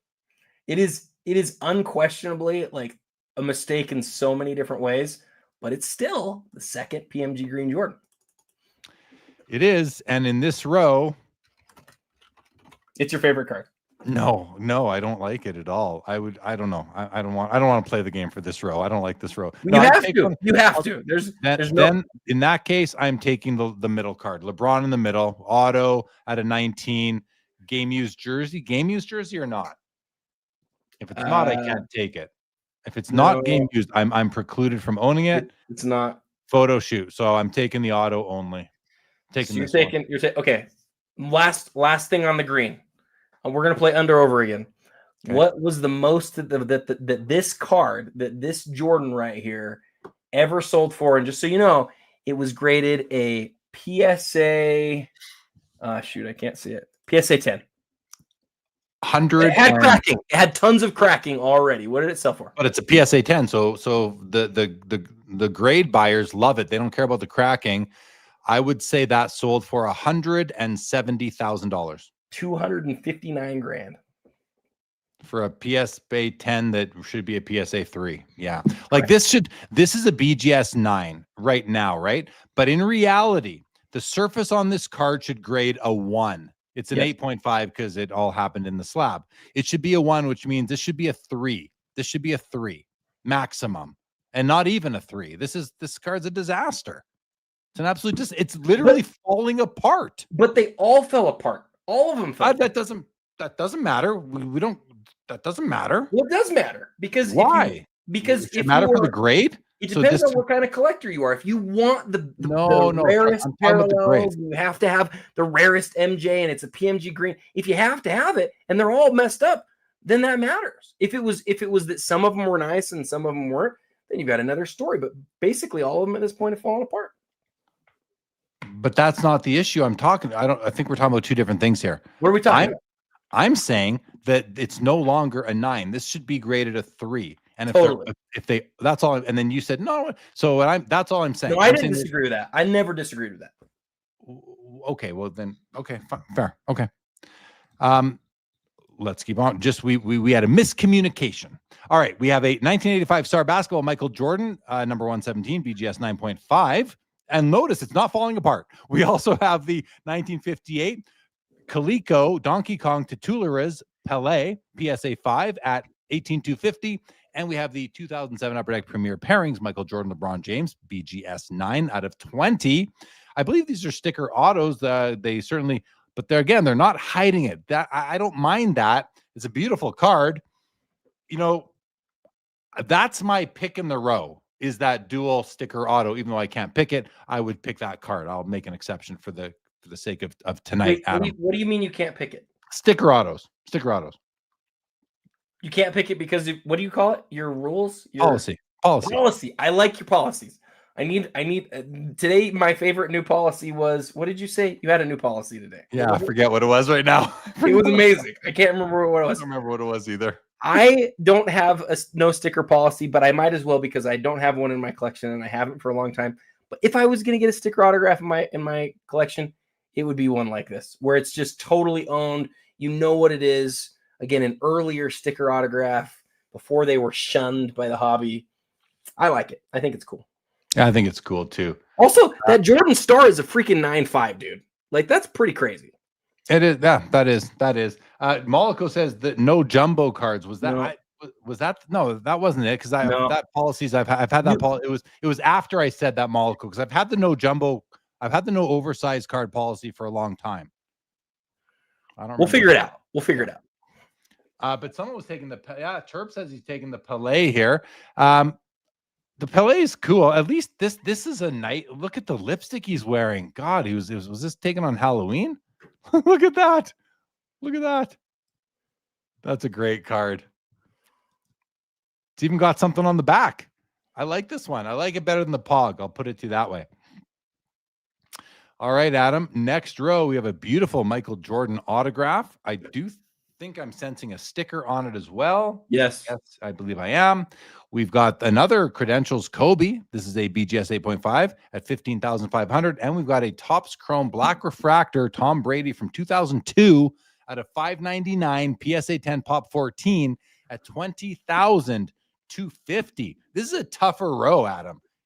You got an MJ auto, you got a key Kobe rookie, and you got an early Black Refractor Tom Brady PSA 10. For me, this row is not tough, but I understand why for somebody else it would be tough. Which one are you going with here? I want the Kobe. I had one for a long time. I sold it to our friend Tyler Tarver in here, who was in here earlier. He's probably gone now. but I sold it because he needed to complete his set and because I needed cash. But I just love that card, man. I do. I love that card. It's a great card. It's a great card. Yeah, I'm between that and the Jordan, and I do like the Brady, but it's between the Jordan and the Kobe for me. I'm going to go Kobe. I'm going to go with the Kobe as well. I'm going to adhere to my no sticker auto policy, but like with Jordan, it's tough. That might be the only way I ever own a Jordan auto, which means maybe I just don't need to ever own a Jordan auto. Check out a great Jordan card. Check out Turp Enforcer's comment. That's a good comment. And Jay Mollico too. First Tom Brady tops chrome. Yeah, I saw that earlier. That is important. That you know what? Maybe I just go with a Brady and take Jordan and Kobe out of it. That was a tough row. It's a tough row. How about here? We've got the X Factor LeBron tops chrome out of 220 BGS 921K. We got another contenders ticket auto of Mahomes. This one looks different. Is this optic? It's optic. So it's it's the optic. It's actually, the colors are dull, but it still looks nice. And the fourth, I believe, Messi mega cracks of the night. This is a PSA 7 at 12,250. I'm taking the LeBron in this row, Adam. Actually, yeah. How about you? I love the LeBron because it's old slab, but I love the Mahomes. I love it. Love it. I like that way more than the regular contenders. I love the refractor on that. Oh, is that what that is? Okay, then I'm going Mahomes. The auto is beautiful. Yeah, I'm changing over. I didn't realize it was refractor. Yeah, it looks sort of white, but this card in hand is freaking awesome. And that's why I'm going with that one as well now. So am I. The Zabrizu says, would you rather have a sticker auto or a Paul Pierce card? Sticker auto. I said Paul Pierce is dead to me. Sticker autos are not dead to me. I just don't collect them. So I'm going to go sticker auto in that case, Zabrizu. Thank you for the question. We've hit 4 hours, to be clear. No way. This is so much fun. I know, but we've hit 4 hours. So if it seems like we start to lose it a little bit, hopefully people will understand. Oh, I started going loopy 45 minutes ago. The people realize that. Hour and a half ago, at least. Okay. All right. We have the Kobe Bryant Rubies rookie. Now, this is weird. This is an interesting Rubies, Adam. This is not a numbered Rubies.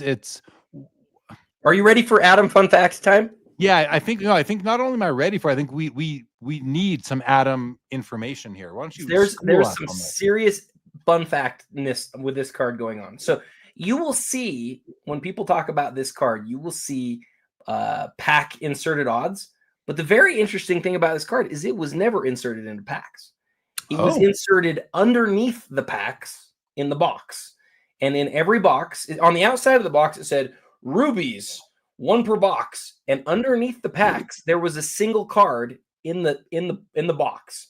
And there's 100 and something cards in the set. And so if you were really, really lucky, your 1 per box would be Kobe Bryant. They didn't make that many. I think there's estimated to be like 200, 250 of those. But you can imagine that since the cards weren't even protected by the wrapping of the pack, there's very few 10s out there. So finding one of these is difficult. It's not the tier 1 Kobe rookie, even though it's the first year of Rubies, to be clear. It's the very first year of Rubies. It's not tier 1. It's not like the gold refractor, it's not a showcase legacy. It's not a credentials. It's in that next tier. But the fact that this one's a 10, that's what people are going crazy for. The other sort of random fact about this is that sometimes people will take a regular copy of this card and take a red Sharpie to the front of it, and they'll color in the gold foil and try to make it perfectly red like that. And unfortunately, certain unnamed grading companies have graded even some of those as legit. So you got to be careful with that. But this one here is good and low pop, very cool card. I love that it's a Rubies. I love Rubies. So the fact that it's a Rubies and it's an early Rubies to me is really cool. I like the lineage. I like that about the card number. First year Rubies. Yeah. Okay. One last fun fact. Yeah. Kobe Bryant's arm is broken in this picture, and he's wearing a cast. Oh yeah. You see it right down over there. Right there, right? Pretty cool, right? Yeah, that is kind of cool. Wow. What a guy. All right, then we got the Tatum NTRP at a 99 and the Kobe Duncan Go Nuts PSA 10 at 20,250. Yeah, this is interesting. because I love the Duncan Go Nuts, but I think I'm going with the rubies in this case. I love that it's the first rubies, and I know it's the first and only Duncan Go Nuts, but I think I'm going with the rubies in this case, Adam. And I don't love the looks of the card, but I don't dislike it either. I like it. I just don't love it. Jason Tatum's out of sight, out of mind right now, but man, he's so good. I'm going to take the Tatum. Yeah, good pick. Good pick. Let's go to page 8. We'll throw up a this or that in the meantime, though, guys, and we're going to move on to, here we go. Ready, Adam? Here it comes. 3, Let's do 2, it. Let's do and 1. Ooh. So why haven't we seen the LeBron James limited logos yet? It must be one that they threw in at the end of the auction. Oh, we are by lot number. That's correct. So we've got the second-year Exquisite and maybe the nicest limited logos from Exquisite with all the holofoil. Adam loves it versus the Shohei Ohtani Goodwin Champs Exquisite Rookie Autograph at a 99 and a PSA 10. Price-wise, right now, I'm going to go. Ohtani's got to be more. Ohtani's got to be a lot more, right? Well, let's see. Ohtani. The Ohtani is sitting at 52,500. Oh, maybe it's pretty close, actually. My bad. And the LeBron is sitting at, might be more even. Oh, it looks like it's on page 2 of the LeBron page. It's at 40 versus 52.5. So the Ohtani's quite a bit more right now, actually. Now, the only thing is the auto on the LeBron. I'm going to, so I'll just show you guys the auto on the LeBron. It's fading. It's fading. It's faded, significantly fading. So that hurts it for me personally. Whereas the Ohtani doesn't seem to have any fade going on. What does the chat think? Which direction would you guys be going in on these two cards? Adam, what about you? I mean, I'm curious where you're going to go with this, considering it's a beautiful LeBron card. I like the 3-color patch, but I don't like the auto, but it's true exquisite. And then you got the Ohtani, it's exquisite inserted into Goodwin, and it's missing some aspects of what an exquisite card usually has, like some memorabilia, but it's still an Ohtani rookie. What are your thoughts? I have the Kobe, the point card from the same set. I would like to pair the LeBron with it. I like the patch on the LeBron quite a bit. The autograph, the autograph makes it so that I don't feel like I don't feel like I could pair it with the Kobe because my Kobe's autograph's really nice and the patch is really nice. So I don't think I'm gonna go with the LeBron. And I would love one really nice Shohei Ohtani card. I'm gonna take the Shohei. Me too. I just can't get past the auto on the LeBron. So I'll take the Shohei as well. How about you guys? You guys out there in SCL land. I'll call it that for now, I guess. We've got Mollico is taking the Ohtani. Terp Enforcer, give me Ohtani. There's tons of LeBron's limited logos. Well, there's more of them for sure. Kinger says holofoil is pulling me in. I need an Ohtani though. Deep Value Investor, both autos not great. We'll have a look at the Shohei in a moment. Junk Wax Museum, dang, you cats are still rocking. We sure are. Joe Perot is taking LeBron. So is the Juice Main. Kinger, a lot of holofoil though it is. Chirp says there is an Ohtani exquisite in kanji. That's the big one. Yeah, that is the bigger one for sure. And we've got and Kinger says, look at the Upper Deck logo on LeBron. Beautiful. Upper Deck logo on LeBron. Oh, right here. Yeah. Yeah. I never even noticed that. It's the nicest. It's the nicest auto patch basketball set I believe that's ever been made. I really believe that aesthetically. But the autograph is not doing what he wants. And then on the Ohtani, remember, it's the first 10 that are in kanji. Everything after that's a regular autograph like this one. Yeah, as Brent said, the Ohtani auto, it's streaky, but it's not faded or baked. You know, this thing hasn't been baked in the sun. It's just he didn't push down hard enough.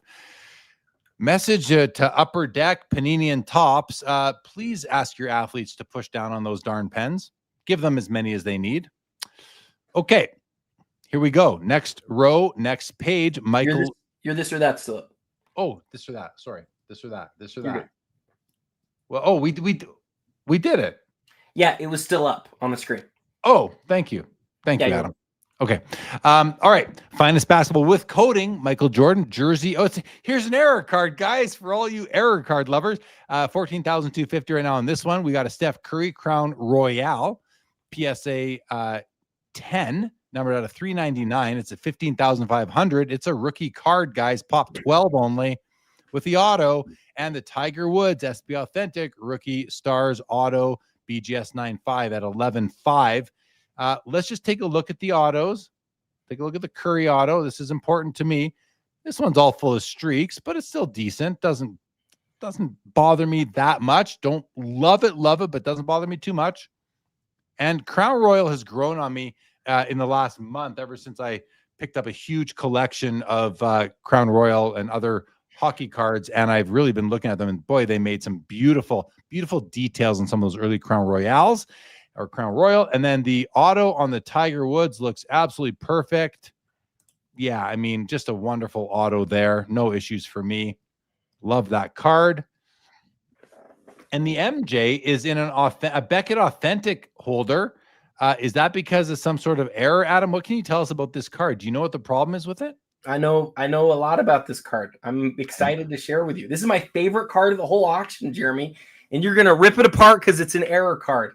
But I won't have any of your slander. I won't take it anymore. So let me tell you about this card. In 1994, Michael Jordan was playing baseball. And then he decided to come back to the NBA, but his number had been retired by the Bulls. And so he wore number 45. Now, here's the fun part. There was this image of Michael Jordan from when he was still playing with the number 23, and Topps took that image. The product had already been put together. They already printed all the cards and everything. They took that card, they made a mock-up of it because they had to get Jordan in their biggest product. Remember, this was the biggest Topps product. They didn't have Chrome. Finest was the biggest thing. And they went out and they printed they took the image, they put the number 45 on it, they airbrushed the number 45 on it, and then they produced individual sheets of the 45 card, and they put them all in the product, and it's the last card in the set. But this is the fun part. Then 2016 comes. And when 2016 comes, there were just a few of these. In fact, we believe only 21 copies of this card where he's wearing the number 23 that then went out into the world. And they're all within the same Beckett 2021 cert numbers. This is number 36 at the end. I think it goes from like 34 to 55 or something like that. But it's or 34 to 54.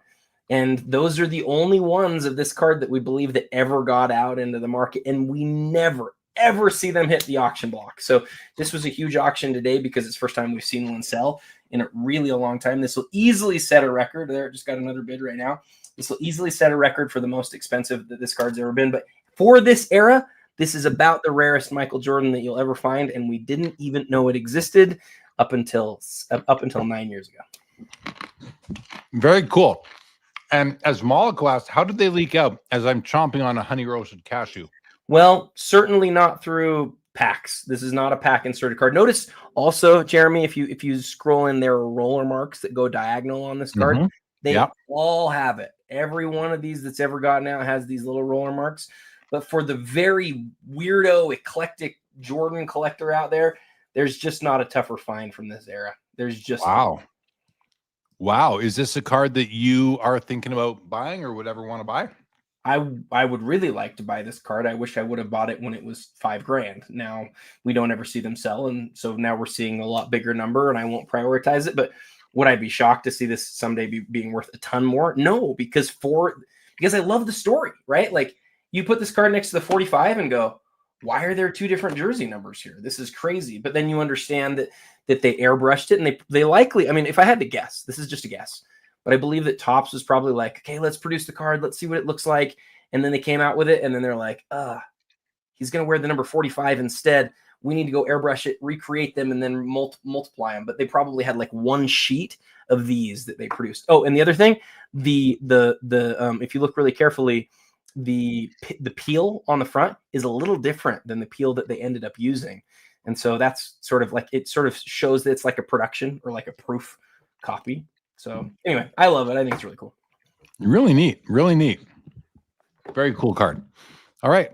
But So there's errors because they shouldn't have made them, and then there's errors because they messed up in the printing in production. I wouldn't even call this an error. This is like a proof. It never made it into packs. It wasn't. It's got the roller marks on it. I don't know why the roller marks are. They should have been destroyed. And I think it's cool they didn't. One last thing. I had somebody ask, did these come out in sheets and somebody like cut the 21 out? But I was actually I posted about this one last week and I got so many messages about it. And I found the group that actually like purchased these from Tops or from like an auction or whatever. And they clarified, they said, no, these didn't come to us as sheets. They came already cut like this. So these came from Tops already cut. Kind of cool. Okay. Interesting. Neat. All right. Star patch. Steph Curry. Flawless. 15/15. $16,000. Game used. A nice E90-1 American Caramel Ty Cobb PSA 5 with eye appeal from the old PWCC and from Fanatics. And we have the Panini Futebol Portugal stickers Cristiano Ronaldo PSA 9 with a eye appeal top 15% at $12,250. This is a cool row, Adam. 3 different sports, vintage, modern, and in between maybe. No, just vintage and modern. But the Curry is awesome and the Ty Cobb is awesome. I'm not so interested in this Ronaldo. Is it even a card or it's a sticker? It says sticker right there.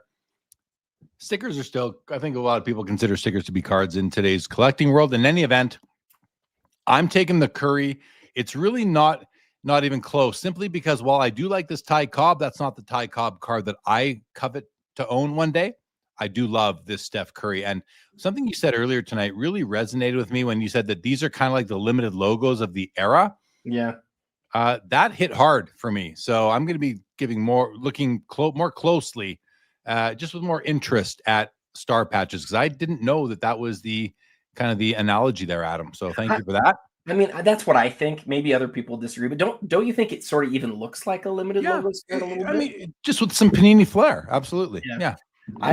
I'm going to go with the Steph too. And just being honest, I don't love the red foil as much as I love, because it's not hollow. It's pretty flat. It sort of stands out, but I actually really like the Steph card other than that. And I don't have like a big flawless card like this. That's like just a big star swatch signature. I'd love a card like that of Steph. And look what the 1 of 1's going to sell for. It's going to sell for like $400,000. And so, this is like a super small percentage of that. Probably take this one. I don't know if you've noticed, but like the credentials are the cards that are having a big part in keeping this auction going tonight. Yep. Net assets. Michael Jordan, PSA 10 at $15,750. On the other side is the gold refractor, Kobe Bryant from Topps Chrome out of 99. It's a PSA 10, pop 12, 21,250. And smack dab in the middle, another Ronaldo card. Lots of Ronaldo tonight, Adam. This is a Panini Eminence jumbo patch out of 10, match worn, really cool. And like, I know, I don't usually love Eminence the way you do, but this one is this card I think is actually I like the looks of this one. I like it. I like all 3 of these cards actually. Well, don't so much like the net assets. I had never really liked the net assets. It's a weird design to me. I'm taking I don't know, Ronaldo or Kobe. Which one should I take, Adam? You get to decide for me tonight on this one. I'm sort of going back and forth between all 3 of them right now. I like Eminence, like you said. I like Eminence. I don't own a really cool soccer card. The Kobe's cool because it's his first chrome gold refractor. It is only a pop 12. I see why it's the most expensive. But like, I don't know. There's 99 of them. 99 is slow for back then, no? I mean, yeah, but it's not compared to the other gold refractors that came out after. It is the only first one, though. I don't know. I'm going to take the Ronaldo. I like the Ronaldo. It's also off-centered. It's not terribly, but it's definitely... Oh, it's even got tilt. Oh, wow. It's even tilted. Minor, but the left border gets wider as you come down. I don't really care that it's probably a bit overgraded as compared to today, but still a nice card. I'm gonna take think I'm going to actually, Ronaldo. Yep, Ronaldo. All right, next row. Hello, Messi. We got the Messi Panini Sports Mega Cracks Barca Campeon. This is a PSA 10 from 04 at 15K. We have the Ultra Platinum Medallion Kobe Bryant with Shaq out of 50, PSA 9, 13K. And we have a Topps Dynasty Gold Aaron Judge Rookie Patch Auto out of only 5, BGS 10, 31K. That's a special card right there, Adam, I would have to think. Auto's a bit light, but it might not be faded. I don't know. It might just have been a lighter colored ink. What is really that? neat. Like, is that glove? Like batting glove? It says 2017 on it right there too. Does it say on the back?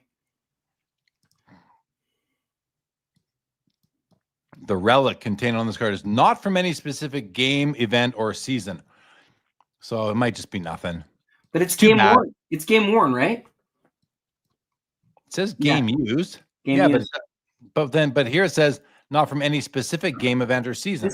This is just their old language that says, we know it's game used, but we don't know what game it's from. Okay. But I don't know what it is. I don't know. Like you said, is it a glove? Is it a jersey? Is it a as long as it is from game worn by Aaron Judge in an MLB game, then I don't care if they don't know where it's from. But in the absence of that language on the front of the card that says, game used memorabilia, if that isn't there, then I think it's junky because they don't know what it is. But that's there. If that means that it's his game used memorabilia, then I love the card. I just wish I knew what it was. Yeah. Either way, I'm taking the Shaq Kobe because I've always loved that it's like one of these cool combo cards. Yeah, it's cool. And other than the 1 of 1, it's the rarest version of it, which is pretty cool. Here's another Mahomes optic ticket auto. We have the second one of the night at 12.5 for the BGS 9.5. Kobe Bryant Legacy Collection row 0 out of 100. My favorite of all the legacy designs. Yeah. Even though it's horizontal, I don't mind horizontal cards. And the 1954 Topps Hank Aaron rookie card in a PSA 7. Let's have a look at this because obviously we notice that it's off-centered. It's got a bit of a chip out of the top there. Very minor, but corners and edges otherwise, it's definitely a rough cut. Still pretty nice. Great background color. Slight registration issue. You see this white shadow coming off the side of the action shot there, and you see it off the side of the ball cap as well. Top of the cap too. Nice copy, but probably accurately and a very recent grade. So I believe in the grade. It's a nice card. Actually, it's a very nice copy. It's just a bit off-centered, but that's okay. That's okay. Cards can be off-centered. This is going to be a tough row for you, I think, Adam, because you like the Mahomes, but you also, I think, will like the Kobe. I like the Aaron too. I think I'll go with the Kobe just because I'm a Kobe collector and I would really like to own a really cool 90s card. And it's only his second year card, and I'm with you. I think it's the nicest design. Although other people really disagree with that, I think it's the nicest design. In this row, and then I'm taking the Hank Aaron. Have a painting of it up above me. Own a copy of the card. Like if I didn't have one already, I'd go with that. But currently, I'll take the Kobe. Man, we have just a few cards where like people are really just going at each other right now. I think we're about there. I think we're almost done. This is a beautiful Bob Gibson rookie card. This is such a hard card to find. Where there's so much new. There's a lot. There's not so much, but there's nuance to the Bob Gibson rookie card. First of all, it's hard to find centered, and this is a very nice centered card. But like the Jim Brown from the similarly designed card, the pink in the Jim Brown, it's black and it often gets snowy and stuff. But this pink comes in all different shades of pink, and I want the brightest pink. And this one's I've seen duller, I've seen brighter, but this one's very nice. Corners and edges, very nice as well. A little bit of toning going on in the border, but I don't mind that at all. You can see all sorts of toning on the right edge of the back here. Not bad. Doesn't bother me as a collector. I love this card. I would love this copy as well. at $11,000. We also have a Kevin Durant Noble nameplates in the middle here, auto patch from 07 Exquisite. Beautiful, beautiful KD right there. Love the patch. And look at the auto. The auto's wonderful. Like still super bright blue, little streaky there, but doesn't bother me at all. And then the Tom Brady, Josh Allen flawless patch auto. If there was more color in that patch, I'd like it more, but still a pretty cool card at $87.50. But in these three, I'm taking the Bob Gibson, Adam. What are you thinking? I used to own a copy of this KD back when it, like literally 2008, 2009. And I think I paid like $400 for it or something stupid and sold it for like $1,000. I'd love to get one of these back again. It's obviously way more expensive now, but Supersonic KDs was a really fun year. And so yeah, that's the card. And great colors too on the old Sonics jerseys. Makes me think of Xavier McDaniel. All right, Jordan Auto Ultimate Collection. Let's have a look at the auto. Looks beautiful. It's bubbly in a couple places, but that doesn't really bother me. Graded a 10 anyway, so they didn't notice the bubbles. This scoring king MJ is just getting bid after bid after bid right now. The scoring kings. Yeah. We've got a Steph Curry Panini Classics auto. Is this the second time we've seen this? No, the other one was different. It was the Panini 101. And a LeBron James rookie year auto SP signatures from SP Authentic at 14.5. MJ auto, Steph Curry, and LeBron auto. Three pretty important basketball autos right there, Adam. Three of the four most collected players of all time, too. 3 of the 4, right? Yeah. Just 3 of the put 4. Kobe in there. Yep. So which one do you like the most here? I I asked you, and then I'm going to talk. And I'm going to say, not the LeBron, even though it's a rookie year for me. No, you go. You go. Your mouth is open. You want to talk. Go ahead, please. MJ. Yeah. Me too. Me too. It's a nice Kobe Exquisite auto. Yeah, it That's is. 24. Beautiful card. I love that set. Cameron Brink. I got to take a sip of water. Take your time. I'm taking the Kobe here. Although I love the Juan Soto because for two reasons. One, because Soto is a great player from the era, but every time I see it, I think of the Superfractor, the infamous Superfractor that was wiped and then graded a PSA 10, I believe. And then because the autograph went off card, somebody wiped it to make the autograph a 10. And then it was found that it had been altered. And so the best Juan Soto card in the world has been altered and is now currently, I think it's still owned by PSA. I think it's still in their vaults because they provided the guarantee on it. And now the card markets explode so much, it's probably worth way more than what they paid out on it, which is a hilarious part of the story. Yeah. But so for me, I really like this Kobe. I think in person, it's a great card. Yeah, I like it too. Turpin Forcer's taking the Soto though, and Doug was taking the MJ from above. Yeah, I'm gonna take the Cameron Brink. I'm feeling silly right now. Give me the Cameron Brink. All right. Hey, let's go to the top of the auction before we do our next this or that. Can we do that? Yeah, absolutely. So Premier. Because I'll tell you why. Because we were looking at two cards last time we came to the top. It was the Ohtani Bat Barrel versus the Steph Flawless Upside Down 6, the Russell 6 that's upside down. And we really went back and forth on this, especially you. You just really struggled with this. And I just kept saying, I think I like the Ohtani more. Well, the Ohtani's closed in, but it's still not as high. The Ohtani's still not as high as that Steph. It's 30 grand behind right now. 280. Yeah. 280 versus 310. These are two awesome cards of the night. I just want to scroll to the top here. Yeah, I don't really care about this is just a PSA 10 valuation here. Give me a PSA 8 for $300. I'm probably good, The Steph Curry, it's a great card. It's an iconic card. The Jordan's awesome. But there's nothing like these two. This is the one and only, I'm guessing it's the one and only time this patch was used on a Steph Curry jersey. So it's probably the only chance to own that. And the Shohei's just thought, to me, these are the two best cards of the auction. I mean, I can keep scrolling and maybe change my mind a bit from below, but I mean, look, the Jordan's great, obviously, but these are so unique. And then we were really interested to see how the downtown would do. The downtown Steph is not getting to where the LeBron was. It's not. It's way behind the LeBron, and I think that's an interesting thing to look at because we've seen Steph catch up to LeBron on a lot of sets, but on this big one of one set right here, Steph's behind LeBron. Yeah. Still, it's over $300,000 for a one of one that was made in the last few months. The Playmaker Series 110, the Platinum Portraits is 115. Hasn't changed, man. This beautiful Ronaldo's at 110. All right. I'm going to close a bunch of those windows now, guys.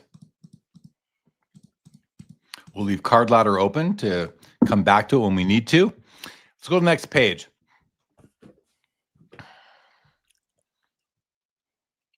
This is my favorite Muhammad Ali. The Hemmets. PSA 8. Shaq. Okay, the Shaq Grand Finale is my pick in this row, Adam. I mean, there is a nice Jordan card here with an auto. There's a Jordan card here, jersey numbered 23 of 25, exquisite. Is this just like the base card? It's a base gold, right? Gold parallel. And it's 23 of 25 too. Yeah, very cool. Very cool. But give me the Shaq. Give me the Shaq.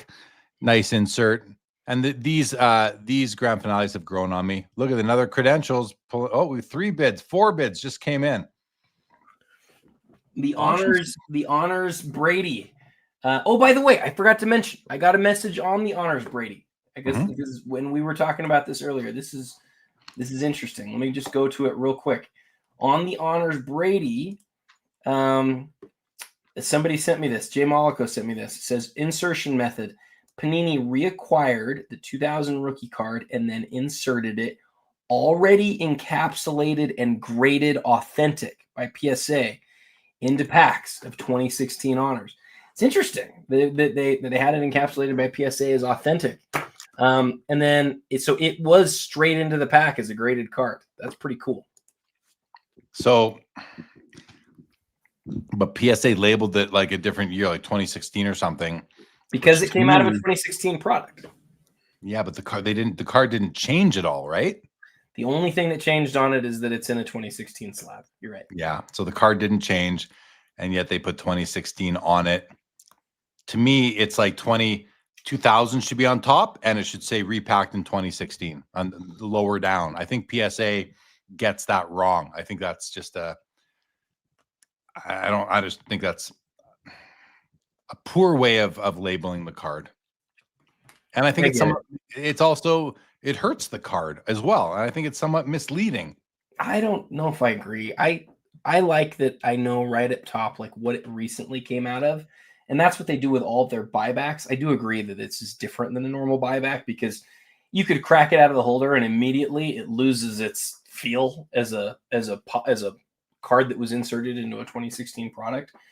But I like knowing that it came out of there. There's not really a lot of times in history, though, where a card came out of a product just as a straight up original in a slab like that. I agree with you. It's very unusual.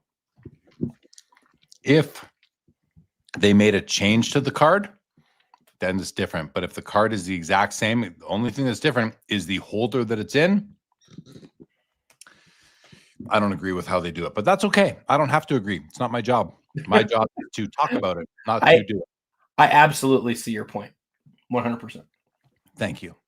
Thank you. The Aquarella. Okay, I've scrolled all the way down. But there's some great cards on this page, guys. And let's just kind of scroll quicker, Adam, instead of the row by row thing at this point, if you don't mind. Do it. We're gonna run out of time. Standard Caramel, Honus Wagner, PSA 6, beautiful copy. 17 grand. I love this Hemmets Cassius Clay, Muhammad Ali, PSA 8, 13,350. Here's another Shohei Bowman rookie auto, PSA 8. Auto looks good. I love this. Is high up on my want list, this card right now.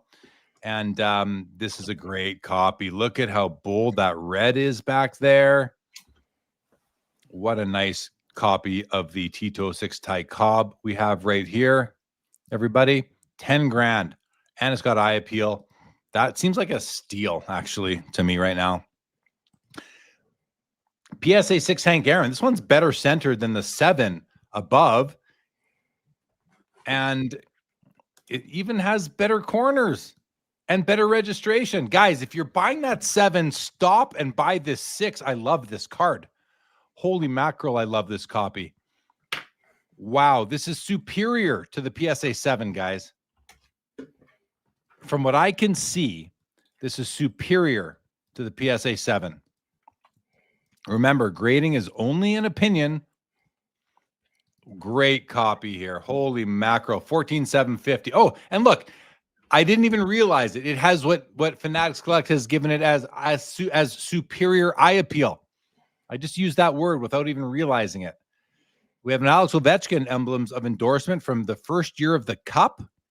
It's a rookie year RPA. Now, it's the only real Cup card of him that has it's a sticker auto. They used sticker autos in 05. They stopped after. This patch is not my favorite. It almost looks like a Boston Bruins patch, but it's from the Capitals. Number 1 of 15. That's pretty cool. It's the very first Ovechkin emblems of endorsement of all time. PSA 8, great card and cheap, 91 and a quarter. Hey, Adam, the bat knob claimed all the way to the front page.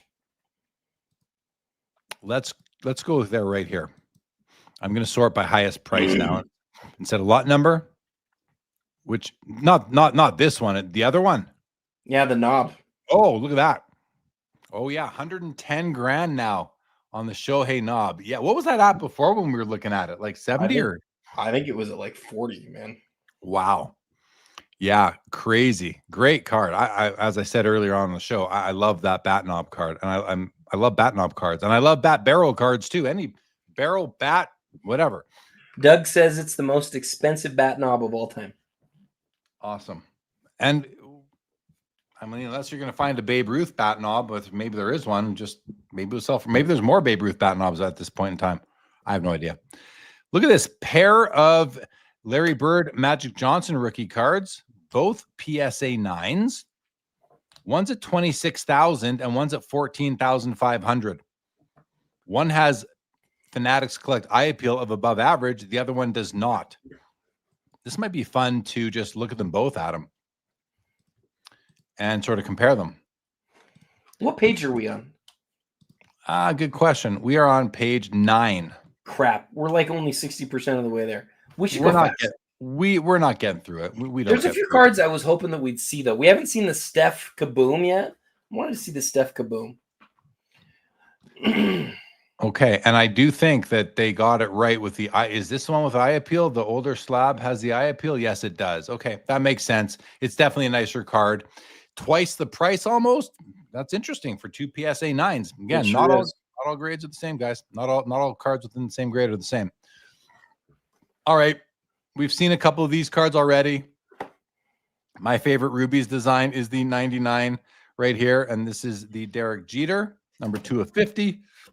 MJ Beam Team PSA 10, a beautiful, flawless Luka. Love this. This is the Luka for me. We have the Alonzo Mourning PMG Red, another, not another, but a Messi card, another SGA on the night, Aquarella Pele, nice Steph patch auto, another SGA. Steph's a rookie. Tom Brady select field level gold prism out of 10 at 93.75. Charles Barkley 84 star number 202, 22.5. Wayne Gretzky upper deck the cup exquisite tribute patch auto numbered out of 10. This is a cool card. It's the second time that they did a exquisite tribute. The first one is actual jersey. This is not jersey. This is like, what is this? Does it say? Oh, Kinger says it's a practice jersey. Yeah, it says practice session right here. Still pretty cool, but not from a game. That the Barkley's one to really highlight because we don't see. I'll tell you what, I think that's the first Chuck star card we've ever seen in Premier. What does it say? Pop 3, none higher. Pop 9, none higher. Pop 9, yeah. Big in BGS anyway. Yeah. Big card.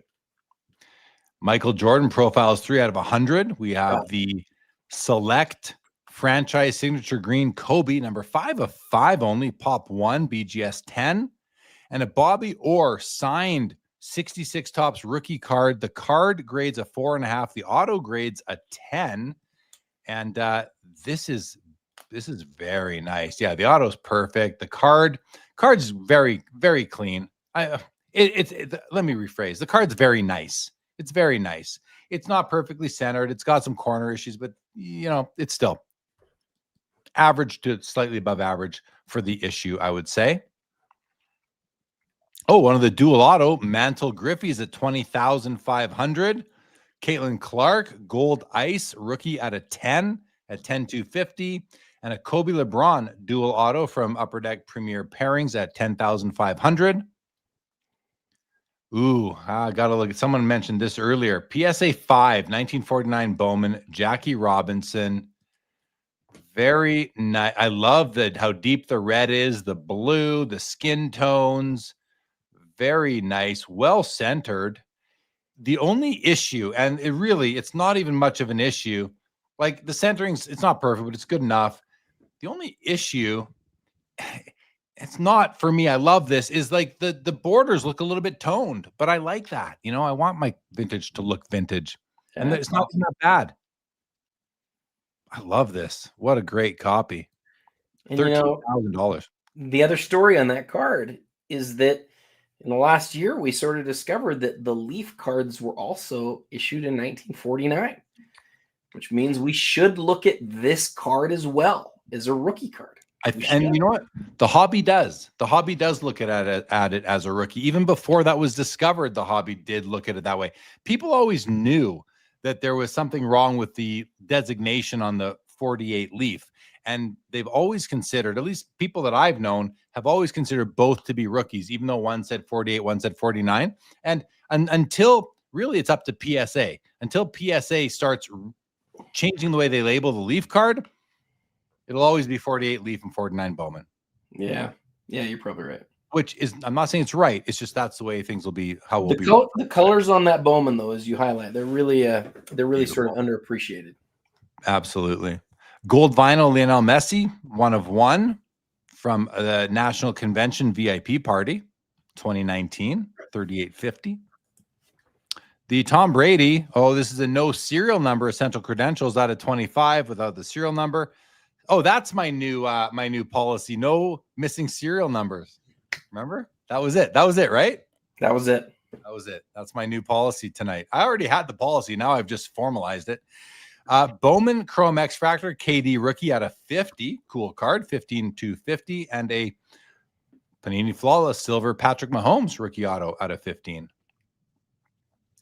Oh, let's see this Gretzky PSA 8. All right. No 3D glasses required. The word Edmonton is beautiful. Top corner's missing a bit. And it's still got an 8. Okay. Fair. Fisheye up there. No colors coming into the border, the white border. I love that. Extra fisheye on the shoulder. We often see that there. It's not on all the copies, but there it is. Very rough cut on the left edge. Oil drops beautiful. Like the registration's basically perfect on this card. This is actually one of the strongest registered card I've ever seen of the Gretzky rookie. The legs are clean. The oil drop is almost perfectly placed. I'd say it could sit a little lower, like a hair. This is a great copy. It's not perfect. I think 8's fine on the grade by PSA. Whoa. Am I sensing some? No, never mind. Yeah, I love it. I love this copy, even though it's not it's got these faint blue lines here coming down right here. They're a millimeter apart and parallel. You can oftentimes see them right at the top here. Yeah, there they are as well. That's what people refer to as the blue lines version. Some people like to pretend it means that it's the first print. That's a fairy tale. It's great copy though. Great copy here, Adam. How about the Kobe Bryant Prime Choice Reserve out of 100 from 1998 Upper Deck Choice? What are your thoughts on that card? You're on mute. You're muted. I don't know why it muted me. It was just being silly. $1 per pack product. Very, very easy to miss. Very similar to the other parallel in the set. I forget what it's called. I think it's just Prime Choice or Choice Reserve or something like that. But the fact that it's a PSA 10 and, I tell you this, you're not going to find any other Kobe's from 98, number to 100 that are PSA 10 pop ones that are this cheap. You're just not. It's a PSA 10 pop 1. I know. How is this only $8,375? I just think people don't know the set. They don't know the set. And it's because there's not very many of them. There's not very few of these cards. And this is the one that has the, does it have something built into the scroll down at all? Scroll down. That right there.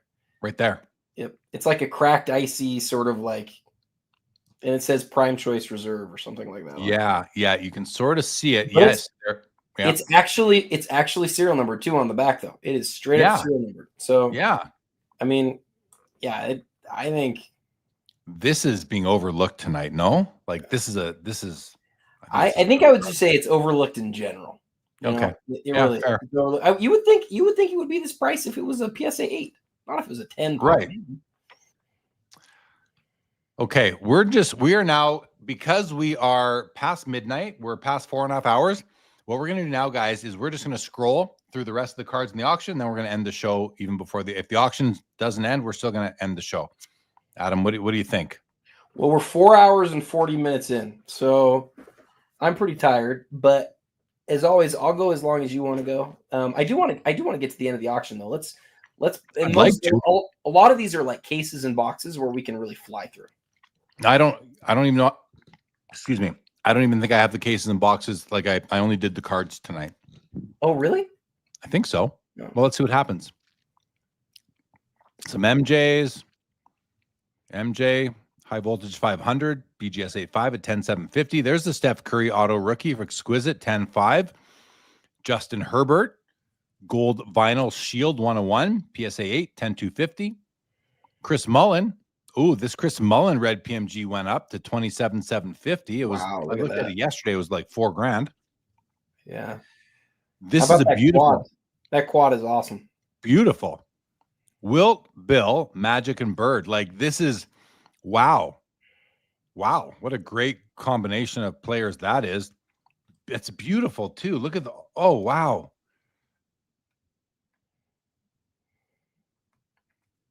Wow. Oh my good. And it's a 101. Yep. Holy daddy likey. That's me, guys. Daddy. I like this card a lot. Wow. Dang, I wish I was in the shopping. I wish I could shop right now. I'd be all over this card. Wow, I love it. Steph Curry, contenders, auto, rookie. Auto's no good though. That's a unfortunate situation there. Just a poor execution of the card itself with the ink. There's the gold kaboom, horizontal Bo Nix. We have a Justin Herbert, National Treasures Midnight, and a Johnny Unitas PSA 8 rookie card, which is poorly centered, but nice otherwise. Nice otherwise. MJ, Ovation, commemorative auto jersey at a 23. This card, even though it's like North Carolina, it just works. Look at how it all works together. The colors are just very nicely synchronized. Auto's fine. It's not perfect. It grades out a 10. Maybe it's got some issues on the slab, but that's a nice looking card, Adam. I just like the way it looks. Giannis Antetokounmpo. Can you look at that one close real quick? We haven't seen this. Is our first Giannis card of the night. So I think that the newest flawless cards are some of the very nicest cards ever. I just think they're awesome. This card's freaking incredible, dude. Look at how Giannis's head goes in front of the flawless symbol in the background there. And this is all holofoil throughout. This is an awesome looking card. Very nice. And it's gold. I think the ones that aren't gold might even be nicer looking. 23,250. Kobe, LeBron, and Mbappe right across the top. Here we've got Mbappe, Aaron Judge, Superfractor rookie 1 of 1. Cheap at $24,250, and I mean that. Prism Black Yao Ming 1 of 1. PSA 9, $10,000. Give me the Judge here, Adam. How about you? I really like Yao. I don't like non-playing days cards, but it would be cool to have another Yao 1 of 1. Fair. MJ Ultra Platinum Medallion, BGS 9.5. Johan Cruyff and the Adrian Peterson NFL Shield 1 of 1 at $3,000. Very cheap, $3,000. Let's go to page 12. Mookie Betts, Devin Booker, and Kobe Bryant 2003 exquisite base card, BGS 8.5 at $17,500. And this is just the simple base Gold. Oh no, it's the gold out of 25 parallel. Okay. I'm just going to scroll through a few. Oh, the 24 karat gold from Fleer Brilliance. Beautiful card here. Number 24 of 24, PSA 7 at 10 grand. So cool. Another, So cool. I sold my my Dirk of that same grade for, I think it was 32 grand. So I think that's a good buy for that, Vince. Yeah, seems good to me. Aaron Judge, Transcendent History, Rookie 101, Auto, 15,250. Kobe Bryant, Finest Gold Refractor from 06 out of 50, PSA 10, 71 and a quarter. Prism Pylon, Aaron Rodgers, 101. That's a big card. It started the night at 14. I thought it might go for more. You know, we've seen these blacks from the same set sell for crazy money.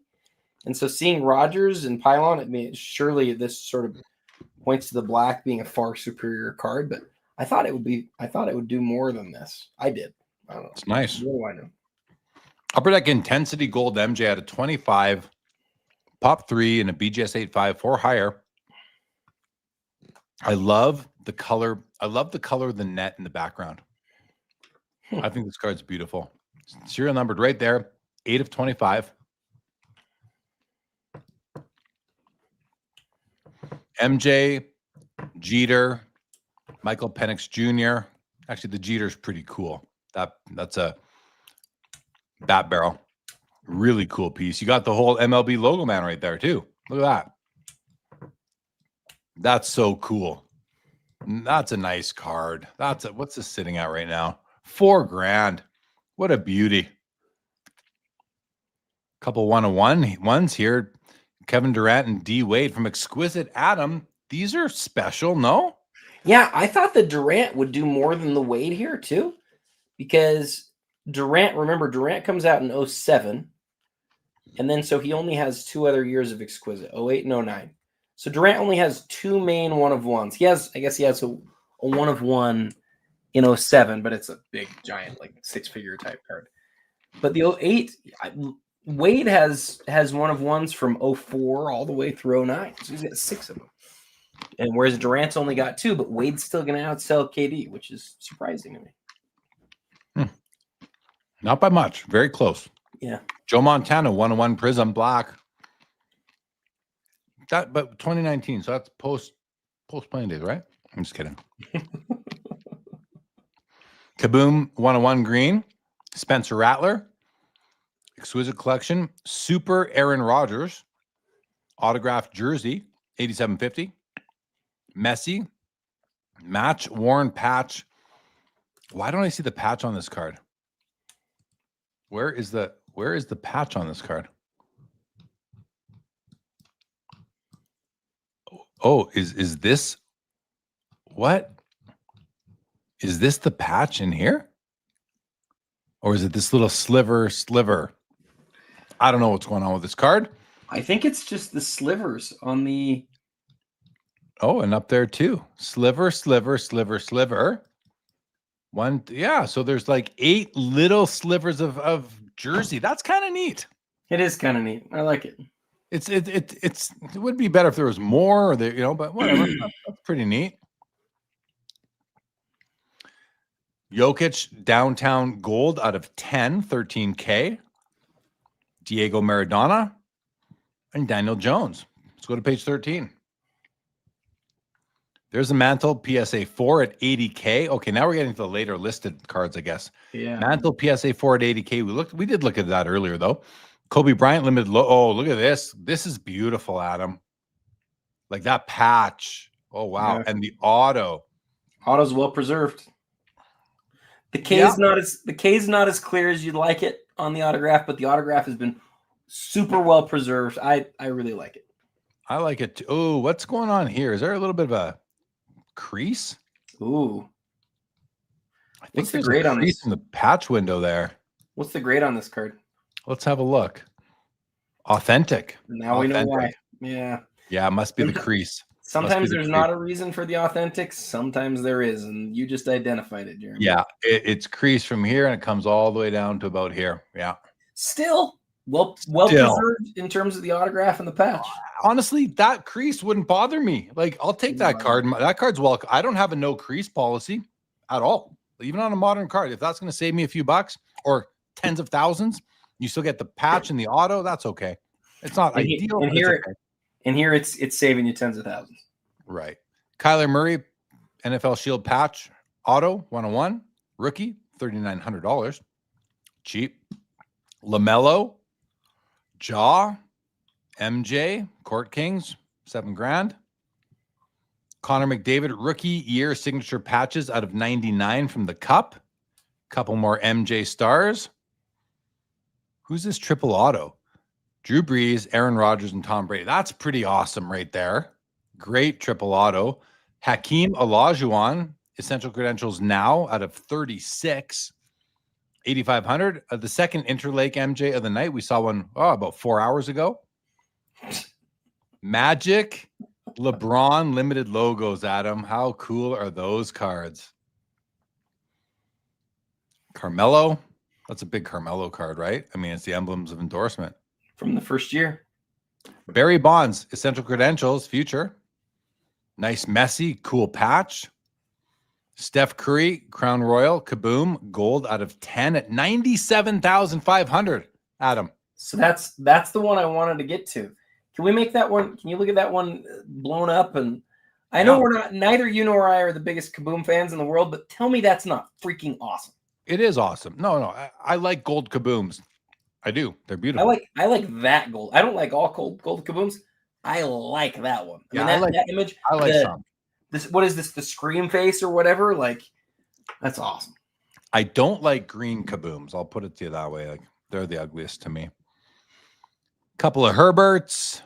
Jaden Daniels at 32K for a super fractor rookie auto, 1 of 1, PSA 10, pop 1, of course, 32K.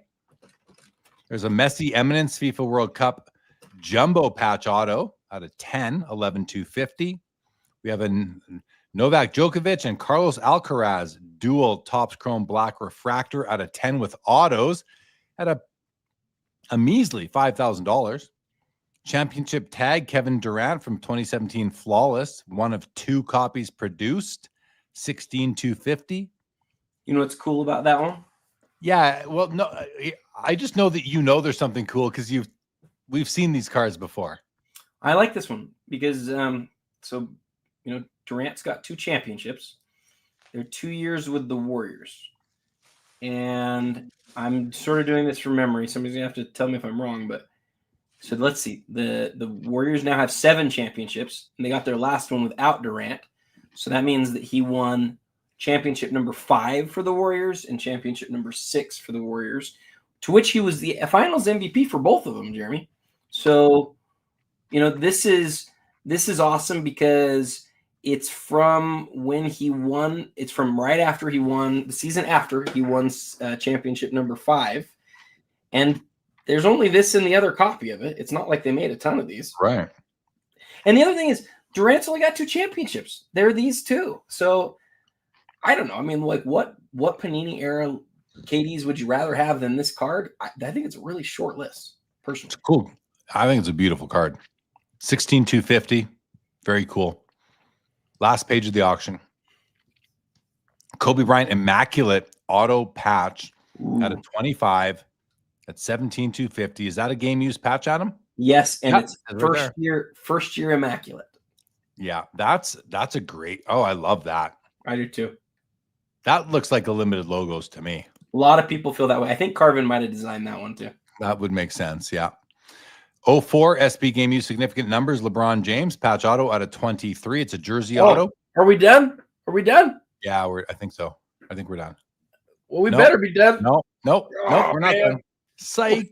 We're 5.5 hours in, guys. Come on. We're almost 5 hours. This might be the longest ever, Adam. LeBron rookie year Jambalaya PSA 9 at 19K. I like that card. How about the Dirk logo man at 19K here, Adam? That's a nice card. It is cool. Colossal. Ooh, the Meltdown MJ. Love this. 32 grand now for the PSA 10. Wow. That card has made some moves. Steph Curry Immaculate Collection Jumbo patch auto at a 50, 11,000 game use. That's a great card. Also looks, is that the same?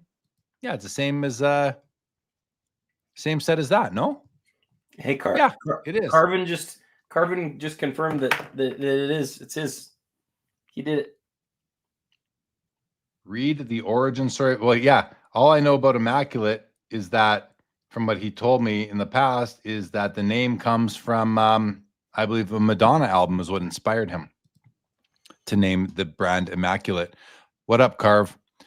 I love Immaculate and Flawless more than NT personally, and this to me is a beauty. And to get the Steph and the Kobe, like, what a great pair. Someone grab that pair tonight. Like, come on, those are amazing. Yeah, I love that it's from the very first year too, because 2012 was such an important year. You know, we thought, oh, we've got this high-end brand called National Treasures, and then Panini's like, actually, we're going to give you Flawless and Immaculate in the same year. And I thought it was crazy. I was like, this is way too much high end. And now in retrospect, it's like, that was such and he says it was his last set too. So hopefully he gave it his all. I'm sure he did. I mean, he gave it his all the time. All right. We got to the end. So now let's just sort this whole auction by, what do you want to do? Highest price, Adam? highest price. All right, $675 on MJ, $400 on Steph, $340 on Derek, $310 on Bill Russell, $280 on Kanji, $260 on Downtown, $230 on Rookie of the Year, $165 on FIFA. I'm just having fun, guys. Please bear with me. You couldn't use Eminence? Come on. Might be a record for an Eminence card. Probably is. Yeah, 165.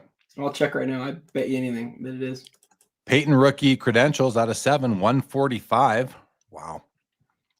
Great results tonight. I mean, I think these are great results. How about this triple logo man? Amazing card. Shaq, Yao, and Duncan, 130. What was the price on the Eminence again? Sorry. 165. Yeah, that's easily a record on the most expensive Eminence card ever. Really? Yep. Cool. Do you use Card Ladder for that? Yep. Good call. Well, shout out Card Ladder. Yeah. Card Ladder says the most expensive Eminence card ever was, it might even be the same. I think it's the same card, Jeremy. 2022 Eminence, Lionel Messi, same sort of jersey looking thing or patch thing, 1 of 1, sold for 150 grand last year. It's the same copy. I think it's the exact same. Let me come back to. It's okay. I look at your screen. Oh, you might know. I have Card Ladder up now. Yep. So I'm looking at it. Yep. You're right. Yeah. There's the Platinum Portrait still at 115. Wouldn't be surprised if that got a couple more bids. Scottie Pippen with AI cameo is at 1.25.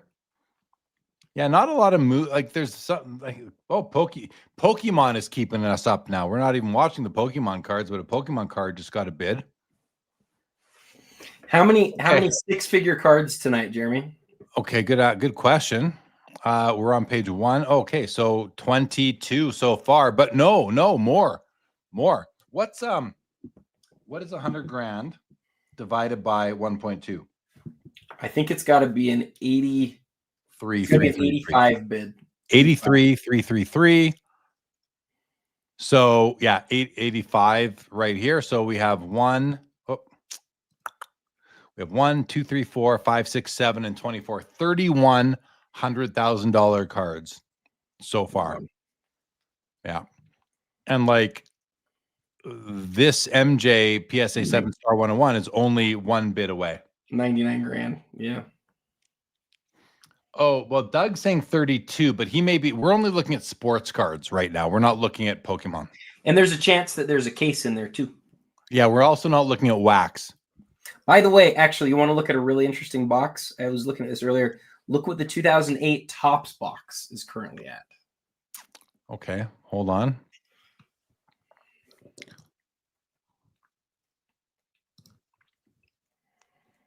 Let's just get rid of all the sports cards. So which one? Oh, this one here? No. Yep. Oh, 40, 2009 Topps basketball sealed box, 36 packs, 40K. I said 2008. My bad. $48,000 for a box. You know what that box originally cost? $75. Yeah, 50 to 60 bucks. Wow. It's up 1,000x right now for a box. 1,000x. 1,000x for a box that came out 15 years ago. That's crazy, dude. That's crazy. Absolutely crazy. Even like a 2012 Prism where you think, oh, that box is so expensive. It's up like 100x. This is 1,000x on a Topps box. That's crazy. That's crazy. All right, buddy. This has been fun. You're falling asleep. I'm not. Don't blame me. Don't blame me. I won't hear any of that. I'm just thrilled that we got to spend this. We just hit 5 hours. We're done. It's 5 over. hours. 5 hours. We just hit 5 hours. Is anyone going to be mad at us? We don't really care if you. No, just kidding. Is anybody going to be mad at us when we turn this thing off? Like all of the things that let us record, like have said, hey, you're done. You're not allowed to keep going. My Instagram turned off like an hour ago. Instagram turned off. LinkedIn turned off. Yeah, they all shut down. We've been going too long. I can't believe Iowa Dave is still here. I know. Hi, Dave. Thanks for being here, buddy. Thanks, everybody, for being here. If you're still here, right now we have got, let me see, I'm showing 152 people across platforms, 83 on YouTube. Thank you guys for joining us tonight. It's been fun. I don't even want to go through and kind of relive the highlights, Adam. We had some fun tonight. I just wanted to ask everyone, what was your favorite moment? And say mine was when you told us of your disdain for error cards, your disdain for Frank Thomas, your hatred for that 1990 Topps card. I don't know if I'm going to be able to look at you the same way anymore. I mean, listen, that's okay. I like having some hot takes here and there. That's my hot take. That's my hot take. That is my hot take. The Frank Thomas no name is a silly card. We have 150 people with us still, despite the fact that the majority of the people who are watching, it is 2:30 or 1:30 where they are right now. For us, it's 12:30, so we're not, quite as late. Oh yeah, and his disdain for Paul Pierce TR cards. Well, that's not my fault. Paul Pierce was not very kind to me in person. What was he doing while you approached him? Was he eating? Nothing. Sitting there looking around the room. I wouldn't have approached him if he was talking to anybody else. He was literally just sitting there. The truth didn't want to be there. Is dead to you. The truth is dead to you. Are you taller than me? This. So no, I had a blast. The chat. It wasn't. Are you taller than me? It was. Let's see who's taller. Well, very friendly comment. Some people, man, they make millions of dollars and they think no, I'm just teasing. But no, as always, Jeremy, thank you for doing this. You do just an incredible job. I know it's a lot of time for us to sit on here, but I still, every time I leave the show, and I think this won't surprise you, but it might to some of the people who are watching. It's actually hard to go to sleep, even though we're tired. Even though I'm tired, I have a hard time falling asleep just because this show gets me so amped. And especially where the where the items aren't over, I'm like, there's a couple that I'm watching, and I just want to know where they're going to end. And anyway, but it's still always find out tomorrow. Can always find out tomorrow. I know. But I hear you. No, this is fun, Adam. Thank you man. We've been doing this for 4.5 years now. I think this is the 53rd or 54th month in a row that we have done this. So we're having fun. We continue to have fun. Thank you to Fanatics Collect for continuing to support us in all of the content that we're doing with and for them. And if you, at the top of the show, we did discuss some shill bidding and the approach to shill or Fanatics' thoughts on that. We did discuss that. If you want to go catch that, we talked about that in the first 10 or 15 minutes of the show. But I want to thank everybody for joining us tonight. Hey, what are we doing cards? It's at the same price. It's 110 grand still. For the bat knob. The bat knob. All right. Well, I think that's it then. That's it. Do I have an out? I want to see if I have a, yeah, we have the outro video. So good night, everybody. Thank you so much. I'll be back on Saturday, 2 nights from now for Sports Cards Live, and Sunday for the Fanatics Collect weekly auction ending watch party. Excuse me. I believe we'll be doing that show on Sunday. So stay tuned to the channel. But otherwise, everybody, hey, have a great Friday tomorrow. Have a great weekend. Hope to see you here in the studio, in the chat on Saturday for Sports Cards Live. Thank you to Adam. With that, good night. Adam, stay there, please. With that, good night, everybody. Thanks for tuning in and being a part of the Sports Cards Live community. Don't forget to like, subscribe, and most of all, keep collecting. More great content to come. Sports Cards is a lifestyle.